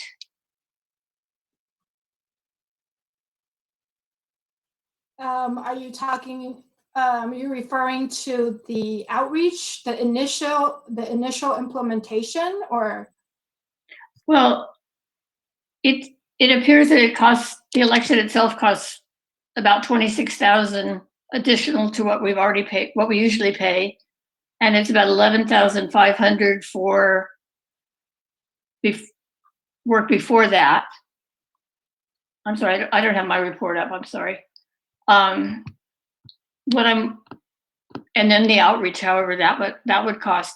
So I guess as far as the outreach and so there's three expenses as I understand it. There's the outreach, there's the cost of the actual election, and then there's what I'm going to call a setup charge of the 11.5. Would we be asking the school district up front to pay half of those charges? Well, we have communicated, let the school board know that the council will be considering this item. So if they are to transition to ranked choice voting along with us, and which they have to if that's what the voter chooses in Albany, then yes, they will be asked to share the cost with us. There's the initial voting system cost, which is what you were talking about, the 11.5, and then there's the RCV charge. I guess. How much is the Go ahead. RCV charge? It's right now based on the 2018 ranked choice voting cost from the other three cities, and based on the current number of registered today, the cost is about $26,000 in addition. Well, let me just finish my thought that I understand that several years ago they passed a resolution in support of this. Their finances, like ours, have changed considerably since then. And I would certainly want to have a conversation with them at this point before we go any further to say, we're looking at doing this. Are you still in support? These will be your charges. So there's no surprise at the end of the day if this were to pass and we tell them that they owe us a sizable amount of money. I'd like to have that discussion up front. So following on that question, we typically split the cost of the election, as was stated, with the school district. Is that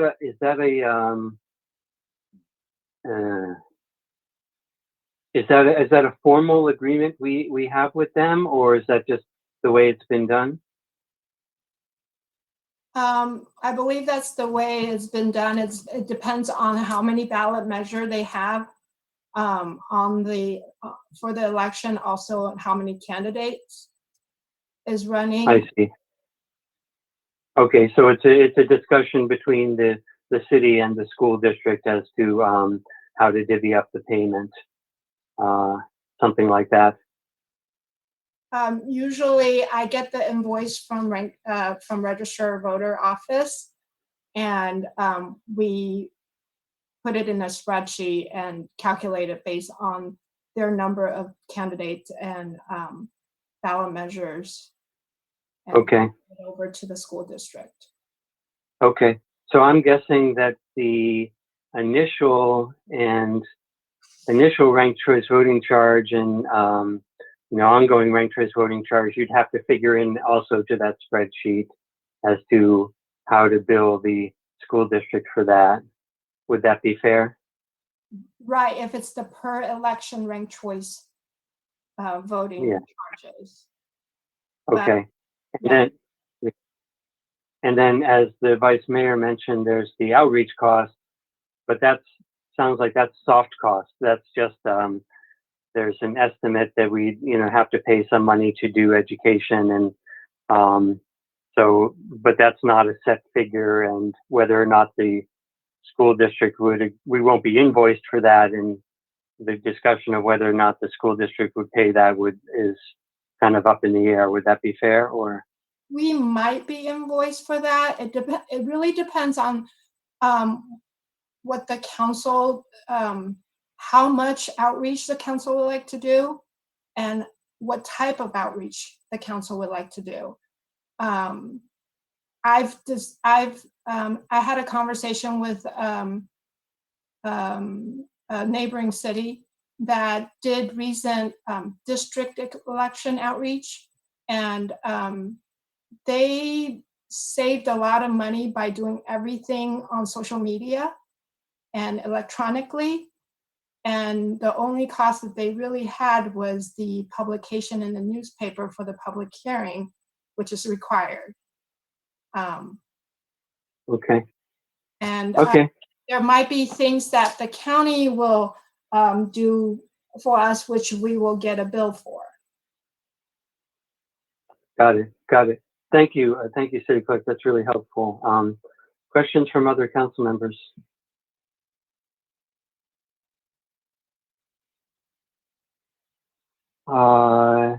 Not seeing. Oh, Councilmember Moss. This is a little out of left field, but our election this fall, which we might be putting this on the ballot, could very well be primarily a mail-in ballot. If future elections become more mail-in as opposed to having polling stations, will this affect the cost to any degree?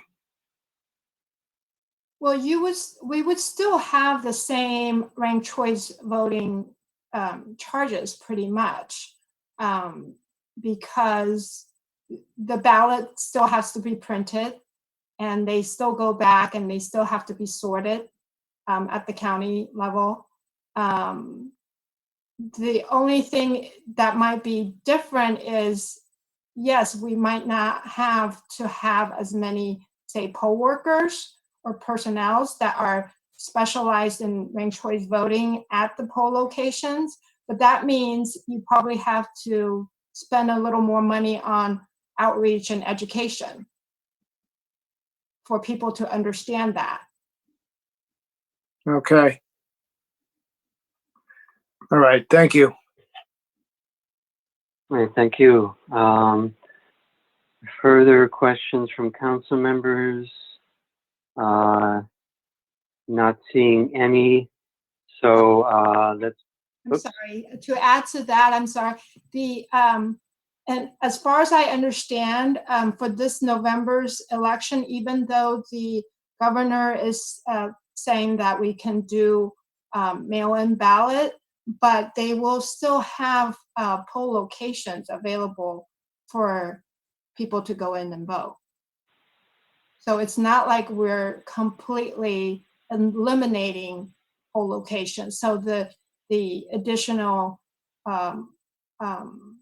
personnel or the poll worker that are very knowledgeable of the ranked choice voting would still have to be at the poll locations. Okay, interesting. Good to know. Thank you. All right, well then let's go ahead and move into public comment. I see that there's already a couple of hands raised, so take it away. Brian Martin, go ahead. Yes, hi, my name is Brian Martin. I signed and I support putting the initiative on the ballot because I think it'll allow for diverse voices in the city to be heard better than our current method does, from what I've seen of how it affects other cities. Diverse in many different ways, including racial, but also including political differences, going back to, Hillary versus Bernie supporters. People might be Democrats, but have different, choices, of course, on who they would want to actually see in office.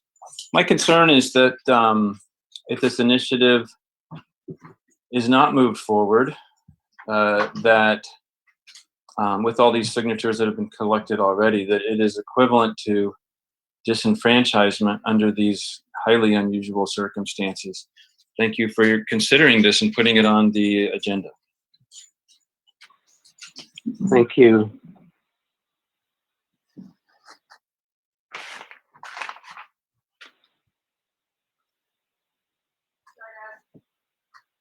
Evelyn? Okay, hi, good evening. My name is Evelyn Shen, and I'm the executive director for Together, a national nonprofit that specializes in helping communities of color and low-income communities with civic engagement. And I'm also part of the Voter Choice Albany, a group that's committed to getting ranked choice voting on the November ballot. We are facing unprecedented times in this country, and I'm not referring to the very challenging context of this current pandemic. I'm talking about how our democracy is falling apart before our eyes because there's a vacuum of leadership in the halls of Congress, the Senate, and of course in the White House. And when I say vacuum of leadership, I'm referring to leadership that is responsive to the needs of the citizens and voters. After 2016, and now during these COVID times, it has become apparent how critical, engaged, and responsive leadership is right now. Local leadership can bolster and strengthen the ways in which democracy can still occur in our communities from the ground up. So as I work with social justice leaders across the country, I ask them, what is the legacy you want to leave during these uncertain times? And I come before you tonight asking you, the City Council members of Albany, what is the legacy you want to leave during these times? In March, we were well on our way with over 609 signatures in a little over a month to putting this measure on the ballot before COVID hit. And during shelter in place, many people have sent emails and have come before you in support of ranked choice voting. It is clear that there is a critical mass of people in Albany who want the opportunity to vote on ranked choice voting in the upcoming elections. Many of the people I've spoken with, including the person who just called in, want ranked choice voting because they know that in San Francisco, Oakland, and Berkeley, and in other parts of the country where ranked choice voting is passed, leadership bodies like city councils and school boards have become more diverse and representative of the communities they serve. And looking at the makeup now, we can see that that's not happening in Albany. There's no renters, there's no young people, there's no people of color. In fact, Albany is in violation of the California Voting Rights Act. So you now have an opportunity to listen and act in service of this community and to take a step in the direction of supporting our democracy. By refusing to put ranked choice voting on the ballot in November, you are doing a critical disservice to our community and the voters in Albany. And you are not doing your job. You are elected to represent the interests of the people in Albany. If you neglect to put this measure on the ballot, your actions will contribute to this larger legacy of an eroding democracy.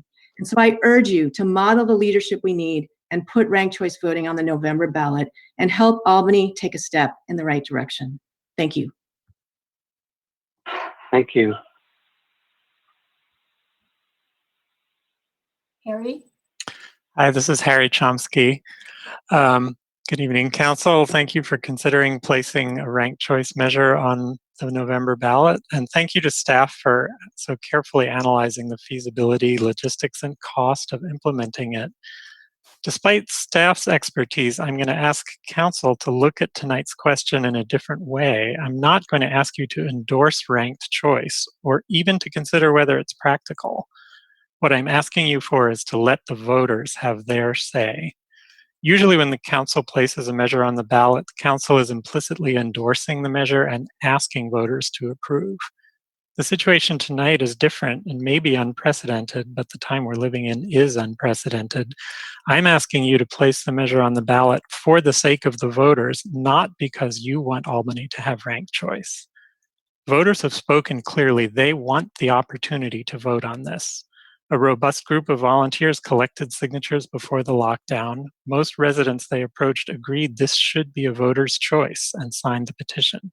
The campaign was well on track to get the needed signatures and place a citizens' initiative on the ballot. Only the virus prevented this from happening. Most elected bodies would not want to fundamentally change the system that got them elected. That's why a decision like this should rest with the voters and not with the Council. Please take action tonight so that the voters can make their choice in November. Thank you. Steve? Hi, Mayor Pilch, Vice Mayor McQuaid, council members. My name is Steve Chesson. I'm president of Californians for Electoral Reform. We're an organization that promotes better methods of electing governing bodies, including both the single winner and multi-winner forms of ranked choice voting. I sent you all an email earlier today, but I don't know if you've had the time to read it.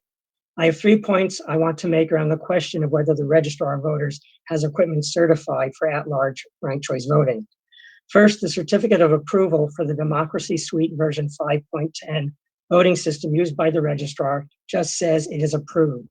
While it doesn't explicitly mention ranked choice voting, it does say the voting system, quote, was able to successfully and accurately execute all test cases, scenarios, and scripts developed by the Secretary of State's office, unquote. Those test cases included an election with both a single winner and a multi-winner contest, and both contests were tabulated correctly, so it is safe to say that the registrar's equipment can handle simultaneously both an at-large ranked choice voting election for Albany and the single winner ranked choice voting elections for Berkeley, Oakland, and San Leandro. Second, I want to point out that if an at-large ranked choice voting charter amendment is on the November 2020 ballot and passes, the first election under that system wouldn't take place until November 2022. Should for some reason the registrar want additional certification, there would be 2 years for the vendor to obtain it. In addition, the charter language would provide the Secretary of State with the necessary statutory authority for such additional certification, just as the charter language of San Francisco provided the Secretary of State with the statutory authority to certify equipment for single winner ranked choice voting. Finally, it is customary for ranked choice voting charter amendments to include either an escape clause that if the registrar can't conduct an RCV election, the election will take place under the previous system, or a triggering clause that ranked choice voting elections won't begin until the registrar can conduct such elections.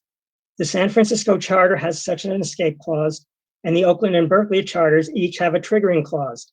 It would make sense for an Albany at-large ranked choice voting charter amendment to also have either an escape clause or a triggering clause. Thus, should an at-large ranked choice voting charter amendment be placed on the November 2020 ballot and pass, I see no risk to the ability of the City of Albany to conduct a November 2022 election, and I urge the City Council to place an at-large ranked choice voting charter amendment on the November 2020 ballot. I'd be happy to answer any questions you may have, and I appreciate your giving me this time. Thank you very much. Thank you. Andrew?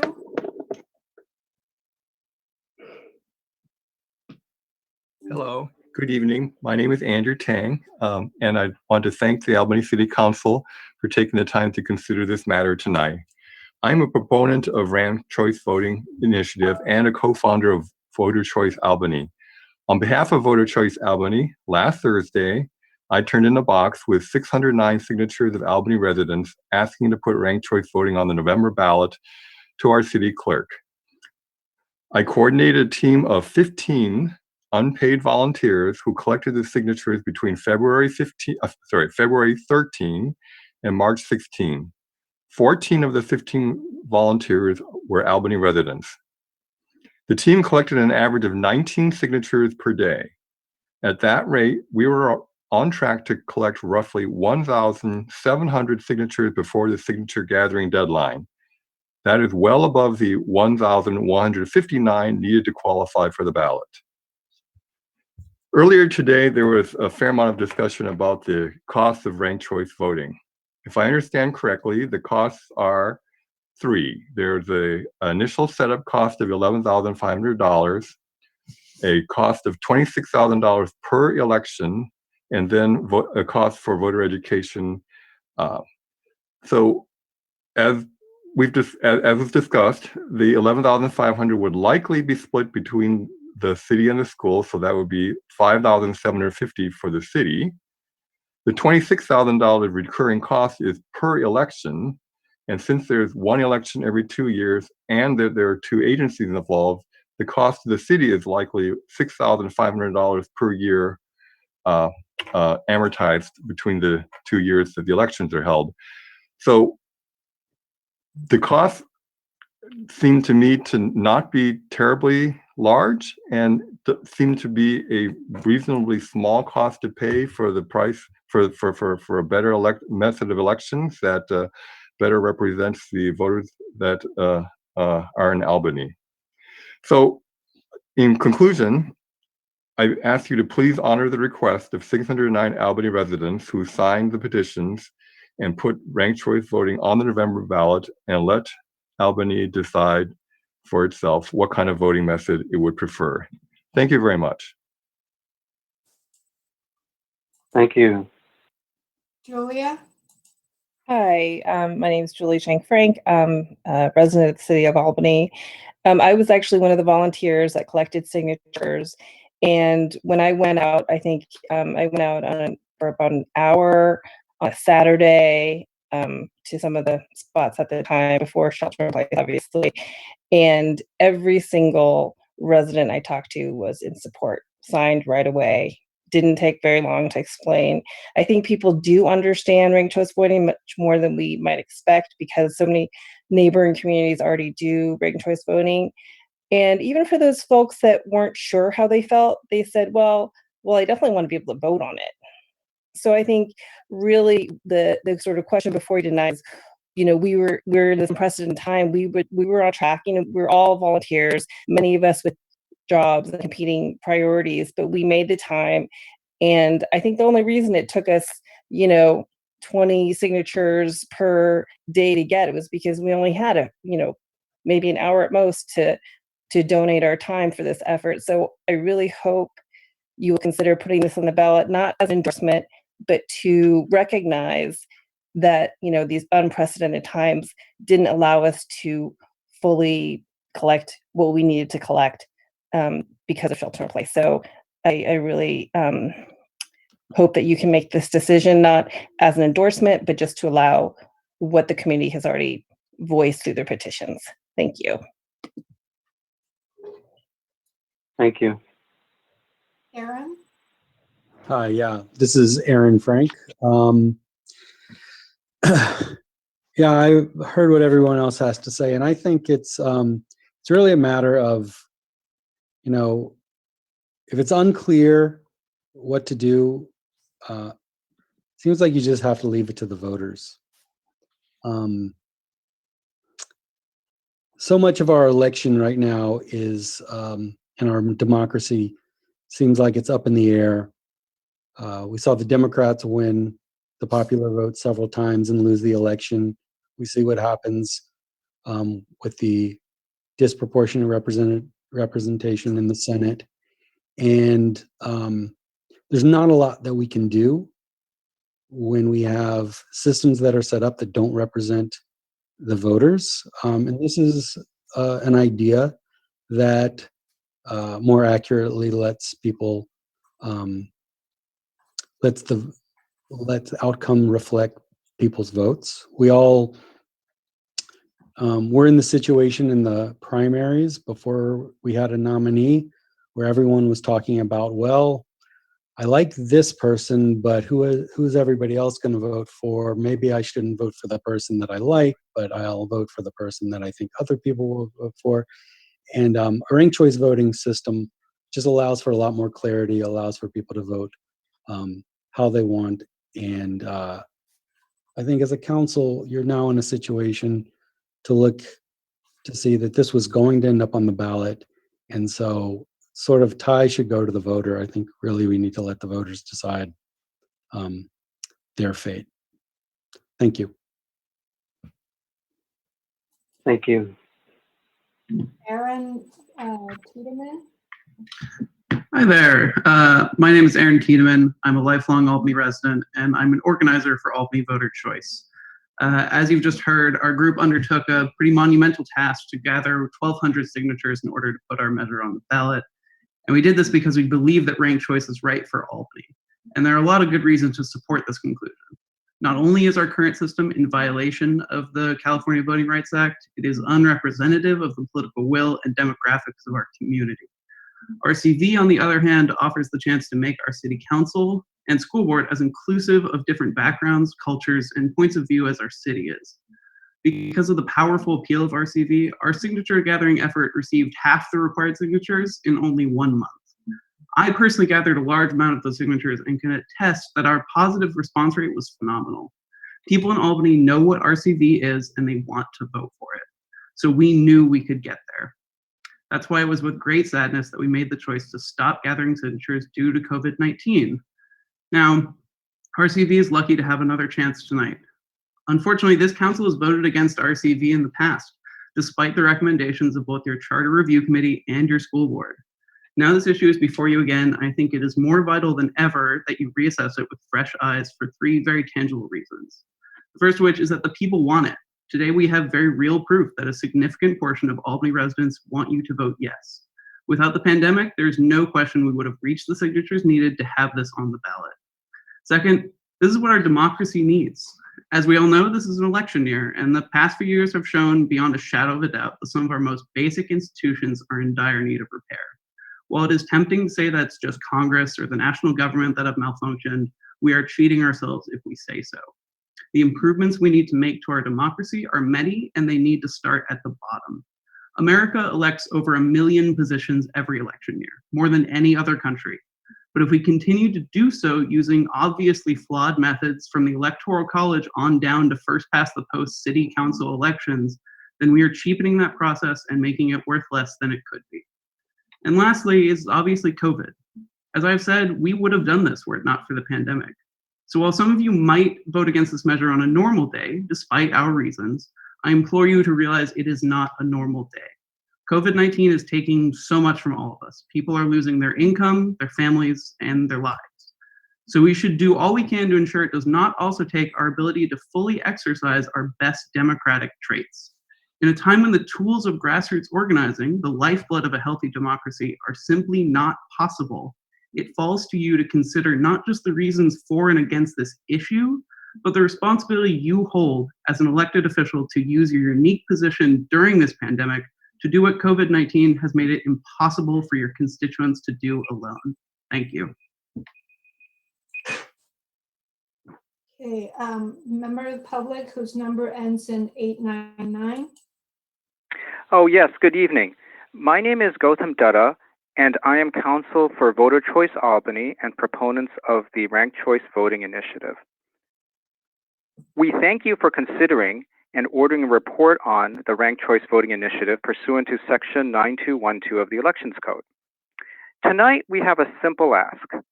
Place the RCV, that is the Ranked Choice Voting Initiative, on the November ballot so the voters can decide whether ranked choice voting is right for Albany. In light of the COVID-19 pandemic, the city's voters have a constitutional right to vote on the Ranked Choice Voting Initiative this November under legal precedent set by courts across the country. Normally, for a measure to qualify for the ballot, 10% of the city's voters must sign a petition within a 6-month period.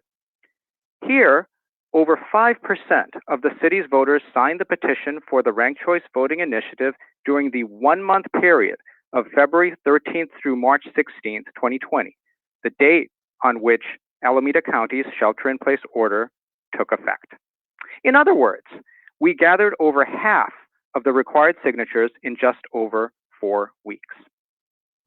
If the COVID-19 outbreak had not occurred, there is no question that, under normal circumstances, our volunteers would have gathered more than enough signatures to qualify for the November ballot. Therefore, the voters have a constitutional right to vote on the Ranked Choice Voting Initiative this November. If the City Council does not put the Ranked Choice Voting Initiative on the November ballot, we will have no choice but to file a lawsuit and seek attorney's fees under Section 1021.5 of the Code of Civil Procedure. Thank you again for considering this important matter. Have a great evening.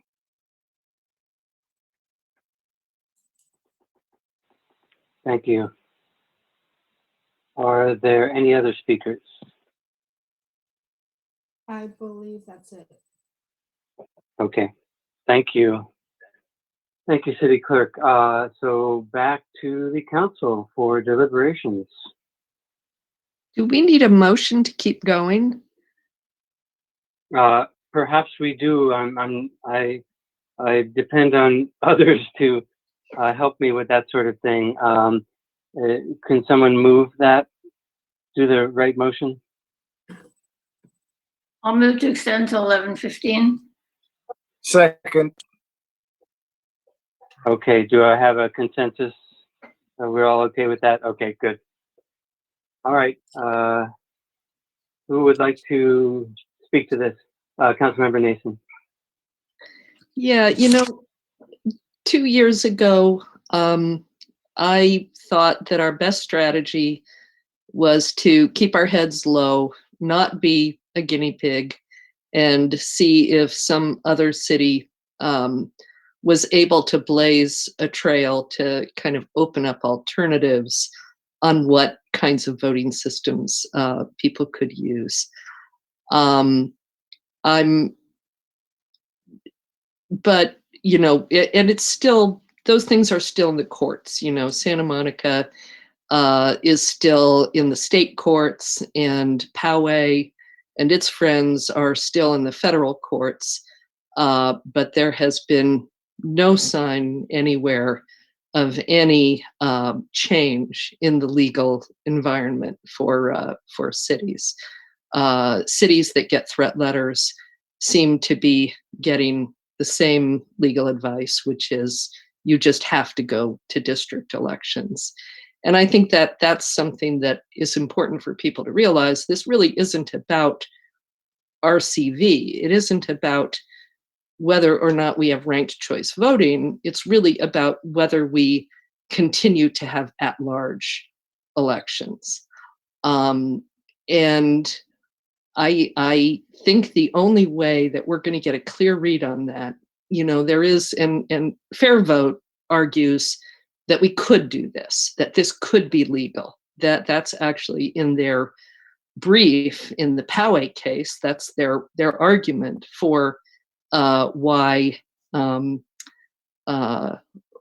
of the reasons why they're arguing that the CVRA, they're kind of suggesting that the CVRA would be unconstitutional if it required district elections, but that it doesn't. In any case, I think that what we ought to be doing is making outreach to the organizations that are the most concerned with this. In particular, and in Albany's particular situation, the lack of Asian American participation in our elections is what we're probably most concerned about. So an organization like the Asian Law Caucus of Asian Americans Advancing Justice, I think that we should reach out as a city and say, we've got people who really, really want to try keeping the at-large system and using RCV to tie into that as an alternative to district elections. And if they say, yeah, you should try that, and you've got local leadership arguing for it, I would be comfortable going forward. If not, and if they say, sorry, but we're going to sue you, well, it looks like everybody's getting the same advice. We just have to go to district elections. We still have RCV, because if we go to district elections, we would surely adopt IRV. And that would, I think, align with what people are telling us in all these communications.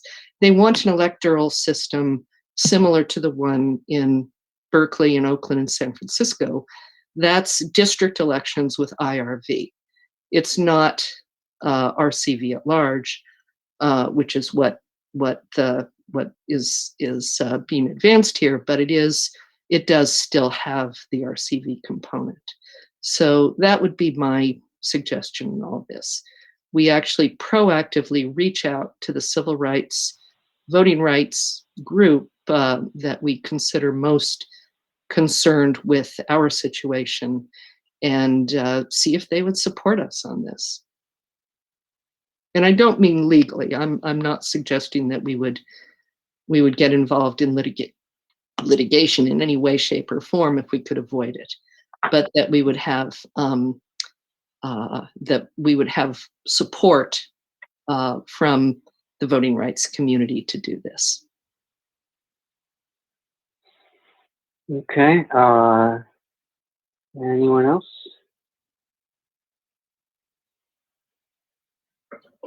Councilmember Barnes. Well, first, I think Well, I have many things to say, but I want to hear from our city attorney about two issues. One, a response to the lawyer who spoke last, and two, her opinion on whether or not switching to ranked choice voting protects us in any way from a CVRA threat letter. So on the first issue, we're governed by California state law, and the elections code is very specific, 9210, which provides that the city clerk will review the signatures. And in this case, the threshold is 10%. As you've heard, it appears that the signatures that have been gathered are half of that. So under the elections code, it's very specific that the officials shall take no further action. I'm quoting from 9210 of the elections code. The cases that you have received in your letter that have been cited, the references to what other governors have done, have not been in California. We have not received similar guidance in California. So the city clerk has no basis to do anything other than what's provided under elections code 9210. Obviously, the council on its own initiative can place this on the ballot, and that's what I think you're being requested to do tonight. But legally, the city clerk cannot do anything else other than hold on to the signatures. Obviously, you've heard a threat of litigation from the last speaker, so we could be sued on this. It's a very unique situation we're in currently, so who knows what the courts will do, but absent that direction from the court, the city clerk can't do anything different than set those signatures aside. With regard to your second question about CVRA, while it could help, I don't think it is an absolute fix to a potential CVRA lawsuit. Could it help in that we may not get a CVRA letter? Sure, that's always a possibility. But if we get the letter, as you've heard from Councilmember Nason, you'll likely hear that we should start the process of moving towards district elections, because that's typically the advice that most cities are given should the letter come. Okay, well, thank you. I just want to add that we also heard from attorneys at law firms who advise cities on precisely this issue, who are the experts on this, and we heard the same thing, that going to ranked choice voting does not save us from a CVRA threat letter. So where to start? One, I heard a lot of highfalutin, abstract arguments. Some of them I found a little insulting, frankly. I have been on this council now for 8 years, was on our school board for 4 years before that, and was involved in many initiatives, for example, getting our swimming pool built and the bond initiatives passed. So I think I have quite a bit of experience in the trenches in Albany, and most of the arguments I heard from you folks, and I'm sure you're well-intentioned most of the time, are irrelevant to my experience. So I'm going to make 4 major points. And for me, the first 3 are independently enough. I mean, any one of them taken by itself is sufficient for me not to want to do ranked choice voting. And the 4th one is a suggestion. So here goes. In my experience in Albany, and we're going through this right now, the problem is not having too many people who want to run and do run, and therefore the advantage of the extra information you can squeeze out of a ranked choice voting process is critical. The problem is the opposite. We have what we jokingly call Albanian elections, where we have 3 open seats and 3 people run, and in cases we've just canceled the elections because we're done. Boom, no election at all. Welcome to Albania.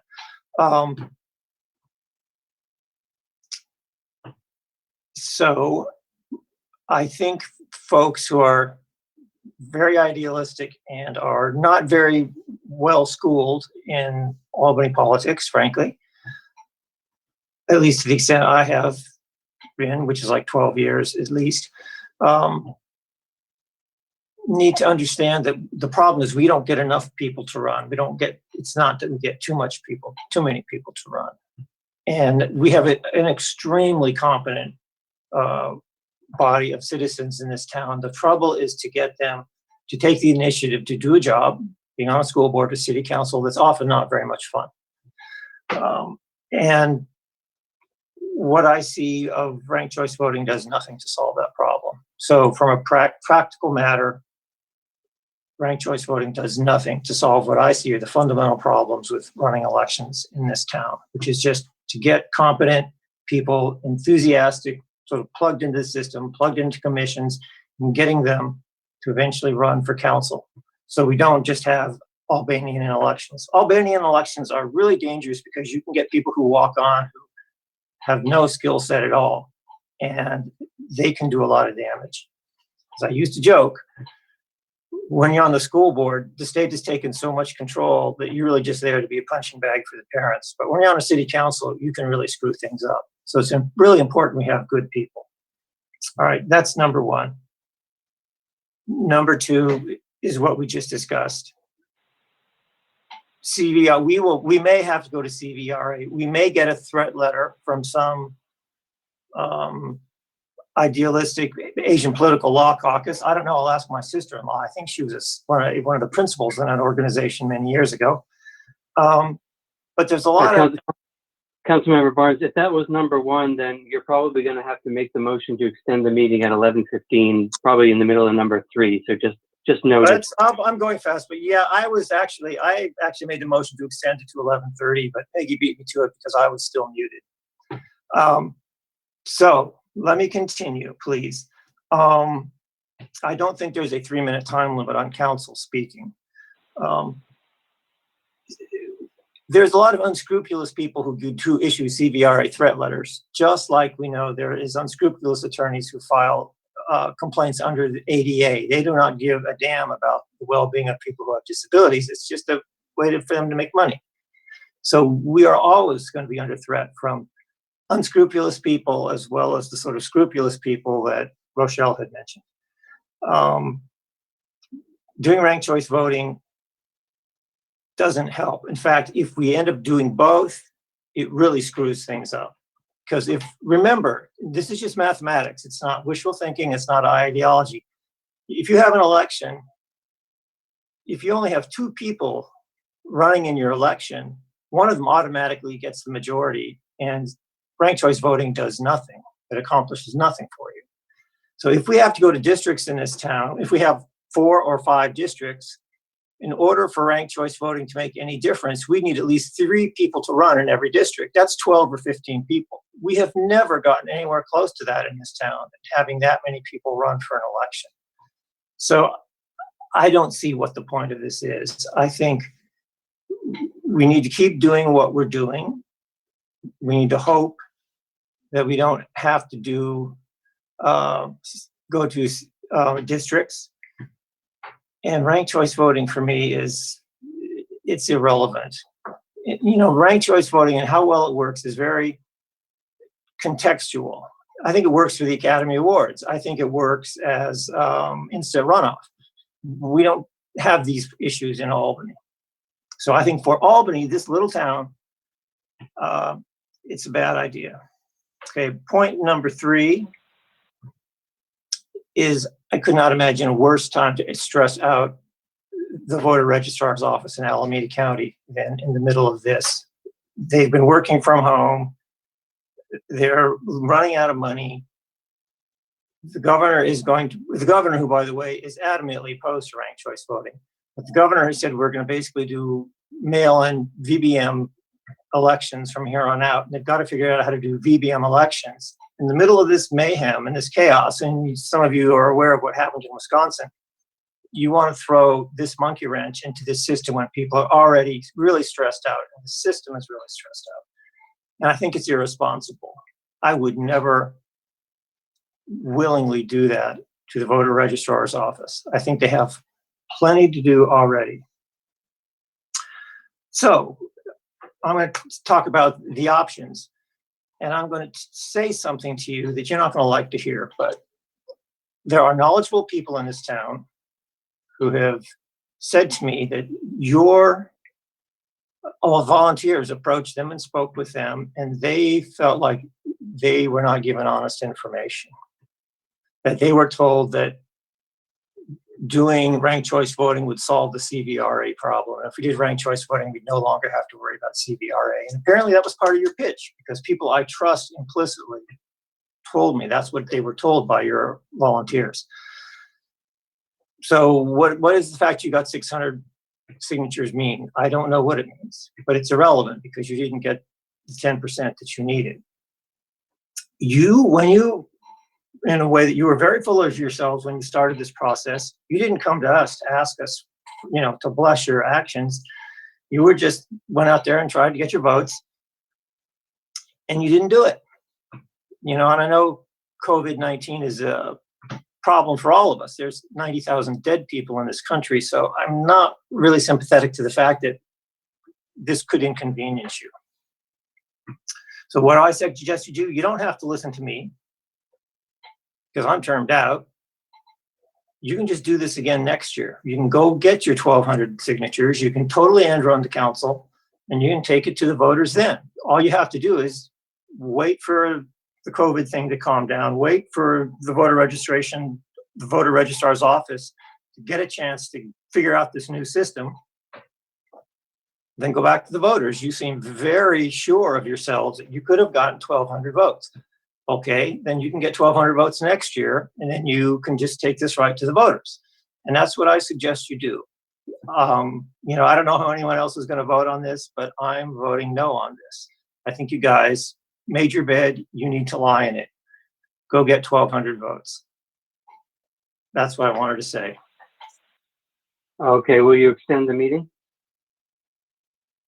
Sure, I move we extend the meeting to 11:30. Do we have a second? I think Councilmember Nason seconded, but she was muted. Right. Yeah, second. Actually, Okay. can we just extend it to midnight or something and not worry about this? Because we're going to have to talk about this for a while. I'm fine with that. We'll try to get done earlier. Okay. Is there consensus on that, 12 midnight? Okay, not hearing, okay, very good. Let's go forward. All right, who's next? Who wants to be next? Councilmember Nason or? Oh, Well, no, you already went. I already talked. Councilmember Moss. I find Councilmember Barnes' arguments fascinating. He makes a very good argument, I think. I think that if he's so sure of himself as to that argument, then he would have absolutely, just like making the argument for the ALS tax. He thinks that's an easy argument. I think he could, if he's so sure of himself, he should make that easy argument on ranked choice voting. I support it. I supported it the last time this came up when the school district wanted to do it. It's not a perfect system. You can find flaws with it. And yes, Albany does have this problem of finding candidates, although I would point out that both of the elections that I've ran for council, there were plenty of candidates. Those were also elections that Michael was in. In any case, for me, at this point, it's a basic fairness thing. Yes, they didn't get 600 votes, but it looks pretty clear to me that they would have gotten 600 votes. And I think it's the right thing to do for council to put this on. Will this protect us from election that might force us to go into districts? It's not clear. It wasn't clear 2 or 4 years ago, but I would point out that we haven't been sued yet. And I think in part we haven't been sued because we've been having this ongoing discussion. And I think a lot of people that would do these suits have been kind of watching to see where we went. So let the voters decide. That argument really rings true for me. Let the voters decide. If the voters are don't think this is a good idea, it'll get voted down. If they think it's a good idea, they can figure it out. I don't think there'll be lots and lots to talk about. And in any case, as far as stress on the register of voters, the stress won't be for at least 2 more years. And hopefully by then, some of the problems around COVID have settled down. Things might be a bit closer to normal. The one thing which I hadn't noticed tonight, let's say there is a possibility that this would protect us against a CVRA lawsuit at some point, is what's the cost of that? What's the cost of going to district elections? That wasn't in our staff report, but I suspect it would be considerable. So while it's not a guarantee that we wouldn't have to go to district elections, which I think would be kind of a crazy thing to do in Albany, I think there's a chance that this would protect us. And district elections will have their own expenses. So, I would vote to put this on the ballot. Let the voters decide. Thank you, Council Member. Vice Mayor, did you want to weigh in? Well, I'll start out, by saying that the agenda item is whether or not to put it on the ballot, not whether or not ranked choice voting is a good idea, not whether or not it will protect us from a lawsuit regarding CVRA. It's not about any of those things. It's, do we put it on the ballot, yes or no? It's a pretty simple question. I think it's unfortunate that we, for the second time tonight, basically were threatened by one of our speakers. I think that's unfortunate, because we're trying to make good decisions. We're trying to look at all of the information we have, and to hear that kind of a threat is kind of doesn't feel good, actually, to be quite honest. Having said that, and given this a whole lot of thought, I came to a different conclusion this afternoon than I had earlier when I started to really think about it's only about putting it on the ballot. It's not whether or not I think ranked choice voting is a good idea or not. Should we put it on the ballot? That's the question. I'm not sure I would say I have sympathy that the petitioners weren't able to complete their task because, life is difficult and they weren't able to, but I think they would have. I have no reason to doubt that they would have gotten the sufficient amount of signatures. With that in mind, we would have had to put it on the ballot. So it seems to me that we need to do this. It's, not particularly what I want to do, but I think it's what we should do. I think it's necessary. But I do think, as we're looking at the language, I don't know, is it appropriate to talk about ballot language right now? Just kind of as a piece of this or not? If it's okay with the city attorney, it's fine with me. And I'm just throwing out ideas. I mean, I'm certainly not writing this. I do want to make sure that we talk to the school district and keep them part of the conversation, since they do have to pay a portion of it.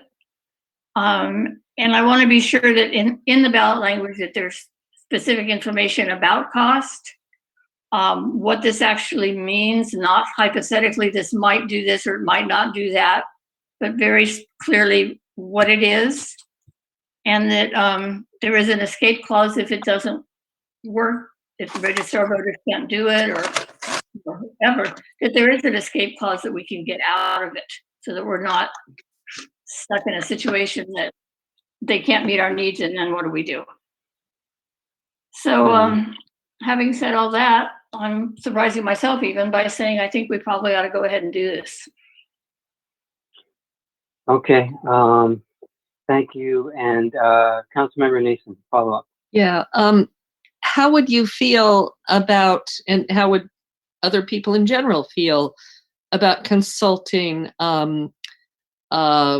most active civil rights organization that deals with voting rights and getting their input on and assistance. They actually offer assistance to jurisdictions to help them get square with the California Voting Rights Act. Who is that? I'm thinking the Asian Law Caucus, which is part of Asian Americans Advancing Justice. They have done a number of these suits. They've been involved. They know about ranked choice voting. They will be very cognizant of the two pending cases. And I think that if we had their support, we would be far less likely to get a letter from someone like the Rafferty or Schenkman law firms that do this. And if we don't have their support, and if they were to say, no, we just don't like at-large elections, period, then we would know that we're going to need to go to district elections, and we can still have ranked choice voting. We could have the same type of ranked choice voting that Berkeley and Oakland and San Francisco have. And that, by the way, that's one thing that I did want to say, and I do agree on this point with Michael Barnes, that there is some confusion here. People are saying, well, there's lots of the surrounding jurisdictions have ranked choice voting. What we're looking at here, ranked choice at large, there's only 2 jurisdictions in the United States that do this, Cambridge, Massachusetts, and there's a park district in Minneapolis that in the Minneapolis area that does this. So we would be the first in California and like the 3rd in the United States. It would be very unique, and it will be in the news. We're not gonna somehow keep off the radar. Civil rights organizations, voting rights organizations, they're going to hear about it. I think it would be better if they heard about it from us. If the city approached them, maybe in partnership with the Albany advocates, and sat down with them and explained what we're trying to do and see if they would back it. Mm-hmm. Well, I don't know that the Albany Voting Rights Advocates, I'm not sure I'm getting the name right. I don't know that they haven't reached out to that organization. They haven't said one way or another, I don't think, but I'm not sure. Well, let's make sure. I mean, if they have reached out and those folks are not willing to support this, then we do have a problem that probably needs to go into closed session to talk about our various vulnerabilities. But well, so let me say my few words here. First of all, for the city attorney, I tried to jot it down quickly. I'm not sure I got it right, but the council who referenced the lawsuit referenced the code 1021.5. Did I get that right? I'm not sure that you heard it either, Mala. I think that was right. I got down 1020. I got 1025, but I'm not sure I got it down right either. Okay, so but it doesn't ring a bell as to exactly which code he's referencing. No, I think he was referencing it in terms of seeking attorney's fees, is my recollection. Oh, okay, very good. Well, yeah, I mean, I certainly can't, going back to Councilmember Mason's comment, I certainly can't, engagement with everyone and anyone is a good thing, but I'd say that I'm in favor of this, and I'm in favor of this because I think it's a good idea. I'm in favor of ranked choice voting because I think it's a good idea. I'm also in favor of putting things on the ballots and then letting the voters decide, and I think that is a powerful argument. And I think that it is does a disservice to the folks who came to us to say that, oh well, hey, you didn't make it. Well, they didn't make it for reasons completely beyond their control, and they would have made it. And so I think I believe we should honor that. And I think that what I've learned from, so I'm a fan, and so I've been talking with some of the members of this organization. I've learned about a city, Palm Desert, that has kind of a unique situation. Now I think they got a letter, but they negotiated, as other cities have done. Not all cities have just gone to districts. So they negotiated, and they negotiated something really unique. They went to 2 districts. One district is the downtown, where they were concerned with that there was one racial group that they needed to take into account with the districts. And then the rest of the town is the other district, and that's 4 seats, and that's ranked choice voting at large. And so that town negotiated with the 2 law firms, Schenkman and the other one, agreed that that was acceptable, that even though they didn't go to all districts, that the fact that they went to ranked choice voting at large was acceptable to both of these law firms. They settled it, they agreed to it. And one of the things the attorney in that case said was, he said 2 things. One of the things he said was, well, if you change the voting methods, you reset the CVRA clock. Or not the CVR, you reset the clock of voting methods. So if people are taking data about how voting happened in Albany in the past, if you change your voting method, they have to start from 0. That was this attorney's opinion. It's on record. He stated it in public. The attorney also stated that he thought that going to ranked choice voting at large was a I'm getting the second. I might be getting the second one wrong, but I believe he thought it was not an inoculation, but it was something that could fight a letter or fight anyone wanting to come down on a city. And what I've learned in other jurisdictions is that these people, Schenkman, are not necessarily the money grabbers or evil that you might think they are. They actually believe in the cause, and they're wanting to do the right thing. They're wanting to see the voting disparities fixed. And so the fact that they settled on a system that partially had ranked choice voting, I think, speaks to the power of ranked choice voting.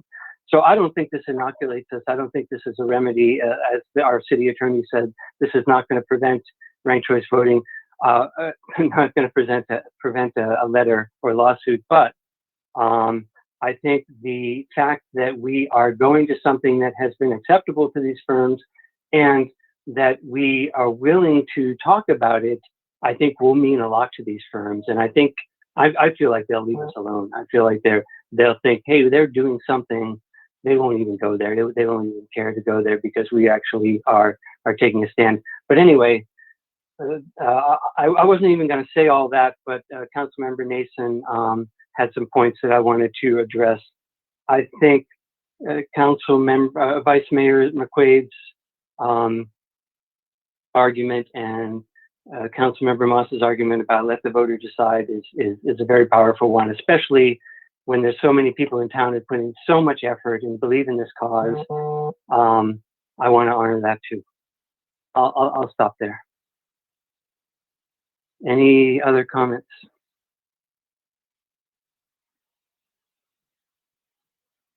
Would anyone care to make a motion at this time? Wait. Go ahead, Rochelle. Go ahead. No, I was just going to say that whatever these different law firms think, I think that if we had the support of a major voting rights organization, that we would be that would be our strongest chance of not getting a threat letter from someone else. And, at least from my kind of perspective, I'd like to have that reassurance that the folks who do this seriously, who have really devoted themselves and studied it, and are specifically concerned about the situation that we face in Albany, having support from those folks would give me the confidence that we're doing the right thing. Mayor, I just want to let people know, Aaron Tiedelman sent an email saying, I was just wondering if there are any messages sent after 5, and if so, why weren't they read tonight? That is a good question. We'd have to double check with the city clerk on that. Yes, there were messages after 5. However, our agenda states that written comments received by 5 p.m. on the meeting will be provided to City Council and posted on the website. Other written comments received after 5 p.m. that address an item on the agenda will still be provided to City Council and will be included as part of the meeting record. They will not be read, but they will be posted on the website after the meeting. Not immediately, within a day or two after the meeting. Okay, that's at least a change to our procedure that we've done in the past few meetings where we have been reading them. But if the city attorney is okay with that, it's not contrary to what we've put on our agenda, then I guess we'll just move forward. No, it definitely matches the agenda. Okay. There's your answer, Councilmember Barnes. Spooky ghost Vice Mayor McQuaid. This is a reason that this virtual stuff doesn't work. My computer went down to like no battery, so I'm sort of huddled next to a plug in the living room where it's dark. That's not what I wanted to tell you. I wanted to ask the city attorney her thoughts about reaching out to the, I'm sorry, I don't have my notes with me, the Asian Law Caucus, and if that's a wise decision at this point, or is that, and is there anything that I'm not thinking about that would make that a bad idea? I guess I'm not opposed to it. I'm just not sure if it prevents a potential CVRA letter in the future, but I'm not opposed to it. The only question I have is if there'll be some time constraints eventually in order for you to put this on the ballot, and I don't know if the desire is to put it on the ballot exactly as presented or to make adjustments, so that their comments could present some potential issues if you want to make revisions. Thank you. They could have suggestions that are helpful. Absolutely. It just may, if I've heard different comments from different council members about why you may want to put it on the ballot. And so obviously you can put whatever you prefer to put on the ballot, but if you're looking to just put it on the ballot because you want the voters to hear the initiative that was being proposed, there could be modifications you make based off of those comments that won't match what the signature gatherers were proposing. That was that I was trying to get at, but you're absolutely right. It could make some suggestions that might make it better in terms of what the council thinks.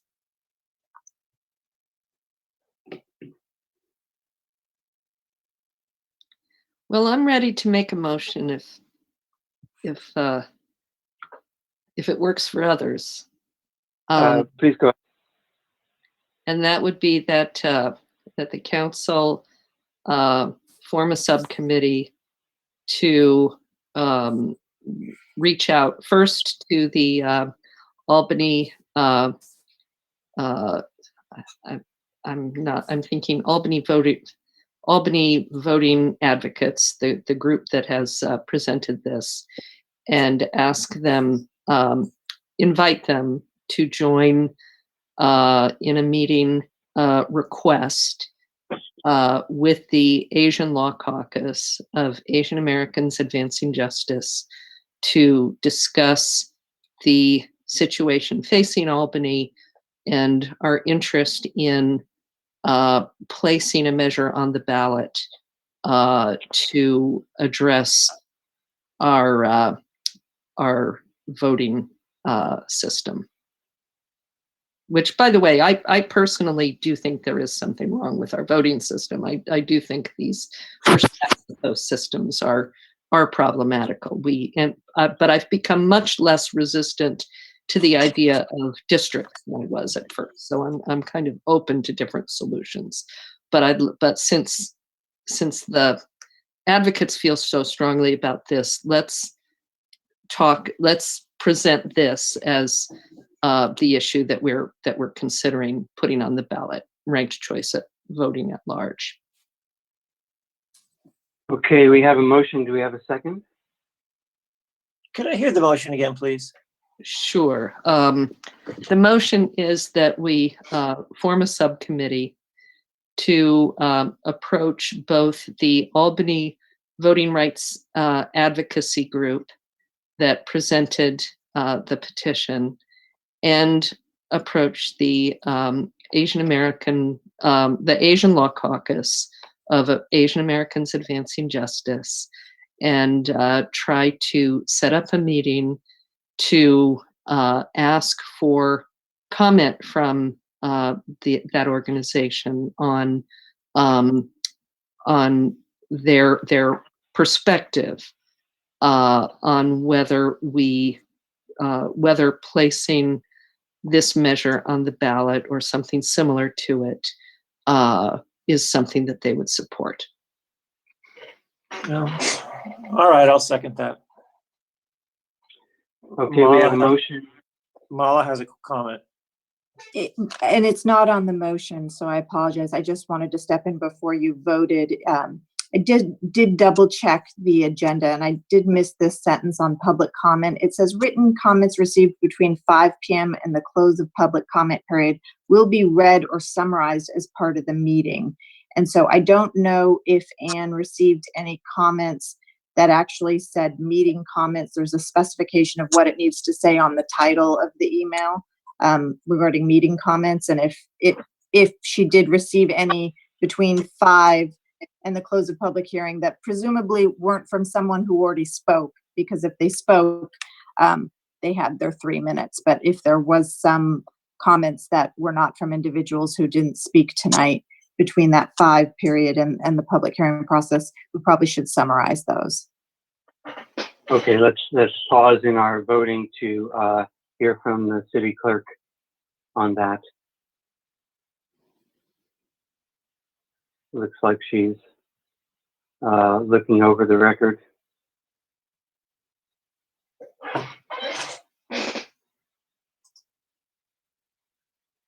I assume you're still there, city clerk, but your video's frozen. There you are. Okay. I'm just looking for the ones that came in after 5. Okay. My agenda.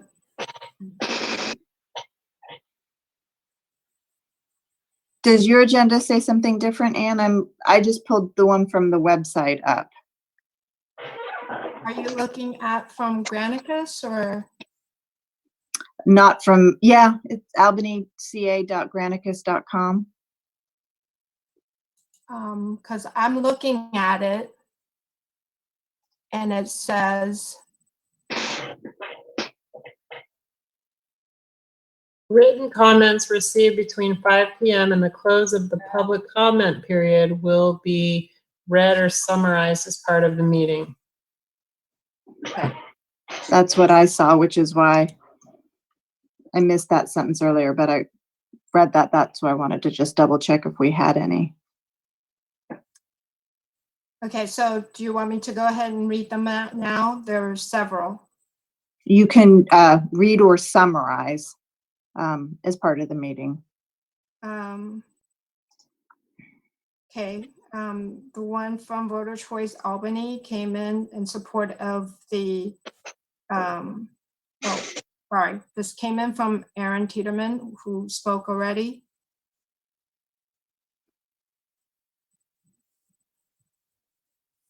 From Jacob Clark in support.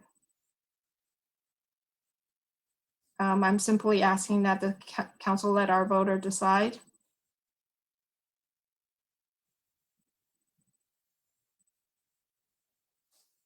From Raymond Columnar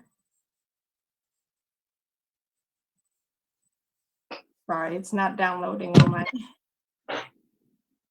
system.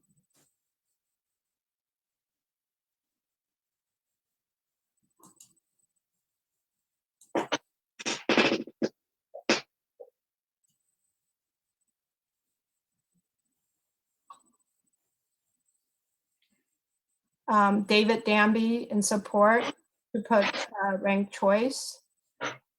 Raymond Colmenar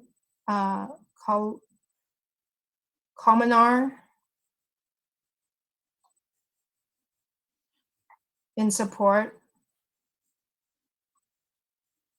And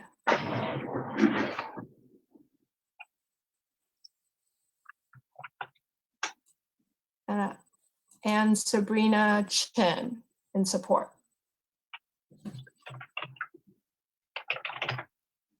Okay, thank you for that.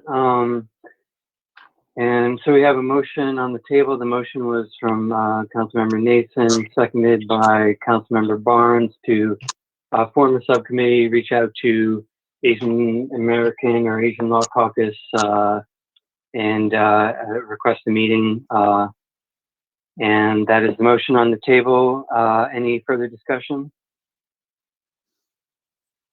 If none, then I'll have, What? sorry? Pete and I both have comments. Oh, I'm sorry, go ahead. I know you can't see us. I'm just curious what the timeline is regarding getting this, having the meeting, and I guess I'm trying to figure out if I've got this right. We have the meeting, we have further discussion, and then determine if we're going to put it on the ballot. Is that your thought, Rochelle? Yes. Okay. And do it ASAP. I think that we need to, it's on the same timeline as everything else that needs to go on the ballot, but I think we should move quickly. So we need to go on the ballot by July. That's sort of our usual deadline. Do you have a firm date? Usually by in July. Like the city manager said before, there is a few days of wiggle room in August if it's a special meeting. Okay. Yeah, I guess I'll throw in my comments. I'm a little concerned that this, we haven't selected the subcommittee, and it could be difficult in this time to have a meeting, and it could, I'm worried about the timing, so likely I'll vote no on this. Because of that fact, I think we've heard enough to that there's support for putting it on the ballot now.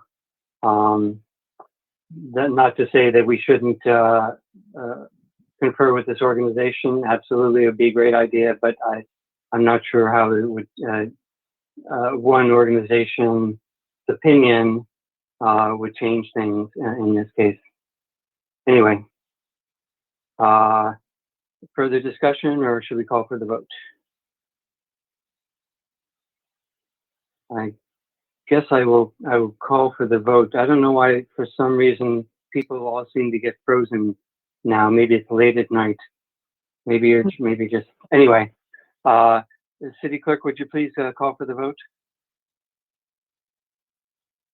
Councilmember Barnes, Yes. Councilmember Moss, No, for the same reasons that the mayor just stated. Councilmember Nason, Yes. Vice Mayor McQuaid, Yes. Mayor Pilch. No. The motion carries. Okay. So we've authorized the subcommittee, and city attorney, would it be appropriate to form that subcommittee at this point in time? Or would it be allowed? I'd recommend that you decide who's on that subcommittee now, since it sounds like you want to move quickly. Okay. I'd be Who, interested. Okay, I hear from the vice mayor is interested. Who I'm else? interested. Better be. I'm interested, but I'll defer to another. I'll defer to another as well. I'm running short of time these days. So I guess if Councilmember Barnes or Councilmember Moss does not want to be on the subcommittee, we've got the vice mayor and Councilmember Nason. That's good. I think that sounds like a great subcommittee to me. Okay, great. So I think you do have, there is also consensus that we move quickly on this. So we'll look forward to hearing the results of your efforts at the next meeting. Good. Okay, well, thank you. Thank you for the robust discussion and deliberations. Moving on, I think that was the last substantive item on the agenda. Double checking my agenda here. And the next item is item 13, future agenda items. Does anyone have future agenda items for a future meeting? I have a question, which is, will we be doing a Zoom meeting for our next meeting? Is that more than likely? Yes, it's highly likely that we'll be doing a Zoom meeting on June 1st. Okay. That makes sense. And I have, I'd like to have a conversation if it's, well, up to staff really, but consider whether or not to have a policy discussion of having closing portions of Solano Avenue when we reopen. Yeah. Okay. Thank you. I was going to make the same suggestion. I'm mindful of staff time and effort on such a thing, but we have heard from the businesses now that there is great interest, and there does seem to be. Well, I'll leave it there. That I support putting that on a future agenda as well. And I also, I don't know that this, or I would like to, have a discussion with staff about that. And this may be more of a staff item than having to be an future agenda item, but I would like to address the toilet at the creek and have a discussion with staff about that and bring it to a meeting if necessary. Any other agenda items? Oh, sorry, as long as I have the floor. A letter about to send to the California legislature asking them to rescind their moratorium on cities who impose sugar sweetened beverage taxes will be coming to the next your next agenda. Anyone else? Can I jump in for a minute? Am I muted? No, I hear you. Lucky you. I want to go back a little bit to the idea of closing streets or whatever. I understand that there are some businesses that are really interested in that, but I also know there are other businesses and perhaps larger organizations that are not really in favor of that. So I would prefer that get worked out on a staff level with the business community, and maybe have us come in at the very, very end just to hear what the discussion's been. But I think at this point that's better served by those two groups. I think that I don't want to force this by council policy action, force the staff to do something that they're not able or don't want to do. Enough said. I agree with your sentiments. I do too, and that's why I said it's really up to staff. If you want to do something and want the council to support it, I think we'd love to have that discussion. but we rely on you to talk with the businesses and see if it's something that we should be considering. Yeah, the devil in the details sort of thing, although I support the idea in general. Okay, moving on. That